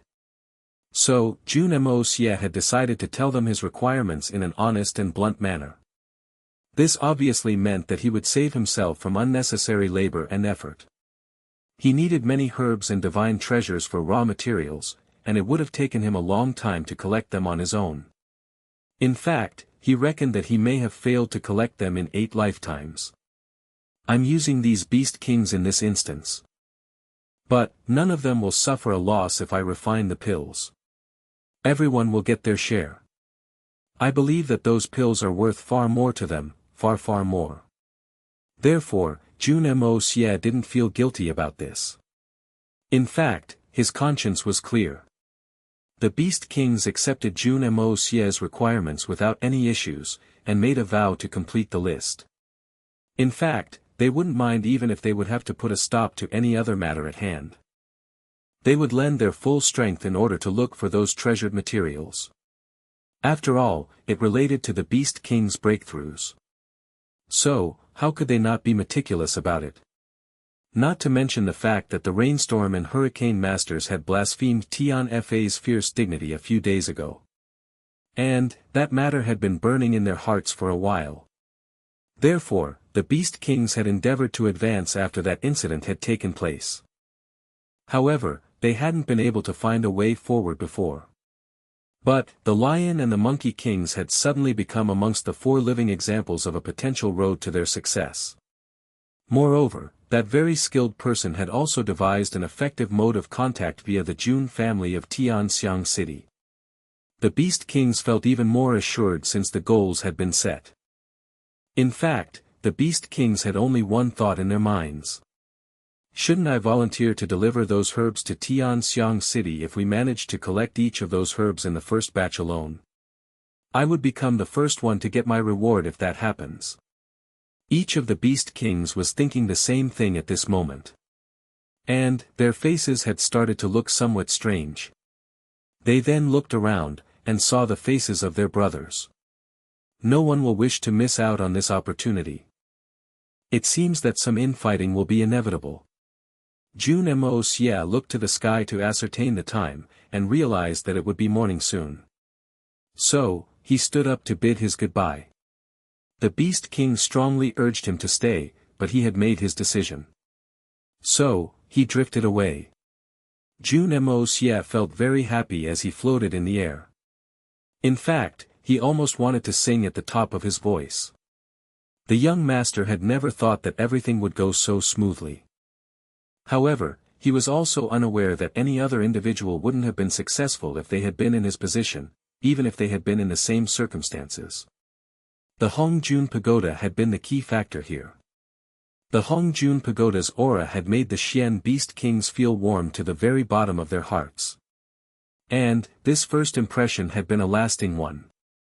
And, he had somehow managed to create a mysterious and a fabulous impression as a result.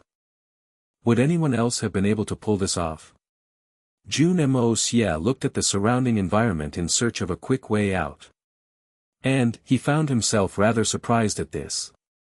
This was because the place where he had run into that little beast wasn't very far from his current location. In fact, it was very close since he could already see that orderly formation of towering tree which created that mansion of sorts. Jun Moxie couldn't help but feel comfortable as he looked at that scenery. And he scuttled forward with a whooshing sound. He. It will be a lot of fun if I can get my hands on that adorable little thing and take her back with me. Kneading that soft and mushy meat felt so good, especially that little butt. It is something that I would never tire of pinching. I'm really looking forward to it. It had to be said that Jun Moxie's thought process was somewhat nasty. Other people would be very protective towards adorable animals, and would raise them with care, just like the little girl adored Little White. However, his approach was very disdainful. That tiny beast was extremely cute. However, this rare specimen human of the species was also very different from ordinary people. So, he could only think of catching that tiny thing, and pinch its posterior again. He genuinely had a nasty taste.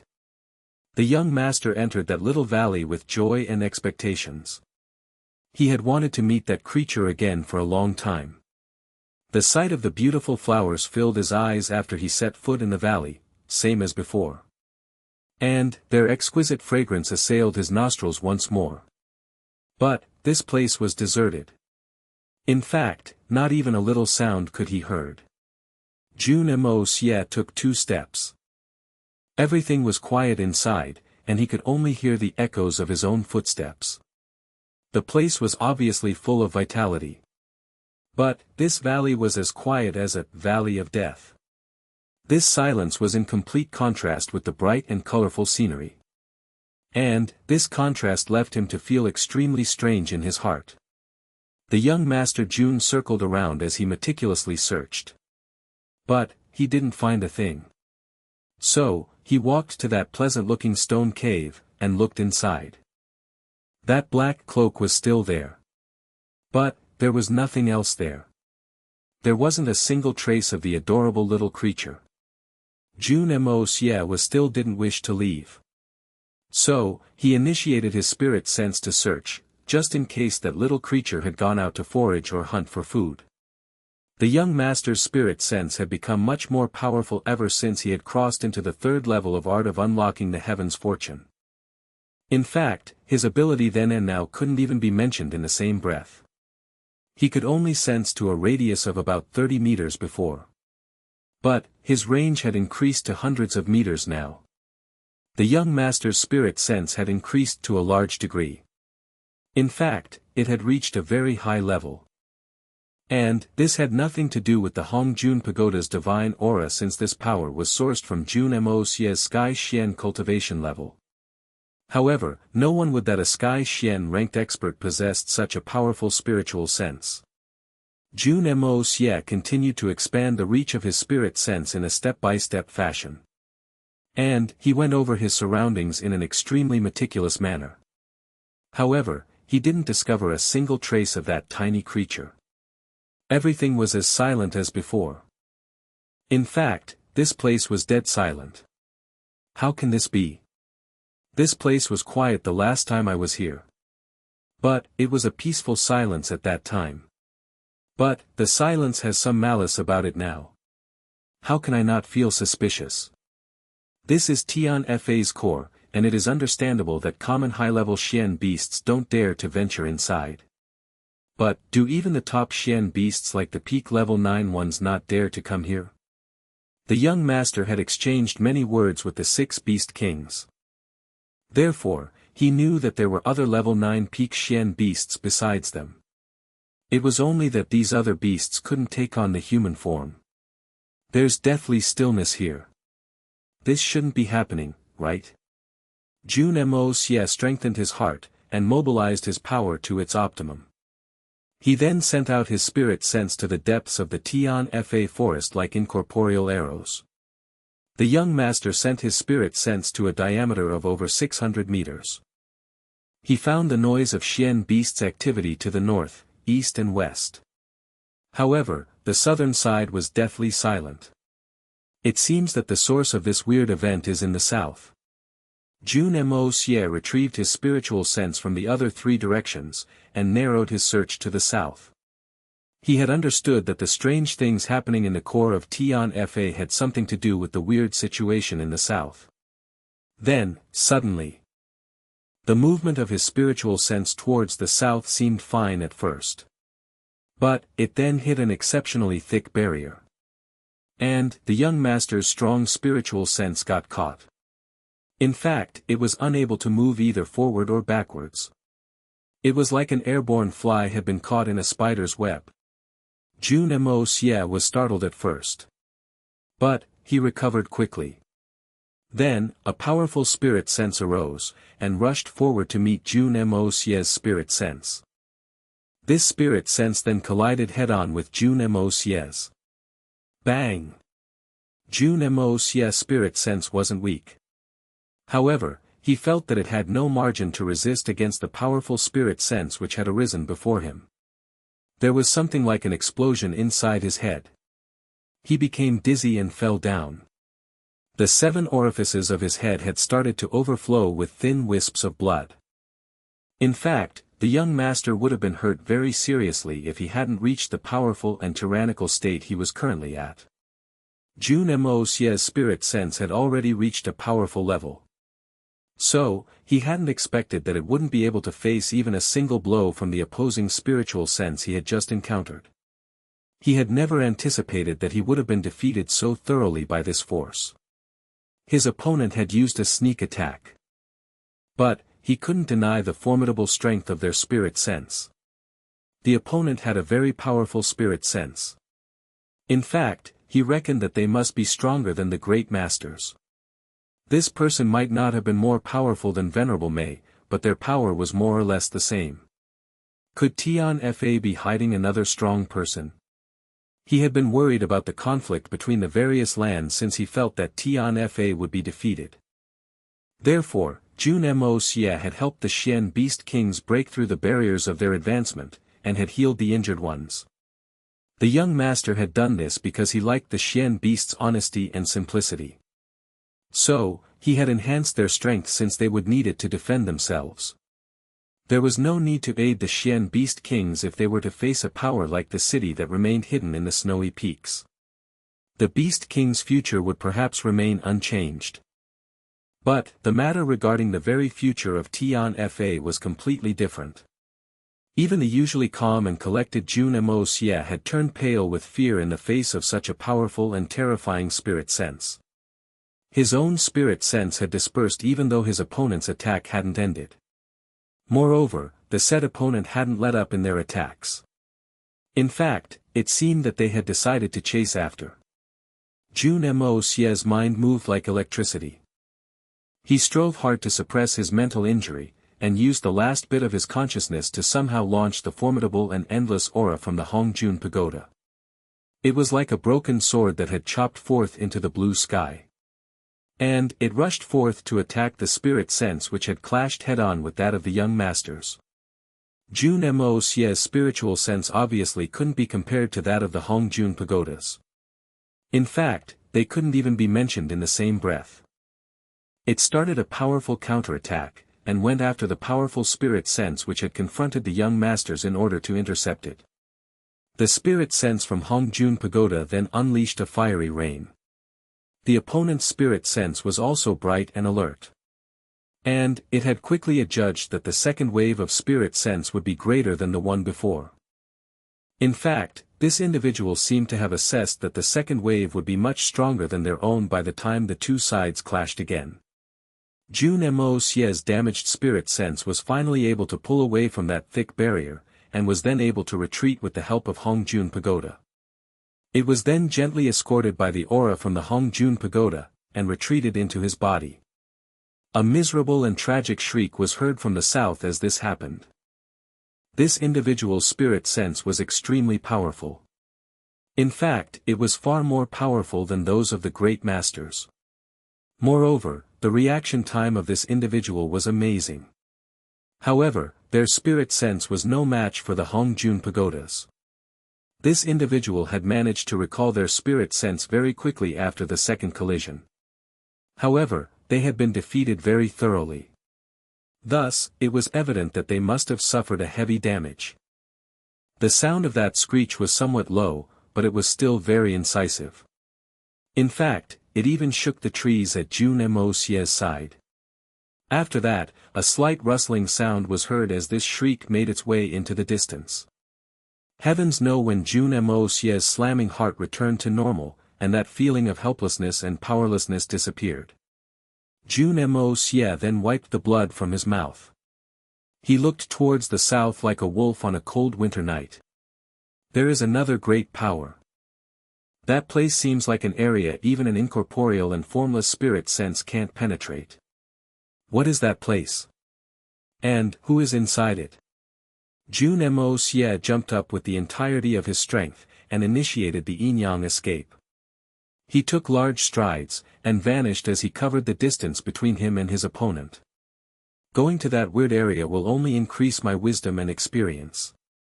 I anyway wish to make a comfortable life for myself inside this forest in the future. So, why would I not wish to learn about such a mysterious and powerful individual? That person could be a huge threat. A strange milky white mist appeared in front of Jun Moxie.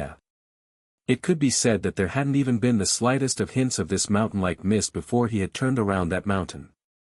In fact, there had been no sign of it in the sky either.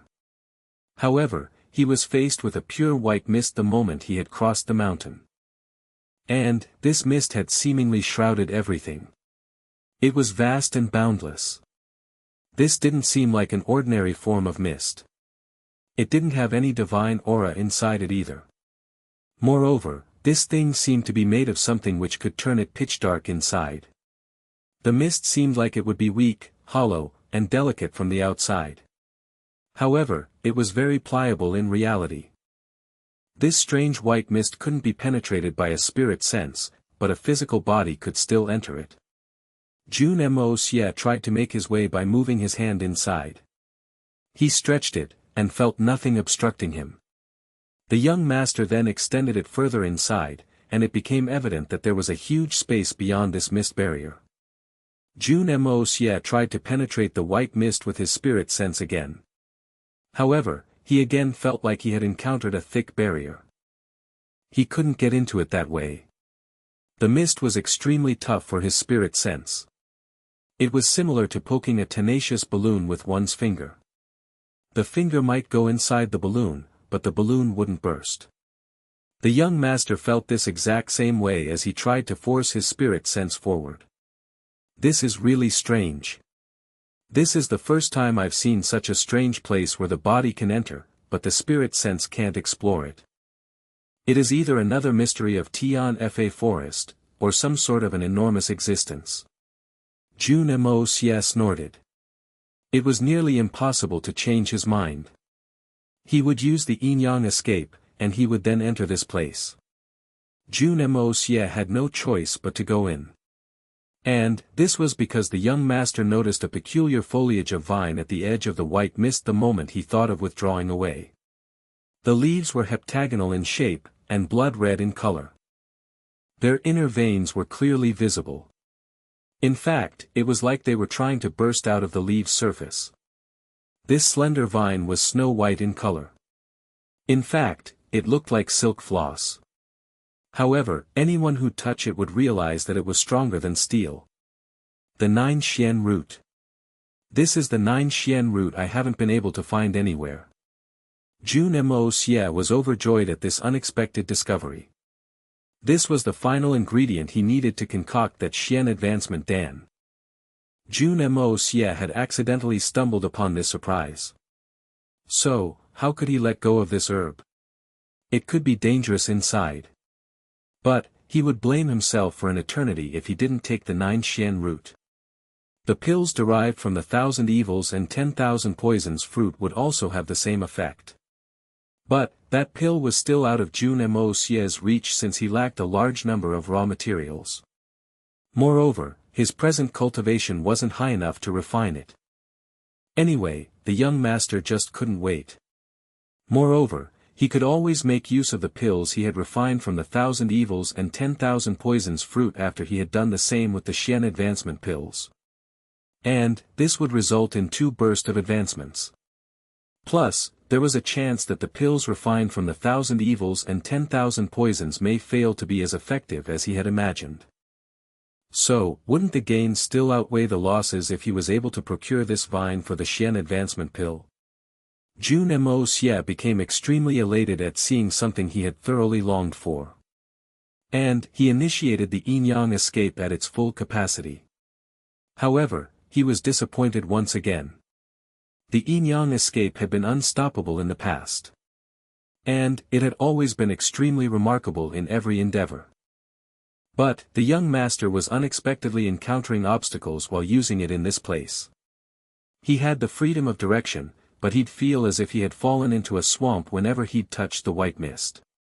And, each step he'd take would require a huge amount of energy. Jun Moxie felt trapped. And, he started to feel as if he had stepped into a mountain pile of cotton. The cotton looked as light as a feather. But, one couldn't see things once they had gone inside that pile of white cotton. The eye could only see one color, but the purity of this color still had a bedazzling effect.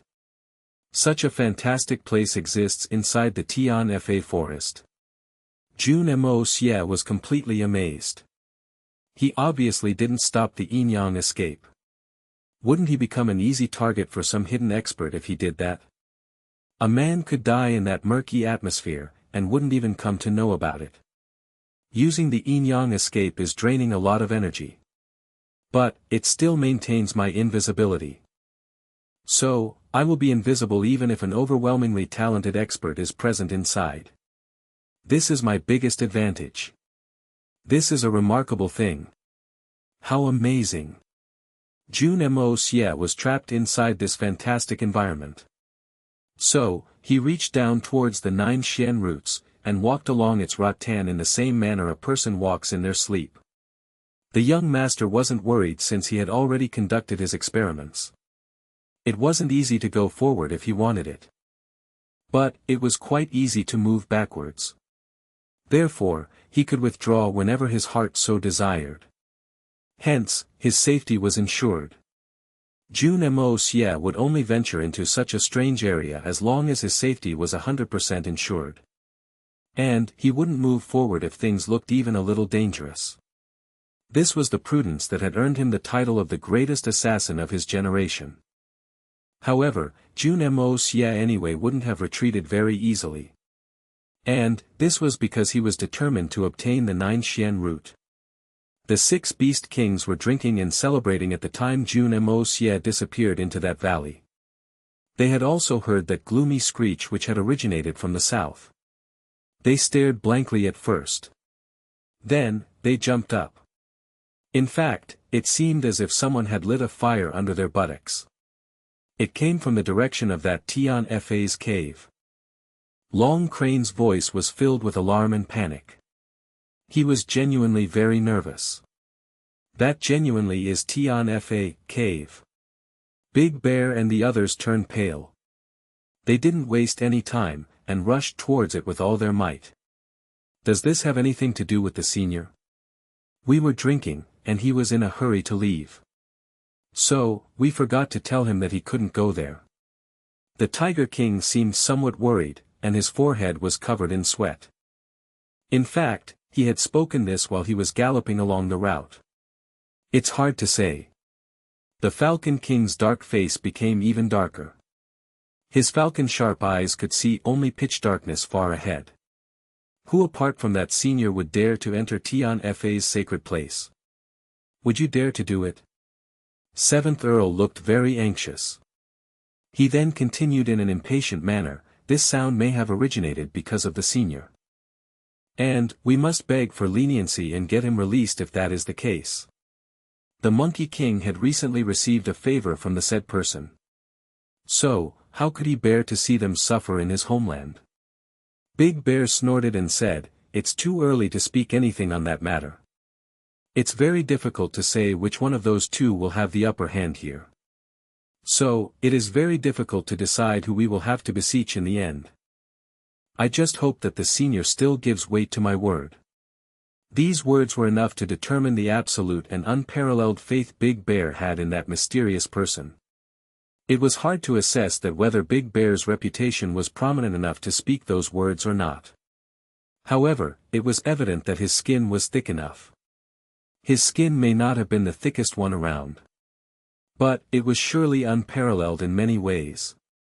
Shut up everyone. Is this the time for this? Let's just get there first. Long Crane shouted back. Then, he stopped running on the ground, and rose in the air as he transformed into his original form. He then quickly turned into the huge pure white crane. He flapped his huge wings, and quickly flew past. Big Bear saw Long Crane leaping into the sky, and immediately understood the Crane King's plan. So, he leapt up as well. In fact, he jumped even higher than the Crane King. He would continue soaring into the sky until the Crane King would come around. Then, he'd transform into his bear form, and start to descend due to the excessive weight. The Crane King would catch him as he'd start to fall, and he would revert to his human form before he'd land on the Crane King's back. Then, the two of them would proceed forward together. The two Beast Kings had been cooperating with each other for decades. Therefore, they were very familiar with each other. However, there was a miscalculation this time. The Crane King was clearly very impatient at this time. He flipped around in mid-air, and came to a stop.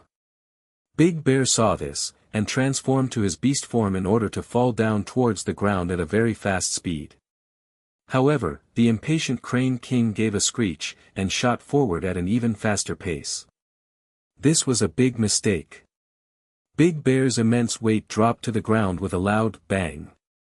He had fallen to the ground very heavily, and the solid layer of earth was smashed. Consequently, an enormous crater was formed at the place he had landed. He had been completely unprepared for the eventuality, and was hence caught off guard. He didn't sustain any wounds to his flesh since it was quick thick.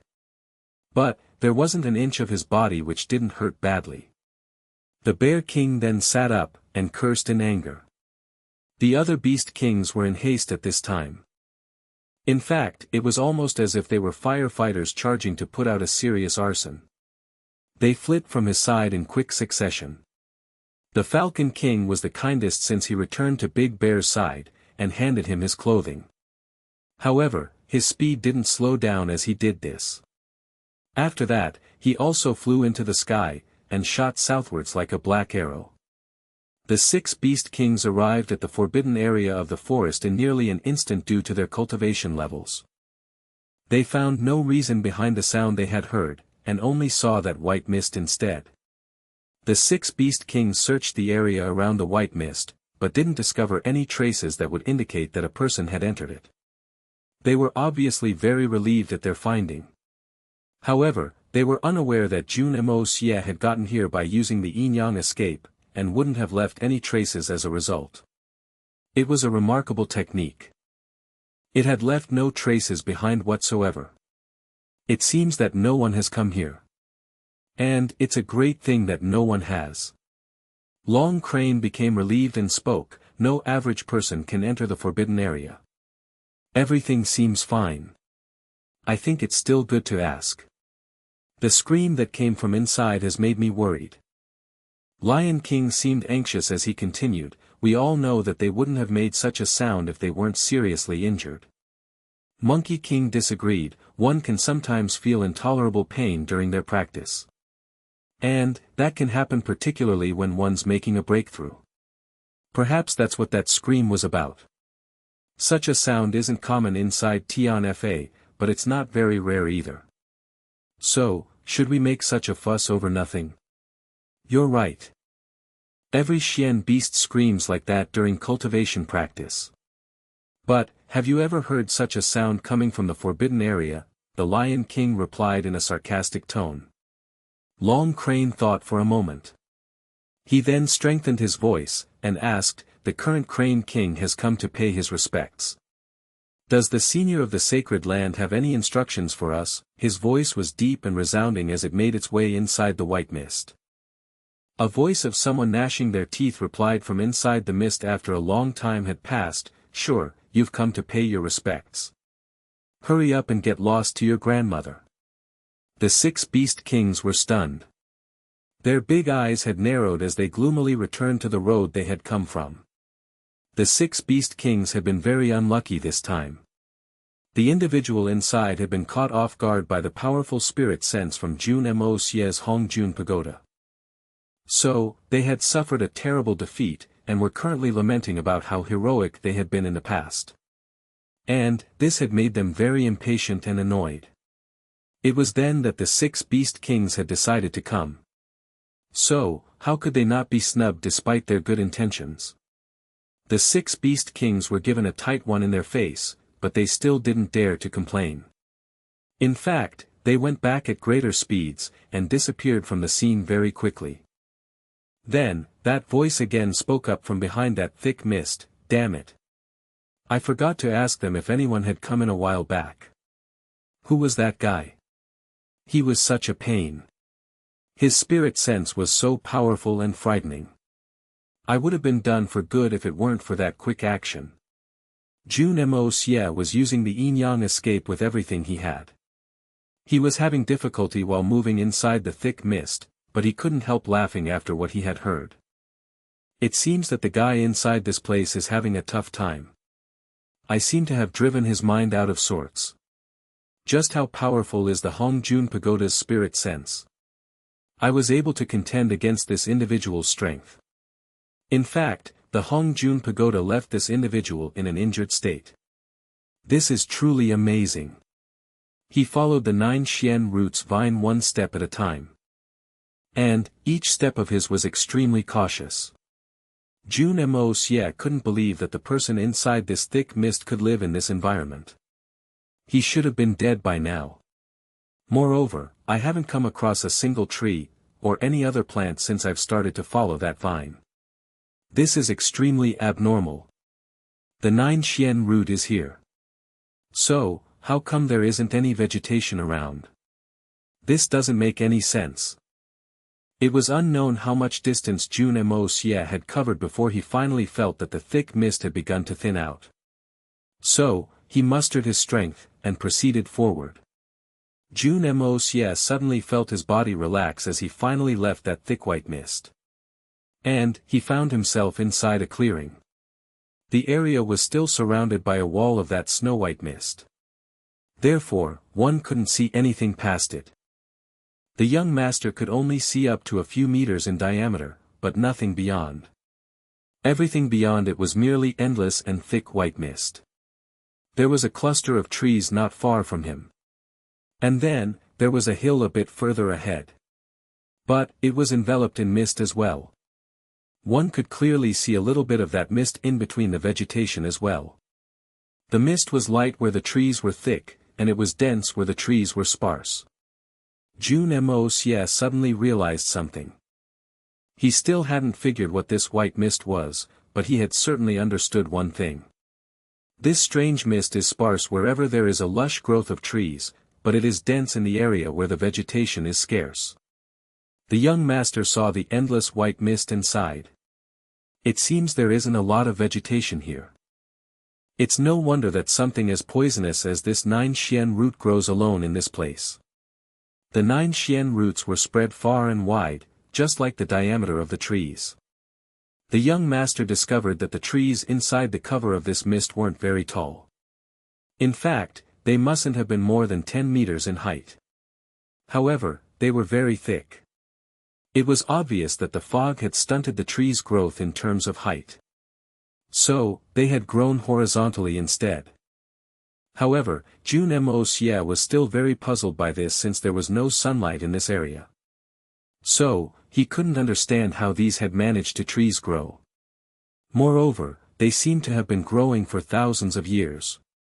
Jun Moxie sighed. He decided that he wouldn't think about these mysteries any longer. The Tian Fa forest was full of mysteries, and he didn't have the strength to solve them all at this point.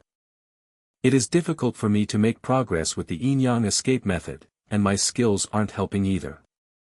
But, I will unravel these mysteries one day. And, that is when this Tian Fa will thoroughly accept me.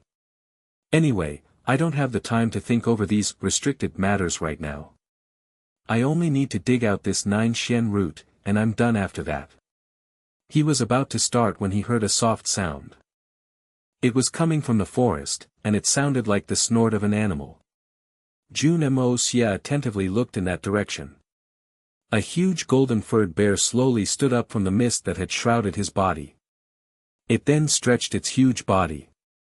It was a level 9 peak Xian beast. Jun Moxie didn't wish to complicate things. So, he decided to evade into the soil. He went underground, and dug out the 9 Xian root. He could smell the 9 Xian root's fragrance more easily inside the soil. He held the 9 Xian root in his hand to take a better look, and his face exposed an exulted expression. The snow-white 9 Xian root sparkled like jade in Jun Moxie's hand. The 9 Xian root had a very strict aging system. It would be black after it would sprout. And, it would remain black until the first 10 years had passed. It would turn brown after that. The color would change to yellow once 100 years had passed, red after 1,000, and, it would only become milky white after 10,000 years. This place has the best quality 9 Xian root. Jun Moxie hadn't expected to find such a huge surprise. The quantity of this Xian root wasn't small either.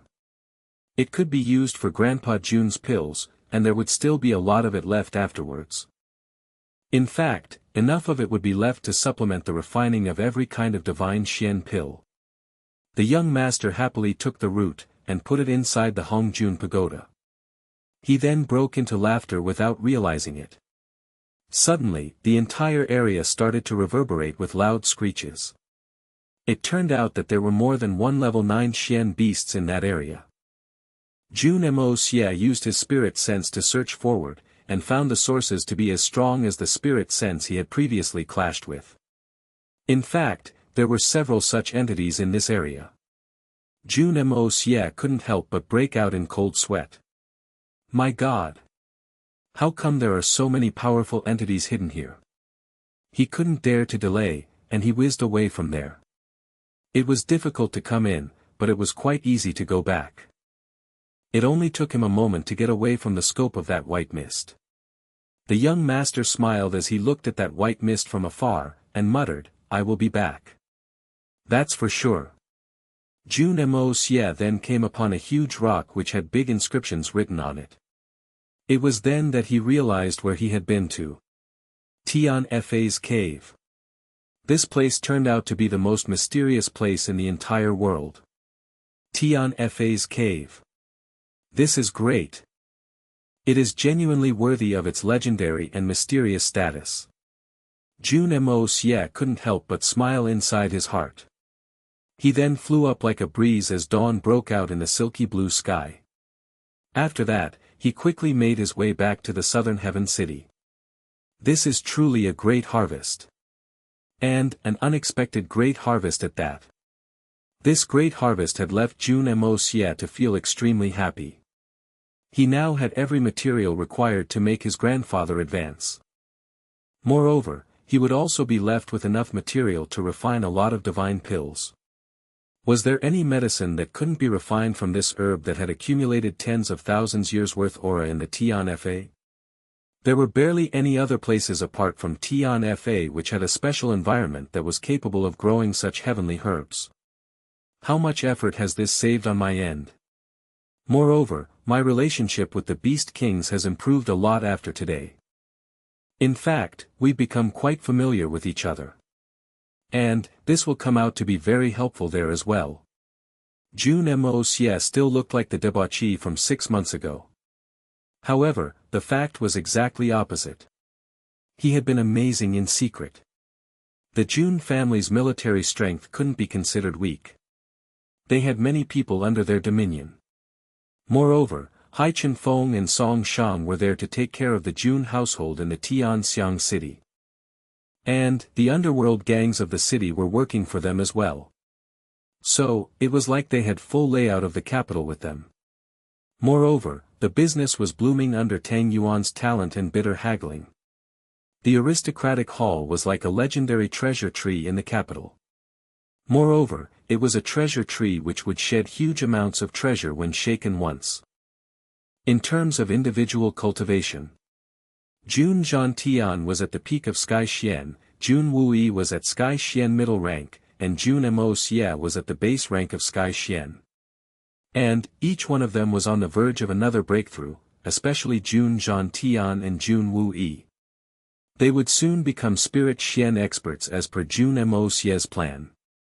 They also had external help since one of the great 8 masters, Solitary Falcon, was living at the Jun family's residence. Moreover, Jun Moxie was on the verge of completing the prerequisites that would free the Dongfang family from the burden of their oath. And, this would gain him an extremely startling force in the form of these assassins. Each of his 3 Dongfang uncles was a Spirit Xian expert. So, wouldn't the Dongfang family be more powerful when their complete strength was taken into account? Furthermore, he had painstakingly performed great favors for 6 beast kings in the Tian Fa forest. It could even be said that the level 9 Xian beasts and the beast kings would rush to assist in any battle as long as he asked them in the form of that mysterious master. This genuinely wasn't an impossible notion to consider.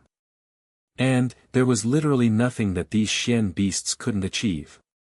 Moreover, Jun Moxie had invented himself into that mysterious master, and this was one of his greatest advantages. Who in the entire world didn't know that such a divine and powerful person was supporting the Jun family? This incorporeal and mysterious force was the Jun family's greatest support. Who in the world would contend against the Jun family after such an individual had decided to support them? Had they not seen the second great master turn into ash? In addition, the Bailey family's young genius, Bailey Luo Yun, was waiting for him in the southern heaven city. Inviting him had also been part of Jun Moxie's big plan. It could be said that Jun Moxie had become a great power in this world. He had become extremely awesome. In the southern heaven city, the very exhausted Guan Qing Han had closed her eyes, and lain down on her bed after Jun Moxie had left her tent. Her spirit had been stretched extremely thin ever since she had been beside the young master. Her heart wasn't worried. And, the others didn't matter. However, Guan Qing Han's mind was fuzzy, and she was extremely exhausted. Pain was invading her body. In fact, there wasn't a point on her body where it didn't hurt. Moreover, she felt ashamed that the lower part of the body hurt a lot in particular. In fact, she felt as if it was being torn apart. Even the tiniest of movements would give rise to excruciating pain there. It's entirely that idiot's fault for meddling with things. Damn, it hurts so much. Guan Qing Han felt powerless and weak. She couldn't move a single part of her body, not even her little toe. 2 tears flowed down her cheeks. She didn't regret helping the young master. Nor did she resent Jun Moxie. But, it was too painful. And, these tears were her only means of relief from this pain. The young lady had been passive throughout that stormy event. In fact, she had even mentally prepared herself for it. But, she had still lost every ounce of her physical strength. In fact, every bit of her Xian strength had forsaken her as well. She felt that she didn't have any bones or muscles in her body. She wasn't able to summon any strength from any part of her body. But, she was still unexpectedly able to turn her eyes. Guan Qing Han felt somewhat surprised at this. And, those tears had left her eyes even before she could react. She expended the last bit of her strength to save her pride and dignity when she had stood up inside Jun Moxie's tent, and had put on her clothes. The young lady didn't wish to show her weak side in Jun Moxie's presence. She had told herself that she had committed that mistake to save Jun Moxie, to save the last surviving member of the Jun family's 3rd generation. She had thought that there would be no traces of that event, and that she wouldn't get involved with him after that. In fact, she had convinced herself that there wouldn't be a need for them to get involved with each other after the incident had passed. She tried to think along these lines, but she couldn't convince herself. "You're my woman. This is a fact." Jun Moxie had spoken those words in a domineering manner. And his tone had been unquestionable in its authority. That scene had been repeating in her mind, and those words had been playing in her ears. "I will marry you when these problems subside." That man had said. Was that a promise? Was that his desire? That was a mistake, right? Isn't it? And, why am I so scared? But, why is there a trace of bashfulness in my heart? I did it to save the sole surviving member of the Jun family's third generation. But, why haven't I committed suicide already? Why haven't I traded my life to defend the names of these two families? Why hasn't this idea even crossed my mind? Why? Am I a woman with no sense of shame and honor? Why? She was quietly lying in bed when this train of thought overwhelmed her, and flooded her mind with a plethora of questions. And, Guan Qinghan had forgotten about the pain her body was suffering as a result. Her face became red at first. It would then turn deathly pale, before turning deep red again, and would eventually paint her neck the same color. And, this continued to happen in endless circles. 2 teardrops flowed down her cheeks, and soaked her long, black, and satin-like hair. However, they weren't because of the pain this time. This night, I am doomed to get no sleep. She was unaware of how much time had passed when she heard someone speak something outside her tent. She didn't care much about that at this time. Everything seemed very trivial to her in her current frame of mind. But, there's always something that comes to provoke a person regardless of how hard they try to avoid it. Someone lifted the entry flap of the tent, and stuck their small head inside. This person then sneakily looked around the place, and walked in on tiptoes. "Elder Sister Guan, are you all right?" Dugu Xiaoyi's face was brimming with a sense of loss and shame.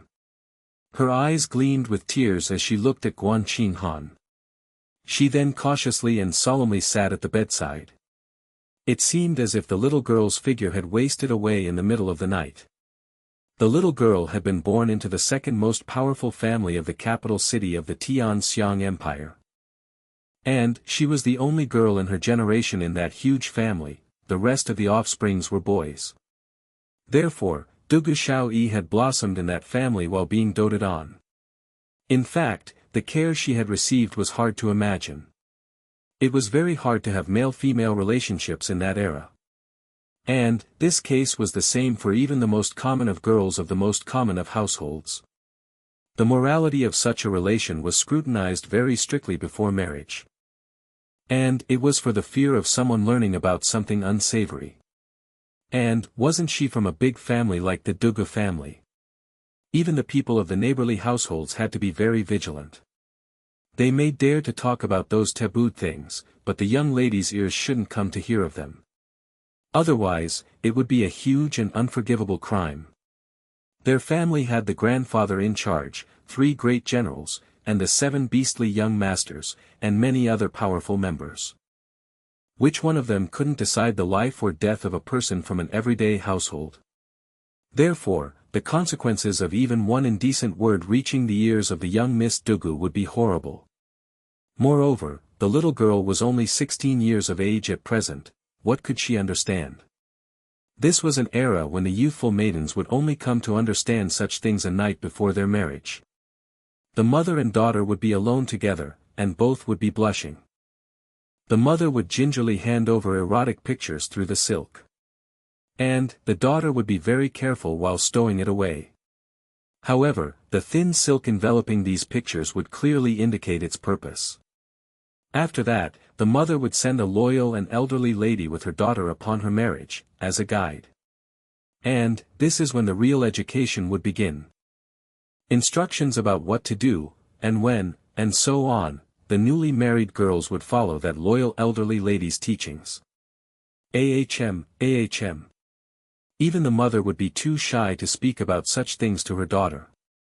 Therefore, the fact that Dugu Xiaoyi already understood this much, and now knew what something as vague as cooking rice meant, was an amazing feat in its own merit. However, Dugu Xiaoyi didn't understand this aspect of the society since she was very adorable and pure.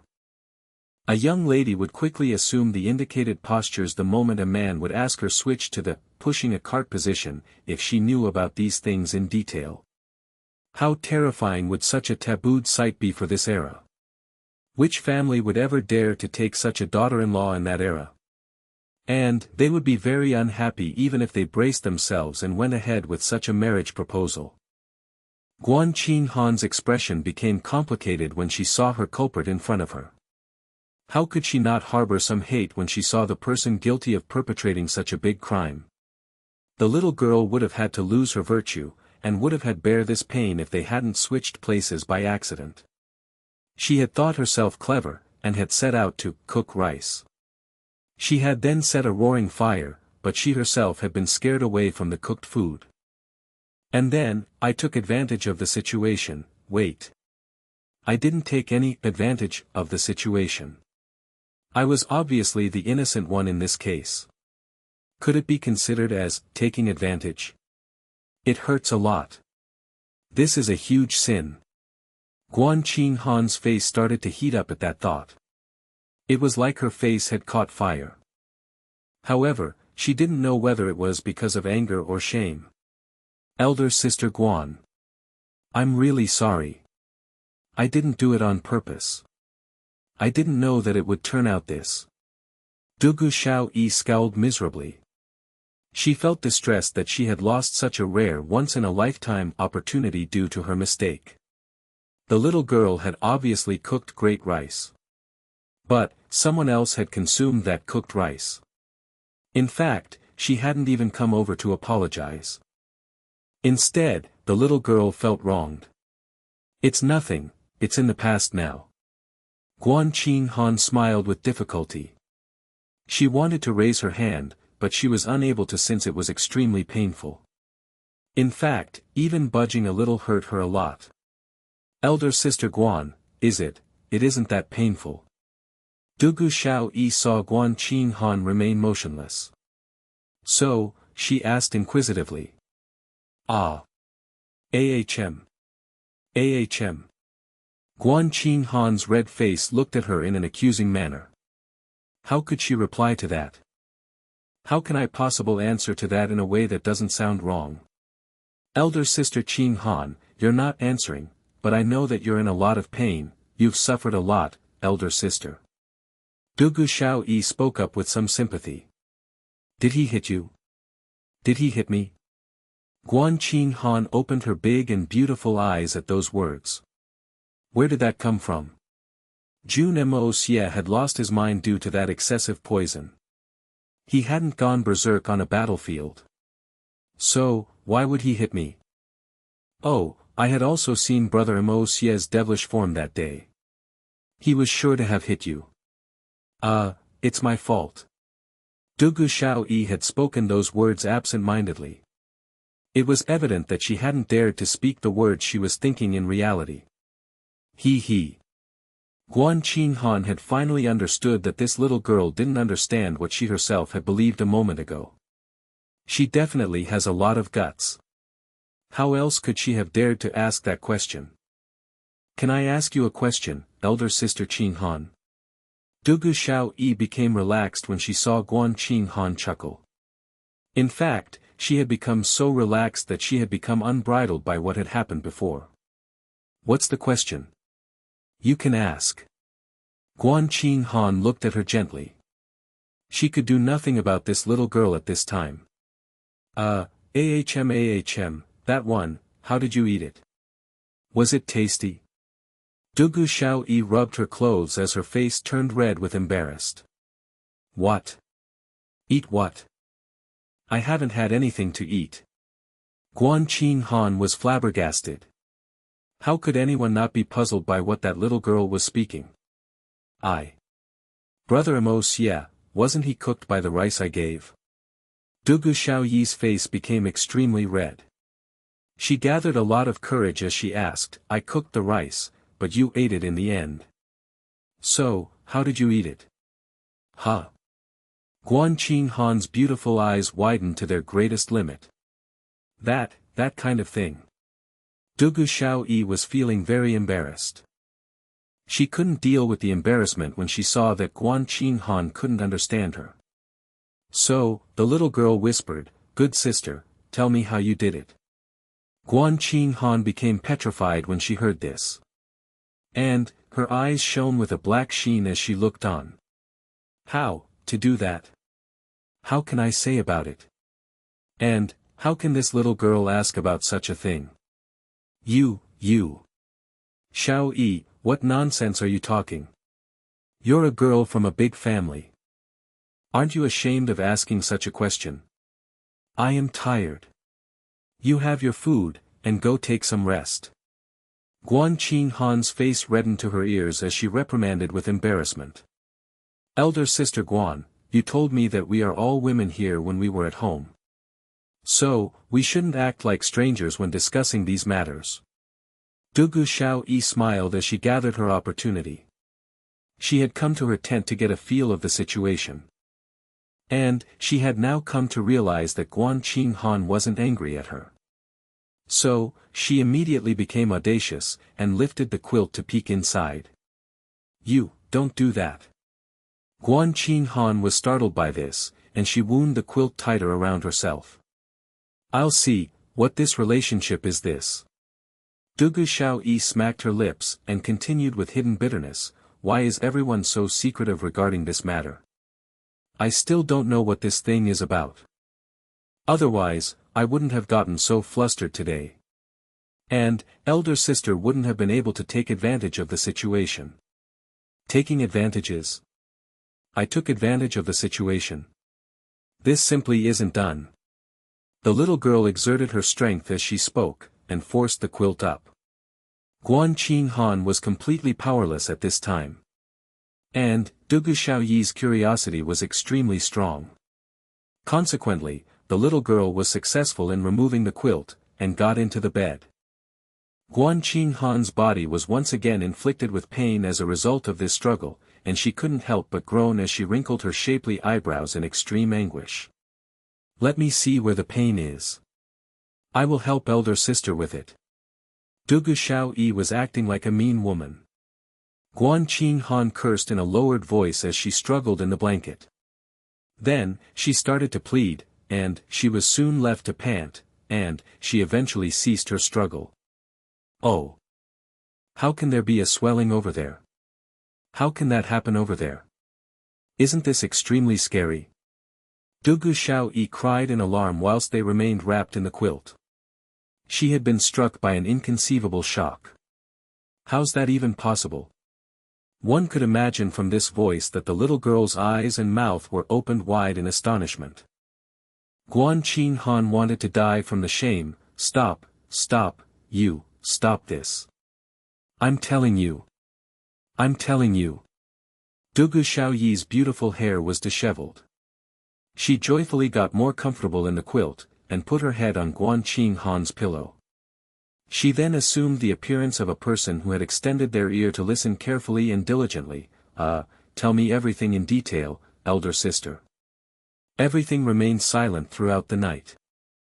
The sky was glimmering with sunlight early the next morning.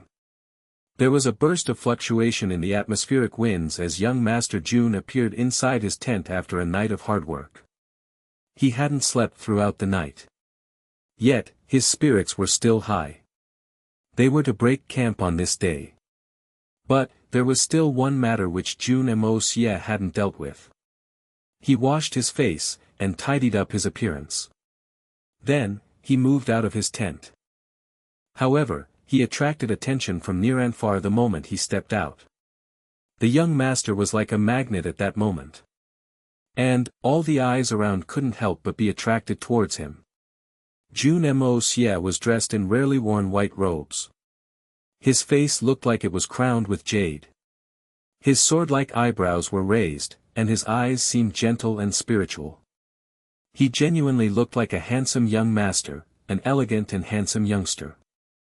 His expression was consciously or otherwise ice-cold, devilish, fierce, and grim. Jun Moxie's mouth was softly closed. But, it was curved upwards at the ends. Yet, the onlookers couldn't help but feel alarm and abject fear. Everyone could sense that there was a world-shaking murderous aura behind that slightly closed and smiling mouth. He was smiling as warmly as the spring breeze. But, the vibes that were coming from him made people feel that it was more like a cold gale from a desolate forest. It was like he had grasped the absolute power and authority to kill. It seemed as if everyone was beneath him. In fact, the young master seemed to be high in the clouds, and overlooking all creation. The killing intention in his aura was like a strong tide, but it was also like a light breeze at the same time. His jet-black hair was tied up with a blue-green band. Most of it was floating above his shoulders in a graceful manner from the back of his head. And it left the onlookers to believe that it was some kind of a free and graceful dust, as if it would float away whenever the wind would blow. The young master also seemed like an individual who was standing solitary on a lofty summit, cold and lonesome. There was a green-blue belt around his waist. However, the belt somehow seemed like arms that were wrapped around his waist. His robe and sleeves floated upon his tall stature. And, it seemed like he wasn't a regular human being of that world. A sword hung lightly on the waist of his broad robe. However, that gleam in his eyes seemed sharper than the sword. He looked like a beautiful and heavenly creature. He looked like someone who would float above the earth at any time. However, any man would still feel that the said youngster was a blood-crazed demon that had been unleashed from the gates of the underworld. Obey me, or die by my hand. I will wreak havoc upon the world. I will kill the kings of men. And, I will also kill their gods. This visual was very confusing and contradictory. And, it undoubtedly gave rise to a very strange feeling. How can such contradictory personalities reside in the same man? This is impossible. Moreover, that unique personality had somehow appeared inside the young Master Jun. It was something like the sight of water and fire on a burning stove. It seemed as if yin and yang were intertwining inside one person in a seamless fashion. This had happened for the first time since Jun Moxie had appeared in that world. And, it was the first time that the evil monarch's demeanor and style of movement had reflected in Jun Moxie. This was the first time that the so-called bloodthirsty and terrifying murderous aura of the evil monarch was being released into that world in a free and unrestrained manner. I will no longer endure in silence. I will no longer pretend. I'm the evil monarch from this day forth. The otherworldly evil monarch. Jun Moxie took a step as he slowly walked into the distance, and towards a tent. The 3 surviving members of the Bailey family were residing inside that tent. The young Master Jun's next target was Bailey Luoyun. The Bailey family hadn't sent many men to this battle. In fact, they had only sent 5 people. They were being led by the spirit Xian Bailey Xiongfeng. The rest were Sky Xian experts, except for Bailey Luoyun since he was at the Jade Xian realm. However, the barely Jade Xian peak Bailey Luoyun had surprisingly survived the battle with the Xian beasts unscathed, while 2 of the Sky Xian experts of the Bailey family had lost their lives. Bailey Xiongfeng had been left confused and depressed by this. The Bailey family had picked their experts after careful consideration. They were well aware that those 2 Sky Xian peak experts could lose their lives in this battle when they had sent them to Tian Fa. However, the Bailey family had picked them since their deaths wouldn't have brought about any instability in their family's structure. However, this didn't mean that they wanted those 2 Sky Xian peak experts to die. In fact, their deaths were a price they almost couldn't afford to pay. The Bailey family was strong. But, it wasn't an extremely strong family. How many Sky Xian peak experts could they have in their ranks? The agreement Jun Moxie and Bailey Luoyun had made before the battle still hadn't been fulfilled. But, everything had come to an end now. The Jun family had become a force no one would dare to provoke. So, it was time to dispel any misgivings Bailey Luoyun may still possess. Therefore, Jun Moxie had chosen this moment to fight. Bailey Luoyun is a 1 in a million genius. His family may not like him. But, the attitude which entails that I'm the best in the world is still ingrained in his bones. It was common sense that one would have to break the pride of someone as talented as Bailey Luoyun before they could take him in as an underling. Otherwise, the said underling wouldn't listen to orders properly, and won't be made of use easily. The evil monarch's murderous aura and arrogance had been spreading out for a long time. Every man could feel it in their very bones. And, this was something Bailey Luoyun simply didn't possess. Bailey Luoyun had a stubborn pride that was rooted into his bones. In fact, it was rooted quite deep. And, it would rebound even under such pressure. However, the evil monarch's pride was that of an entity who stood alone at the top of the world. These two parties couldn't be compared on any accord. Jun Moxie's strength wasn't the greatest in that world at this time. But, the Hongjun Pagoda gave him the confidence which made him feel like he was genuinely standing at the summit of the world. If there was ever a god in that world, he would be looking down on the entirety of creation. And, Jun Moxie believed himself to be such an individual. Who will it be, if not me? The reason Jun Moxie had warmed up to Bailey Luoyun was very simple. It was because he had found a special temperament in Bailey Luoyun. Moreover, this was a temperament which regarded life or death as nothing. One could even say that Bailey Luoyun would remain calm and tranquil even if the world were to collapse right in front of his eyes. It wouldn't be surprising to find such a temperament in people of old age, or those who had suffered hardships for long years. But, Bailey Luoyun was barely 20 years old. And, this was noteworthy. To suffer at the hands of his own family was one thing. But, his personality was something else. Such a person possessed the certain disposition of a killer. And, an extremely adept killer at that. In fact, he was someone who could even rival an assassin such as Jun Moxie. The so-called assassins who were previously dispatched by the Blood Sword Hall were nothing in Jun Moxie's eyes. And, that was because they were merely a group of fighting men. They weren't true assassins.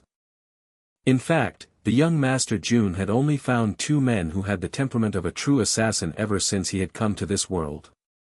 The assassin he had met at the palace's doors during the scholars' feast was someone whose lightning-like attacks still left some post-traumatic fear inside Jun Moxie's heart. His attacks were nearly unstoppable, and could strike their target without fail. In fact, one couldn't even spot the place where they had come from. Such should be the style of a true assassin. It was a pity that the said assassin was an enemy. And, the other one was Bailey Luoyun.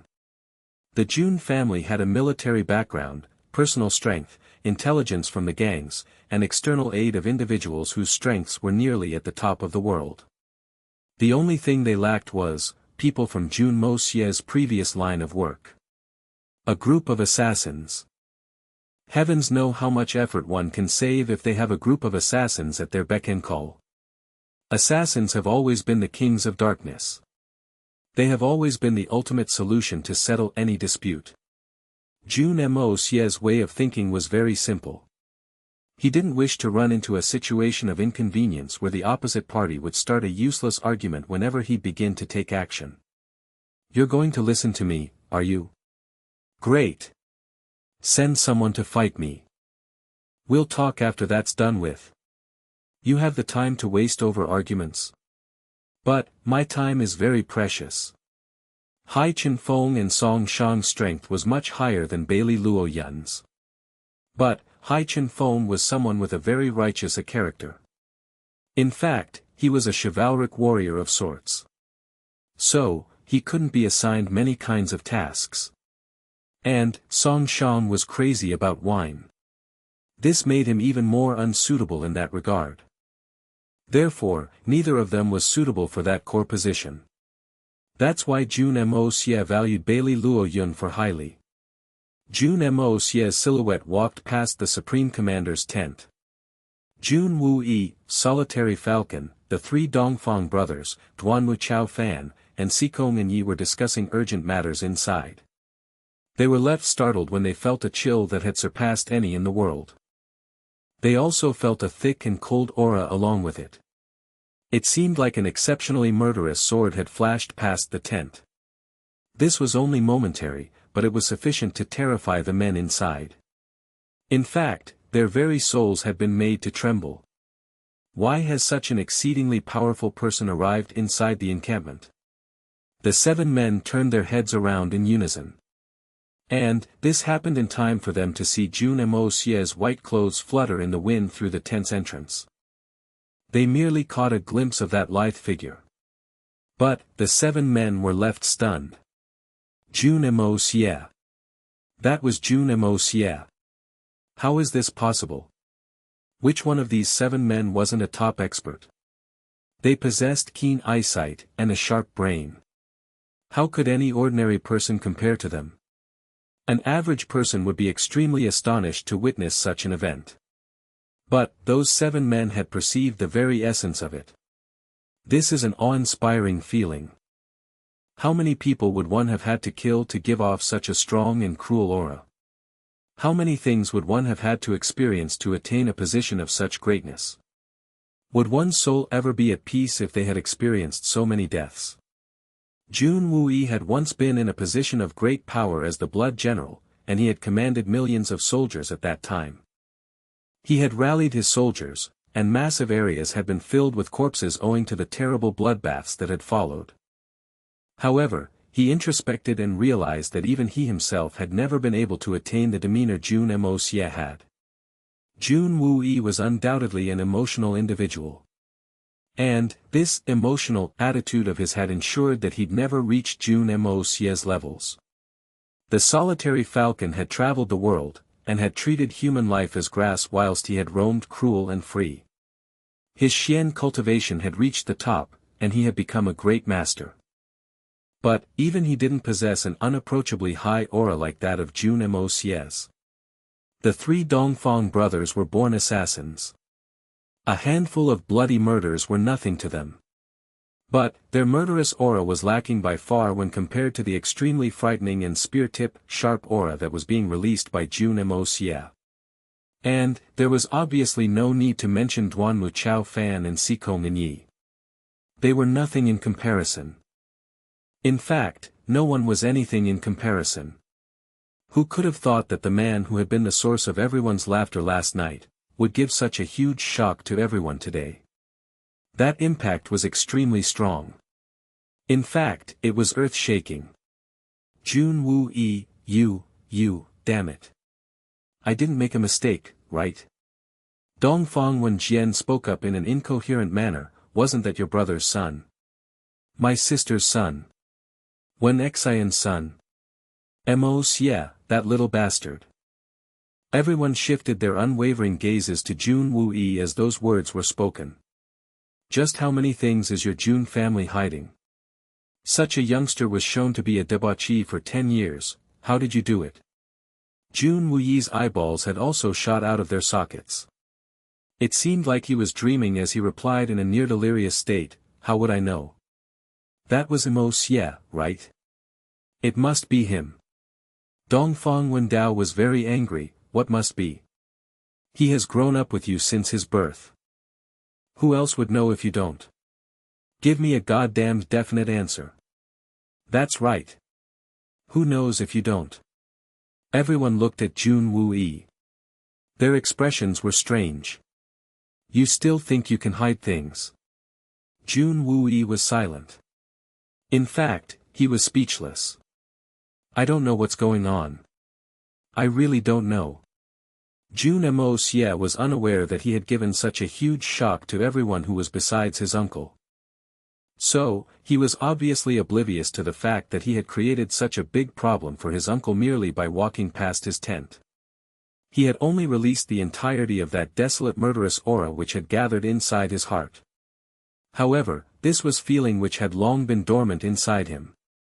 So, this evil aura was becoming even stronger with each step he was taking.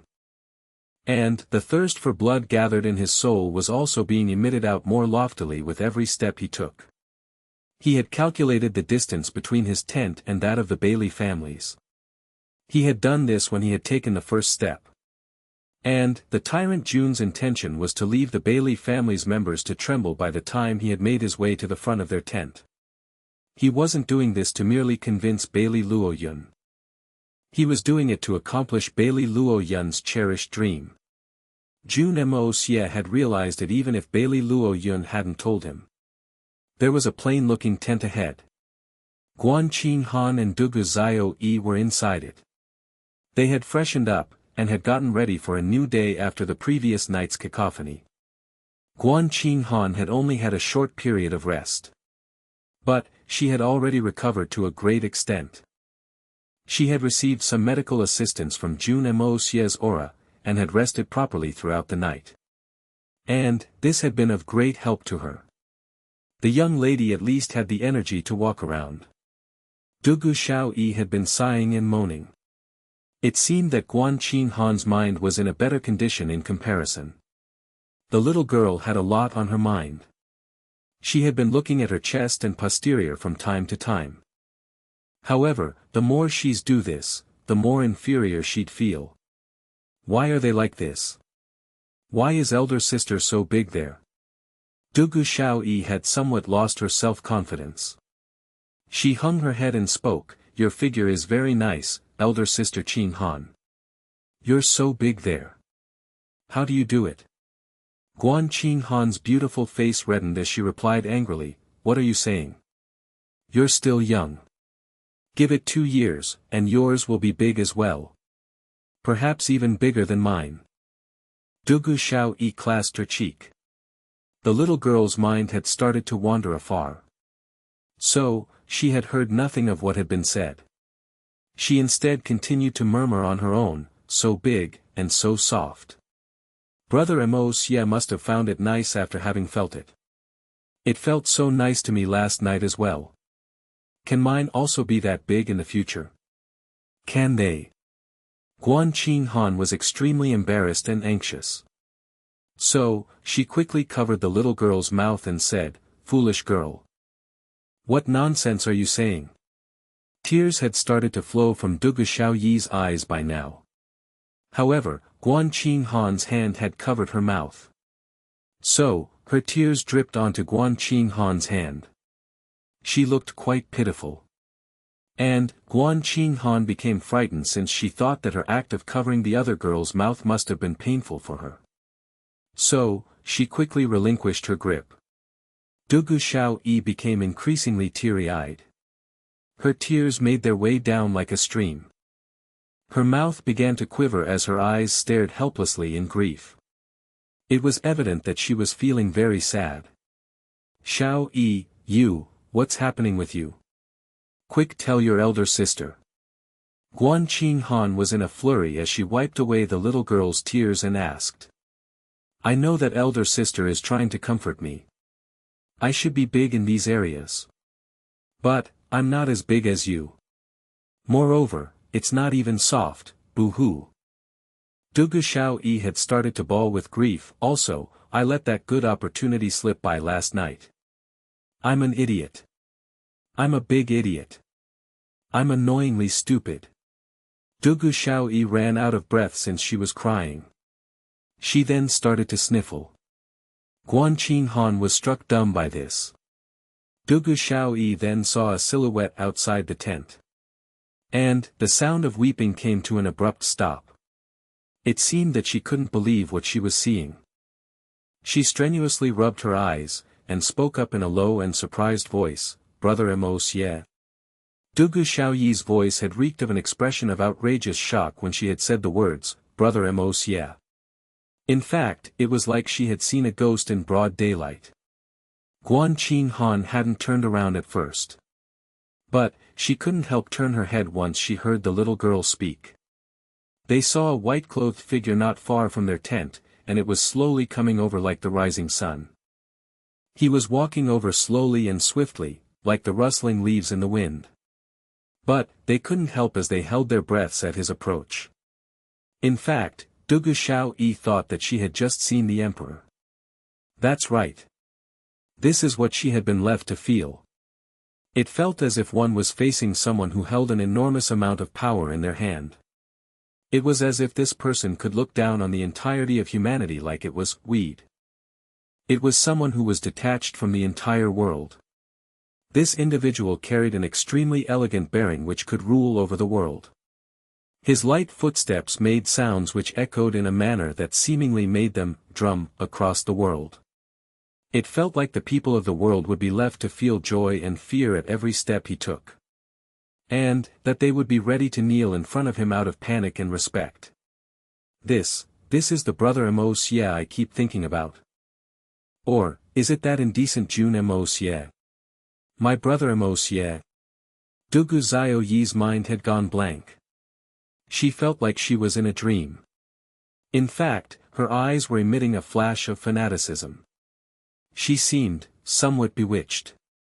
This Jun Moxie was a perfect match with the image of an ideal man this girl had been fantasizing about since her childhood. My husband is a peerless hero. The great heroes of the world will be trampled under his foot. He is a king who looks down on everyone. But, he will be very intimate and caring towards me. He won't tease me when I'm unhappy. And, will hold me when I grieve. He will also laugh with me when I'm happy. This is my ideal husband. Guan Qinghan was also astonished. This Jun Moxie had made her forget all the debauchery which he had committed in the past. He had also wiped clean the bad impression he had made on her mind. She wanted to look away, but she couldn't bring herself to. His elegance and power had attracted her gaze to him, and she simply couldn't look away from him. Jun Moxie's cold gaze shifted just in time to meet the dazed eyes of Guan Qinghan's. And, Guan Qinghan was left to tremble as a result. This was the first time that she was looking at Jun Moxie since that night. And, a thought suddenly emerged in her heart. Has he genuinely changed?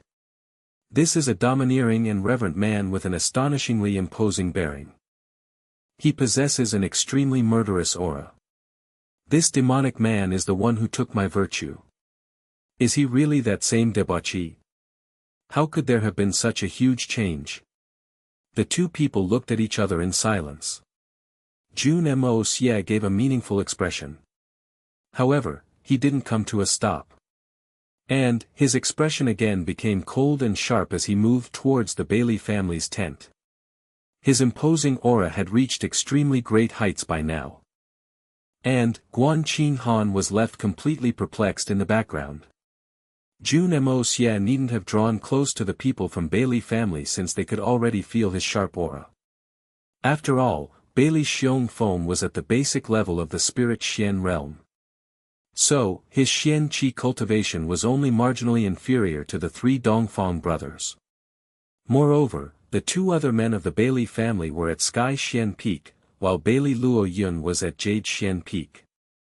So, wouldn't they have been able to sense that all-enshrouding, murderous aura? In fact, it was obvious to them that this imposing aura was moving towards their tent. So, they were the intended targets. The three men of that family were led by Bailey Xiongfeng to stand at the tent's entrance. They then saw that glorious silhouette as it slowly approached them while they faced the rising sun. The pupils of the Bailey family's leader dilated at the sight of this.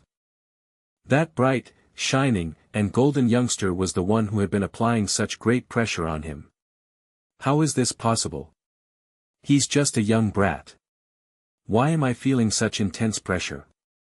He felt as if Jun Moxie's dull-looking eyes could read every thought that was circling in his mind. He felt that his fate was under that youngster's control. In fact, he felt like he had no free will of his own. He felt extremely powerless. Why is a youngster who possesses a cultivation far beneath mine able to have such an effect on me? The third young master of the Jun family. Bailey Xiongfeng realized that he felt uncomfortable to his very spirit. In fact, his heart had been sent trembling. So much so, that he hadn't even realized when he had taken a step back. He asked in a loud voice in order to hide his uneasiness, "May I dare to ask why the third young master has come here?" However, even Bailey Xiongfeng had realized that his voice had seemed to lack any power in front of his counterpart.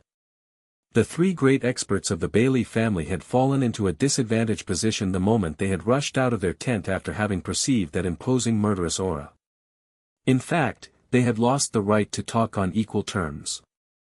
It didn't matter if they were spirit Xian experts or great masters, the result would have been the same. And that was because they had been forced to come out.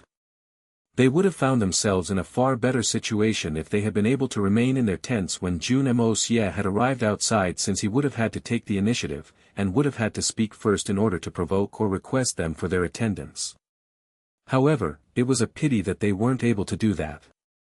Bailey Luo Yun and two other members of the Bailey family stood behind Bailey Xiong Feng. And they could see that Jun Moxie appeared very calm, yet arrogant. In fact, his aura seemed strong enough to force the entire world to submission. Yet, their eyes shone with a brilliance of fanaticism at this sight. And that was because this was the realm they had been striving to achieve their entire lives. This realm perhaps wasn't the greatest. And it perhaps wasn't the strongest in the world either. But it was a realm that entailed absolute confidence in oneself. And this was a realm of genuine pride. Bailey Xiong Feng had always been proud of not being a part of the herd. But he felt extremely inferior now that he compared himself to the exceptionally imposing attitude he was faced against. "I've come to look for you, Bailey Luo Yun." "We had an agreement," Jun Moxie spoke up in a dull tone. He didn't take any notice of the Bailey family's leader even though the man was standing right in front of him. The young master Jun instead faced Bailey Luo Yun as he spoke. In fact, he even smiled at him faintly. Jun Moxie seemingly hadn't heard the question which had been asked by the spirit Shen-strong Bailey Xiong Feng. Or perhaps he had disdained to even answer. This was a show of complete disregard, bare and blatant disregard. The lack of foresight from the Bailey family, and their attempts to destroy such a great asset had made Jun Moxie despise them. In fact, the Bailey family's doom had been foreordained as far as Jun Moxie was concerned. And that would be for Bailey Luo Yun. And for his own plan. Bailey Xiong Feng could feel the anger rising inside him. And he suddenly lost all sense of reason and self-awareness. He was a spirit Xian expert at this time. Something like this had rarely happened to him even when he was a sky Xian expert. However, this brat had thrown away the regard of his many years of powerful cultivation in an instance. The leader of the Bailey family's platoon couldn't understand what was going on. He took a deep breath, and did his best to keep his raging anger in check as he shouted, "I'm talking to you, Jun Moxie." The Jun family's strength had risen very suddenly ever since the arrival of that mysteriously strong person who had killed the second great master. So, Bailey Xiong Feng tried to maintain some sense of appropriateness despite the fact that he felt extremely angry. The Bailey family couldn't afford to provoke the Jun family because of that person who stood behind them in support. Forget about the Bailey family. Bailey Xiong Feng knew that even the monstrous powers like the Silver Blizzard City couldn't offend that mysterious person. Therefore, Bailey Xiong Feng's tone had been somewhat warm even though he was extremely angry. "I was thinking of our bet. So, I'm here to relieve you of your 3 uncles." "I was finally able to take out some time for this now," Jun Moxie smiled brightly and amiably. And it seemed as if he was waiting for a suggestion as he continued, "You're not in a hurry, are you?" Jun Moxie had again pretended that he hadn't heard Bailey Xiong Feng's words. This was akin to 2 back-to-back slaps to the latter's face. Bailey Luo Yun was suddenly struck by a realization. In fact, he felt touched as he somewhat understood the matter. Jun Moxie had been facing him, and had been speaking to him. In fact, the young master Jun hadn't even glanced at the spirit Xian Bailey Xiong Feng. This indicated that even the leader of the Bailey family's troops wasn't much in his eyes. This point entailed that the Bailey family was nothing in Jun Moxie's eyes. What was Sky Xian? What was Spirit Xian? They were nothing in his eyes. Jun Moxie only had eyes for one person at this moment. Bailey Luo Yun. Why? Bailey Luo Yun had understood the reason very clearly. This young master understands me clearly. In fact, he even understands what I'm thinking. That's right. He's venting out this anger in my stead, for everything I've suffered at the hands of the Bailey family over these dozen or so years.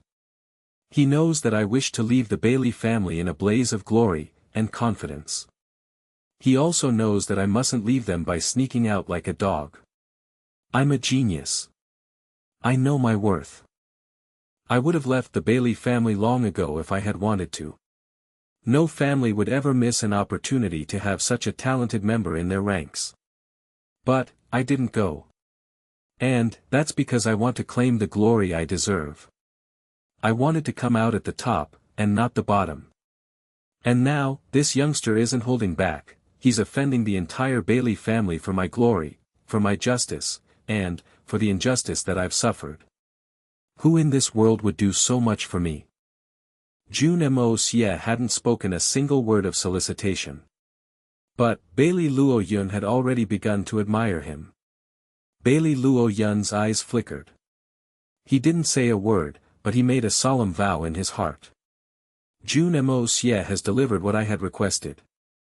He didn't stint even a little when it came to fulfilling his promise. He has instead been extremely brash. So, I will also fulfill my commitment. In fact, I will spend my entire life in fulfilling my commitments. I will never stint from my commitment as long as I live. I will pledge my life in loyalty to him. However, Bailey Xiongfeng was already trembling in rage. Jun Moxie's downright arrogant attitude had left the spirit Xian expert to stamp his foot in fury. You may have some exceptional backing. The Jun family may have rebounded from its degeneration, and may have started to resonate with fame and glory. But, a young brat shouldn't show any disrespect to the Bailey family because of that. Moreover, he certainly shouldn't show any disregard to Bailey Xiongfeng. Who can ever endure such a thing? The Jun family may have boundless future prospects. And, no one would dare to mess with them. But, this doesn't mean that they can bully people like this. Bailey Xiongfeng had never been a broad-minded man. This was obvious from the fact that his family had decided to act against their own future interests and had sent Bailey Luo Yun to die. Moreover, Bailey Xiongfeng had personally taken charge of escorting Bailey Luo Yun to his death in the southern Heaven City. These schemes had already revealed the traits and status of his character. Who couldn't understand this point? However, people with a higher affinity for such traits in character often tend to attach more importance to their reputations. A low snarl resounded from Bailey Xiongfeng's throat as he panted. He was afraid of the mysterious man who was backing the Jun family. So, he had been trying his best to keep his anger in check. However, it was a pity that his anger had continued to increase. And, this had in turn increased the difficulty he'd face in controlling his anger. He gnashed his teeth hard, but his restraint finally collapsed as he said a few words, Jun Moxie. Bailey Xiongfeng would have probably turned to a fawning lickspittle if the young Master Jun had shown him any respect, just the way he had clasped the foot of the Shui Hun Manor a few days' age. This was because the Jun family's prestige was now greater than what the Shui Hun Manors had been in the past. In fact, it had exceeded that by far at this time. So, how could an insignificant family like the Bailey family afford to provoke them? Unfortunately, the young Master Jun refused to notice that low snarl as well. In fact, it seemed that he hadn't even heard it. Bailey Xiongfeng seemed to be too trivial in Jun Moxie's eyes since he was still smiling softly at Bailey Luo Yun. I know you're worried that your father will suffer problems at the Bailey family's hands because of you. He may even suffer unjust bullying and prosecution. But, you needn't worry anymore. Jun Moxie was still smiling brightly. He lowered his voice, and it seemed that he was consoling Bailey Luo Yun. However, he still seemed to be making a proclamation at the same time. I've never noticed the trash from the Bailey family. They're nothing in my eyes. He had lowered his voice, but his tone was still declarative in its make. I only wish that your value deserve my actions. Bailey Xiongfeng had already attained the spirit Xian realm cultivation. Jun Moxie had lowered his voice, but the spirit Xian expert could still hear him very clearly. In fact, the very act of young Master Jun lowering his voice left them to feel that he didn't hold Bailey Xiongfeng in much esteem. Bailey Xiongfeng heard a noise inside his brains. It seemed that something had snapped within him. His fists were clenched, his eyes had become red, and his face had become purple. He suddenly faced upwards and roared, "You've made me mad." Jun Moxie's eyes blinked for a while. He folded his hands behind his back, and frowned. He then addressed Bailey Luoyun again, "The weather isn't good. The sun seems so big in the sky, but the sky is still rumbling with thunders. It's truly terrifying ah."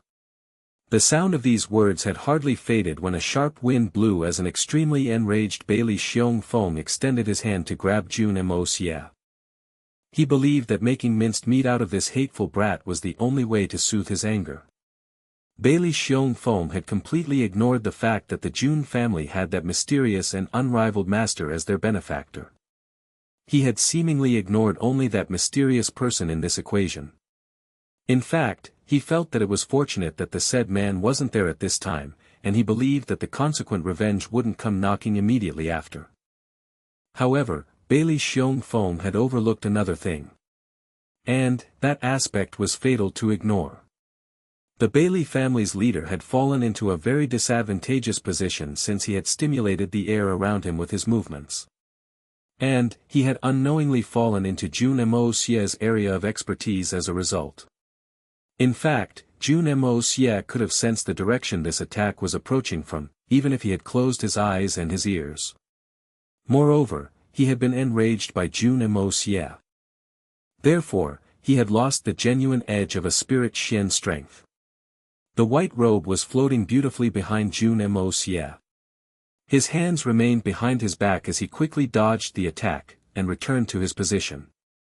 Then, the young Master Jun's right hand speedily moved from behind his back, and gently moved towards his opponent's palm. However, it seemed as if young Master Jun had overestimated his abilities. However, a golden light flashed from his hand, it seemed more ghostly than real. The young master then spun around, and stationed himself around 10 meters away. He had clasped his hands behind his back once again. Several jaws dropped as a blood burst out with a chi-chi-chi sound. The middle of Bailey Xiongfeng's palm was the source of this breakout. One move. It was just one move. The difference between the ranks of this youngster Jun Moxie and Bailey Xiongfeng is that of heaven and earth. Yet, he has managed to injure the spirit Xian Bailey Xiongfeng. This is unbelievable. Who would have believed this incredible thing unless they witnessed it with their own eyes? No one would have dared to believe it. Bailey Xiongfeng was an experienced man. However, he himself was unwilling to believe that he had been injured until he felt that stabbing pain in his hand. And, this was because the one who had injured him was a brat of no more than 17 years in age. Bailey Xiongfeng is done for. 7 powerful experts had been hiding unseen around a corner. Their cultivations were very high. So, it was unlikely that anyone would be able to spot them. These experts had seen the entire scene unfold, and couldn't help but sigh. The person who had spoken this was Dongfang Wenjian. That Bailey Xiongfeng had long been done for. He had lost the moment sensed Moxie's imposing aura, and came out to confront him. The solitary falcon commented in a cold manner, he was doomed to be defeated the moment he lost his temper. Bailey Xiongfeng's defeat can only be attributed to his own mistakes. He may have no morals, but he's still at the spirit Xian realm. So, he shouldn't have lost to a preliminary sky Xian regardless of how bad he is. Everyone nodded to show their agreement in a pensive manner. However, the solitary falcon was left dumbstruck the moment he finished speaking. In fact, the great master had been left terrified of what he had just spoken. He then suddenly cried out in fear. And, his long hair stood up as he said, "A base-ranked Sky Xian? What did I just say? I haven't misinterpreted it, right? This is damned. Damn it. When did this kid reach the first level of Sky Xian?"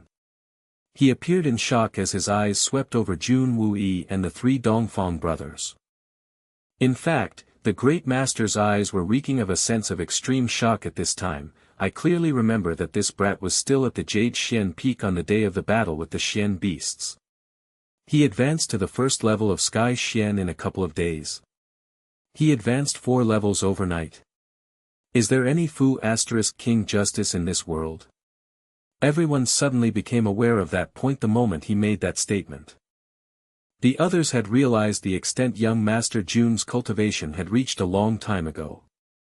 After all of them except for Jun Wuyi were spirit Xian experts. So, how could they not tell?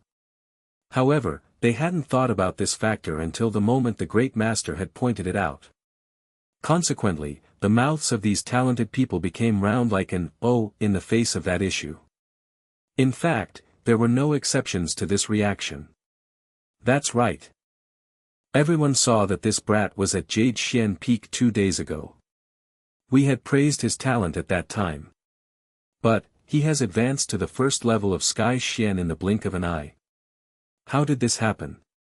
What words would someone use to praise him now? He was considered extremely talented 2 days ago. So, what praise could someone heap upon him at this point? The eyes of 6 among them turned, and got focused on Jun Wuyi's face. Their thoughts were clearly discernible. You're his uncle. You must have known about this. You didn't tell us, but you still knew it, right? Jun Wuyi nearly fell off his wheelchair. Why are you looking at me? I genuinely didn't know. You don't know. I'm his uncle, but I had no idea either. This brat has a lot of secrets. God knows how many cards he has hidden in his hands. Everyone was stupefied when they saw that Jun Wuyi was unable to explain this. However, there was a wonderful scene playing out up ahead at that moment. So, they couldn't help but shift their gazes to focus on the fight. A first-level Sky Xian had beaten a Spirit Xian expert. This had toppled all established knowledge about warfare. In fact, this was something so rare that it hadn't been seen in a millennium. Bailey Xiong Foam was still dumbstruck as he watched the blood flow out from the center of his hand. In fact, he was at a complete loss. My hand. I've trained so hard since childhood. I could put my hands in a stove, but they'd still be durable enough to persist for a few hours. In fact, I can even block a divine sword's blade with my bare hands, and still not suffer any injury. However, I have a hole in my hand even though there is no sign of a weapon in my opponent's hand. Bailey Han Hai had been standing behind this entire time. However, his eyes had opened wide at this time since he had never seen his eldest brother in such a difficult situation before. Moreover, it was a young brat who had put his eldest brother in such a difficult situation. Bailey Luo Yun was standing in a calm poise. He too was startled to witness the scene that had unfolded in front of him. However, this result wasn't exactly unexpected in his opinion. In fact, this result had been ordained the moment Jun Moxie had arrival. And, Bailey Luo Yun had realized that something like this would happen since he knew that Jun Moxie wouldn't act in this manner unless he had full control over the situation. The Southern Heaven City had become the Jun family's home ground by now. So, he had believed that many experts would have been waiting in hiding. And, he had figured that they would have killed Bailey Xiong Foam once they were called upon. But, Bailey Luo Yun had never imagined that Jun Moxie would decide to deal with Bailey Xiong Foam himself. Nor had he imagined that Jun Moxie would gain a position of absolute dominance. Jun Moxie is younger than me. Yet, he possesses such a great cultivation. Bailey Luo Yun had sensed that Jun Moxie's cultivation was better than his own a while ago. But, he had never thought that Jun Moxie would be so far ahead that he would have reached the Sky Xian realm. Moreover, he had challenged a Spirit Xian expert even though he was a Sky Xian, and had won with ease. What is a true genius? Only Jun Moxie is entitled to be related to those two words. The other so-called geniuses of this world have been overshadowed by this talented and mysterious youngster who stands in front of me. This thought destroyed any pride which Bailey Luo Yun had given refuge to. Jun Moxie is the sole gem from the third generation of Tian Xiang's authoritative Jun family. This young Master Jun is only 17 years old. Yet, his Xian cultivation is far greater than mine. In fact, the difference is like that of heaven and earth, one can't even mention us in the same breath. I have been content at staying at the Jade Xian Peak. Meanwhile, this kid, who is 6 or 7 years younger, is taking on spirit Xian experts, and is actually beating them in such a convincing manner. What reason do I have to be prideful?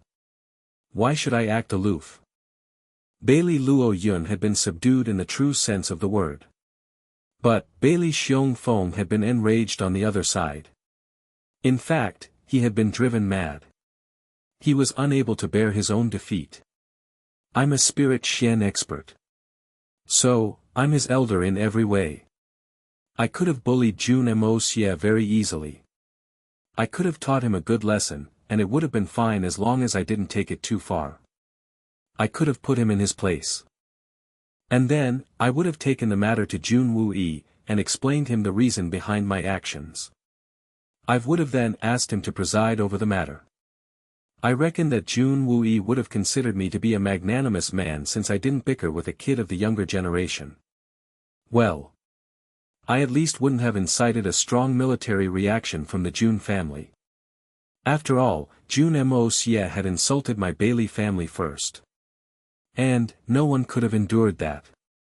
So, the fact that I didn't kill him on the spot would have reflected as a great sign of respect towards the Jun family. The Jun family is a noble family. So, there wouldn't have been a major reaction from their side. However, I didn't expect that I would be defeated like this even though I took the initiative to attack. Moreover, I was defeated in one move. How can I explain this? Do I have to go to Jun Wuyi and say, look, your nephew is such a bully. He hit me. I won't be able to live anymore. Bailey Xiongfeng's eyes had become round in a glare while hands moved like the wind as he launched relentless attacks. Jun Moxie's body seemed like cotton as it floated free and unhindered. And, his hands moved as freely as the wind as he attacked back.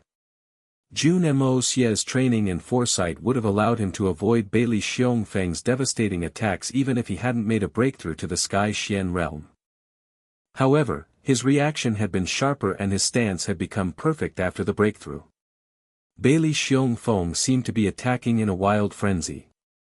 However, he was constantly reminding himself that he only wanted to teach Jun Moxie a lesson, and didn't wish to kill him. And, that was because the Bailey family would be destroyed if Jun Moxie were to die by his hand since they didn't have the power to defend themselves against that mysterious and powerful man's revenge. Bailey Xiongfeng was embroiled in hatred at this moment. But, he only wanted to retrieve his honor, he never wanted to bring disaster to his family. However, he was unaware that Jun Moxie was also considering whether he should kill Bailey Xiongfeng this entire time. Should I kill Bailey Xiongfeng? Will it be worth it? The young Master Jun kept thinking over the question, and pondered whether it was worth it to kill him or not. Bailey Xiongfeng's style of fighting was powerful, bold, and tyrannical in the eyes of others. But, it had 100 loopholes as far as Jun Moxie's eyes were concerned. Jun Moxie had skimmed through a wide range of fighting style in his previous life.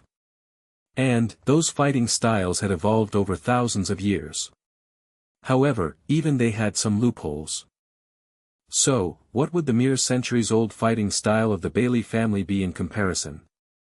Jun Moxie wouldn't have been able to think about killing Bailey Xiongfeng in the past even though he could have seen through his attacks.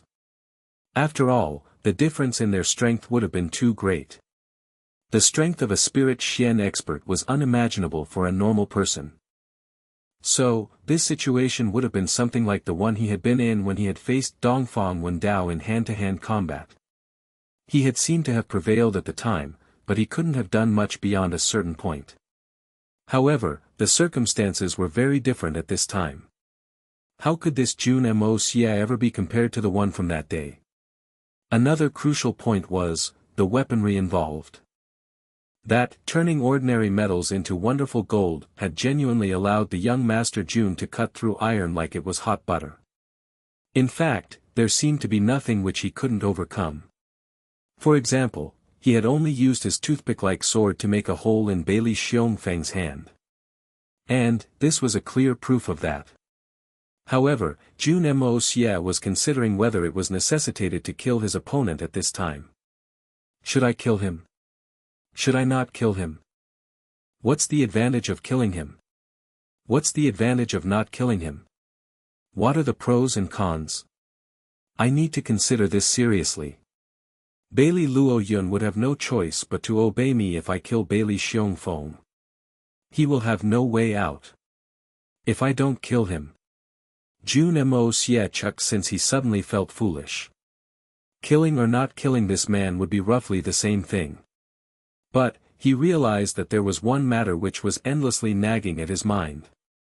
It was the condition that had been set by Bailey Luo Yun that day. And, that was, to kill everyone the Bailey family had sent here. However, Jun Moxie wasn't willing to do so. It wasn't that the young Master Jun had had some misgivings about the conditions after he had accepted them. It was just that Jun Moxie was unwilling to follow Bailey Luo Yun. What would happen if I promise to do everything he asks? Who will hold a higher importance in that case? This will have a negative influence on my authority. Jun Moxie had found himself facing a conundrum at this time. Bailey Luo Yun wanted him to kill his opponent. However, that was secondary. The real question was, did young Master Jun wish to kill this man?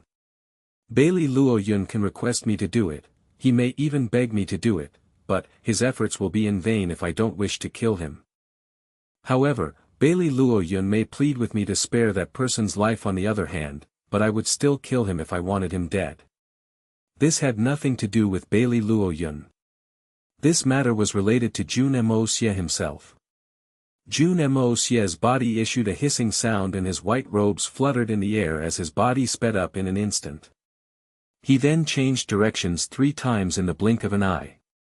After that, he shot forward like a demon. Then, he quickly looped and retreated, and stationed himself around 15 meters away. He looked at Bailey Xiongfeng coldly. His eyes were brimming with an intention to commit murder. In fact, it seemed as if he was on the verge of dealing the final blow. Jun Moxie is going for the kill. Solitary Falcon's sharp senses became aware of the raging killing intention which had suddenly erupted out of Jun Moxie. Thus, he announced it in a dignified manner. He was the strongest amongst those present at the scene. The great Master Solitary Falcon's agility skills were world-renowned. And, only he could discern the young Master Jun's moves at this time. The remaining people found it hard to see Jun Moxie's rapid movements, even the 3 Dongfang brothers were no exception. The young Master Jun had quickly changed his position 3 times, and had attacked at 3 of Bailey Xiongfeng's loopholes in this process. Moreover, he had attacked Bailey Xiongfeng's loopholes in order to kill him. However, there was a chance of a last-ditch counterattack. Therefore, Jun Moxie had retreated to look for better opportunities. Siko Minyi had been paying attention to the developments since the beginning. So, he couldn't help but sigh, this youngster has been consolidating his position with every step. His strategy is extremely brilliant. First, he gained an upper hand by using his murderous aura to force Bailey Xiongfeng to show himself. And, that move pushed the Bailey expert into a disadvantage. This kid's moves are so fast that I can barely even see them. The result of this fight has no suspense to it. The 3rd young master has been controlling this situation from the very beginning. And, he first provoked this fight. He then unleashed his killing intention instead of retraining it. And, he started to use his words to a great effect, and managed to provoke and enrage Bailey Xiongfeng. In fact, he got the man to abandon common sense and judgment, and forced him into making mistakes. Then, he made that thunderous attack, and injured Bailey Xiongfeng's hand when he was in a chaotic state of mind. This allowed him to disrupt his opponent's rhythm. It was then that young Master Jun bared his fangs, and used his rapid speed to strike a fatal blow. This chain of events can only work in fight between 2 individuals. But, this is also the most efficient method, and saves a lot of unnecessary effort. The third young master of the Jun family, the rumored #1 debauchee of Tianxiang, has turned out to be such a ferocious character. Sikong and Ye's voice seemed textured with a sense of great admiration. And Jun Moxie suddenly felt a sense of great pride and relief. But, I don't wish to challenge this treasured nephew of mine again. I could learn a lot by training with him, but I genuinely don't wish to be beaten by someone so young. Dongfang Wendao still felt somewhat traumatic from the last time. He's not acting like a senior should. He's acting like a kid. I'm baffled by Bailey Xiongfeng's actions. Why is he even bothering with Moxie despite the seniority of his status? Why didn't he go to Jun Moxie to seek justice? The Jun family is very honorable. And Moxie would have never shielded any mistakes. Moxie hasn't behaved properly in this matter. But, that doesn't even matter now. Bailey Xiongfeng would have to live in shame if he got defeated. And, his victory would be no less than a joke. A spirit Xian expert harboring such a severe grudge against a 16-17-year-old is a huge joke. The voice of the eldest member of the Dongfang family was expressing his undisguised contempt. But, he was already in a mess when he was forced to come out by Jun Moxie. So, this was basically a strife between the auras of the two men. And, this couldn't have been sensed so easily by others either. In fact, we wouldn't have been able to detect it if our strengths weren't that great. The great master Solitary Falcon had extensive knowledge. And, he quickly pointed out the key factor: Jun Moxie has completely grasped the moment. Moxie wouldn't have had anything to go on if Bailey Xiongfeng hadn't opened his mouth in the beginning.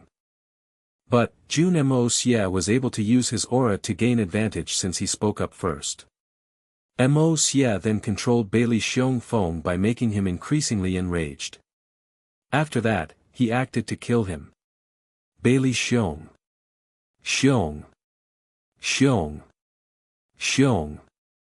Feng is too much. He didn't have any restraint. He doesn't have any. The muscles on Duanmu Chao Fan's big neck had started to pop out as he said, such a young man, has this kind of an aura. Good mother. Look, him, not, rising. Sikong and Yi clasped his head in pain. That incessant stammering was making him dizzy. Is your self-restraint any good? Wouldn't you be infuriated by Jun Moxie if we experiment and exchange your place with Bailey Xiongfeng's? Sikong and Yi looked at Duanmu Chao Fan with disdain as he said, it's fine to talk, but doing it is a different matter. Why are you boasting so much? Everyone felt that this argument was reasonable. Any one of them would have been left fuming if they had been in Bailey Xiongfeng's position. In fact, Duanmu Chao Fan would have probably choked and died on his own stammer. That brat is too cunning. Pay heed. The most important part is coming. Solitary Falcon had been watching the fight this entire time. He called out to remind everyone to pay attention. Bailey Xiongfeng could feel Jun Moxie's cold and severe murderous aura quite clearly. And, this sobered his hysterical mind. He could sense that an extremely dangerous attack was coming. In fact, his subconscious mind prompted him to use his unique skill, the Wild Dragon Palm. Strong aura whistled from within, and a figure came out from his hand and covered the sky. Each strike of his palm carried enough strength to crush a stone to rubble. And, it rushed forward towards Jun Moxie with a rumble. The aura converged in his palms. It covered everything, and crashed down. Jun Moxie's silhouette moved and dodged the massive canopy made by this attack. In fact, his movements were so quick that he left after images in his stead. The attack pressed down and crushed the image that had still remained where Jun Moxie had stood a moment ago. However, Jun Moxie's real body had already arrived in front of Bailey Xiongfeng by now. In fact, he had come face to face with his opponent. Moreover, he was smiling at Bailey Xiongfeng with his glistening teeth. His white teeth glittered faintly. They resembled the faint flash that is seen in the eyes of a hungry wolf on a cold winter's night. Bailey Xiongfeng was shocked. And, he retreated with everything he had. However, it was too late. A golden light flashed, and a thin blood-red line splashed out. Then, Jun Moxie's figure retreated with a whooshing sound. Everyone saw that his figure had returned to its original position. Bailey Han Hai had been standing around 10 meters behind Bailey Xiong Feng this entire time, and had been watching the fight in an enraged frame of mind. But, he issued a cry of shock when he saw that Jun Moxie and that golden light had already in front of him, and his eyes became completely round. Jun Moxie's two thundering palms chopped down on Bailey Han Hai's chest. And, the Sky Xian expert's body shook thrice before his chest caved in. Who could have thought that Jun Moxie would mount a sneak attack on Bailey Han Hai while fiercely battling Bailey Xiong Feng? He was the real target. Bailey Xiong Feng wasn't. He doesn't wish to let anyone go. Then, Jun Moxie came to standing position before Bailey Han Hai, and turned towards Bailey Luo Yun. He then smiled, and whispered, "I will fulfill your wishes. I gift these two men to you." Bailey Luo Yun was silent, and his expression was extremely complicated. Bailey Xiong Feng and Bailey Han Hai stood upright at this moment. However, they were trembling even though they were standing upright. Moreover, they had a color of despair painted on their faces. Solitary Falcon sighed and muttered, "Two men, including a spirit Xian, were killed in an instant by the attack of a Sky Xian expert. And, his white robes haven't even stained. This scheming and these kinds of movements have left me to gasp in amazement. I have no words to praise him." Bailey Xiong Feng stood still like a statue. He then slowly turned around, and fixed his gaze on Jun Moxie. After that, he spoke up in a low voice, "Let me see that weapon of yours." Everyone had seen an arrow of blood shooting out of Bailey Xiong Feng. However, no one had been able to spot a weapon until now. Jun Moxie stood silently for a moment. Then, he turned his palm, and everyone was able to see that barely half a finger-sized toothpick-like sword shining in the sunlight. Bailey Xiong Feng smiled wretchedly and said, "I had seen your sword at your waist. And, I had always been on guard against it. But, I had never expected the real weapon would be in your palm this entire time." The 7 powerful spectators who stood at the side suddenly understood everything as they heard these words. So that's why Jun Moxie never used his sword. He had planned to use his sword as a decoy the entire time. The boy seems to have calculated everything from the beginning. Good attack. Bailey Xiong Feng straightened his neck, and gave a strange smile. Then, his body suddenly slumped, and a slim fountain of blood gushed out of his neck. It shot out straight, and traveled many meters as it shone brilliantly in the sunlight. Then, he went down like a sandcastle at a beach. Jun Moxie had cut his throat with the flash of that golden light. The Bailey family's spirit Xian expert, Bailey Xiong Feng, had died. Bang! Bailey Han Hai also went down in a similar fashion. A thin stream of blood slowly flowed out from underneath his body. That Sky Xian expert hadn't even had the time to say a single word until the time he was killed by Jun Moxie. "I have fulfilled your desires. Do you still wish to fight me?" Jun Moxie smiled as he looked at Bailey Luo Yun. His white robes hadn't even been stained with blood during the course of these events.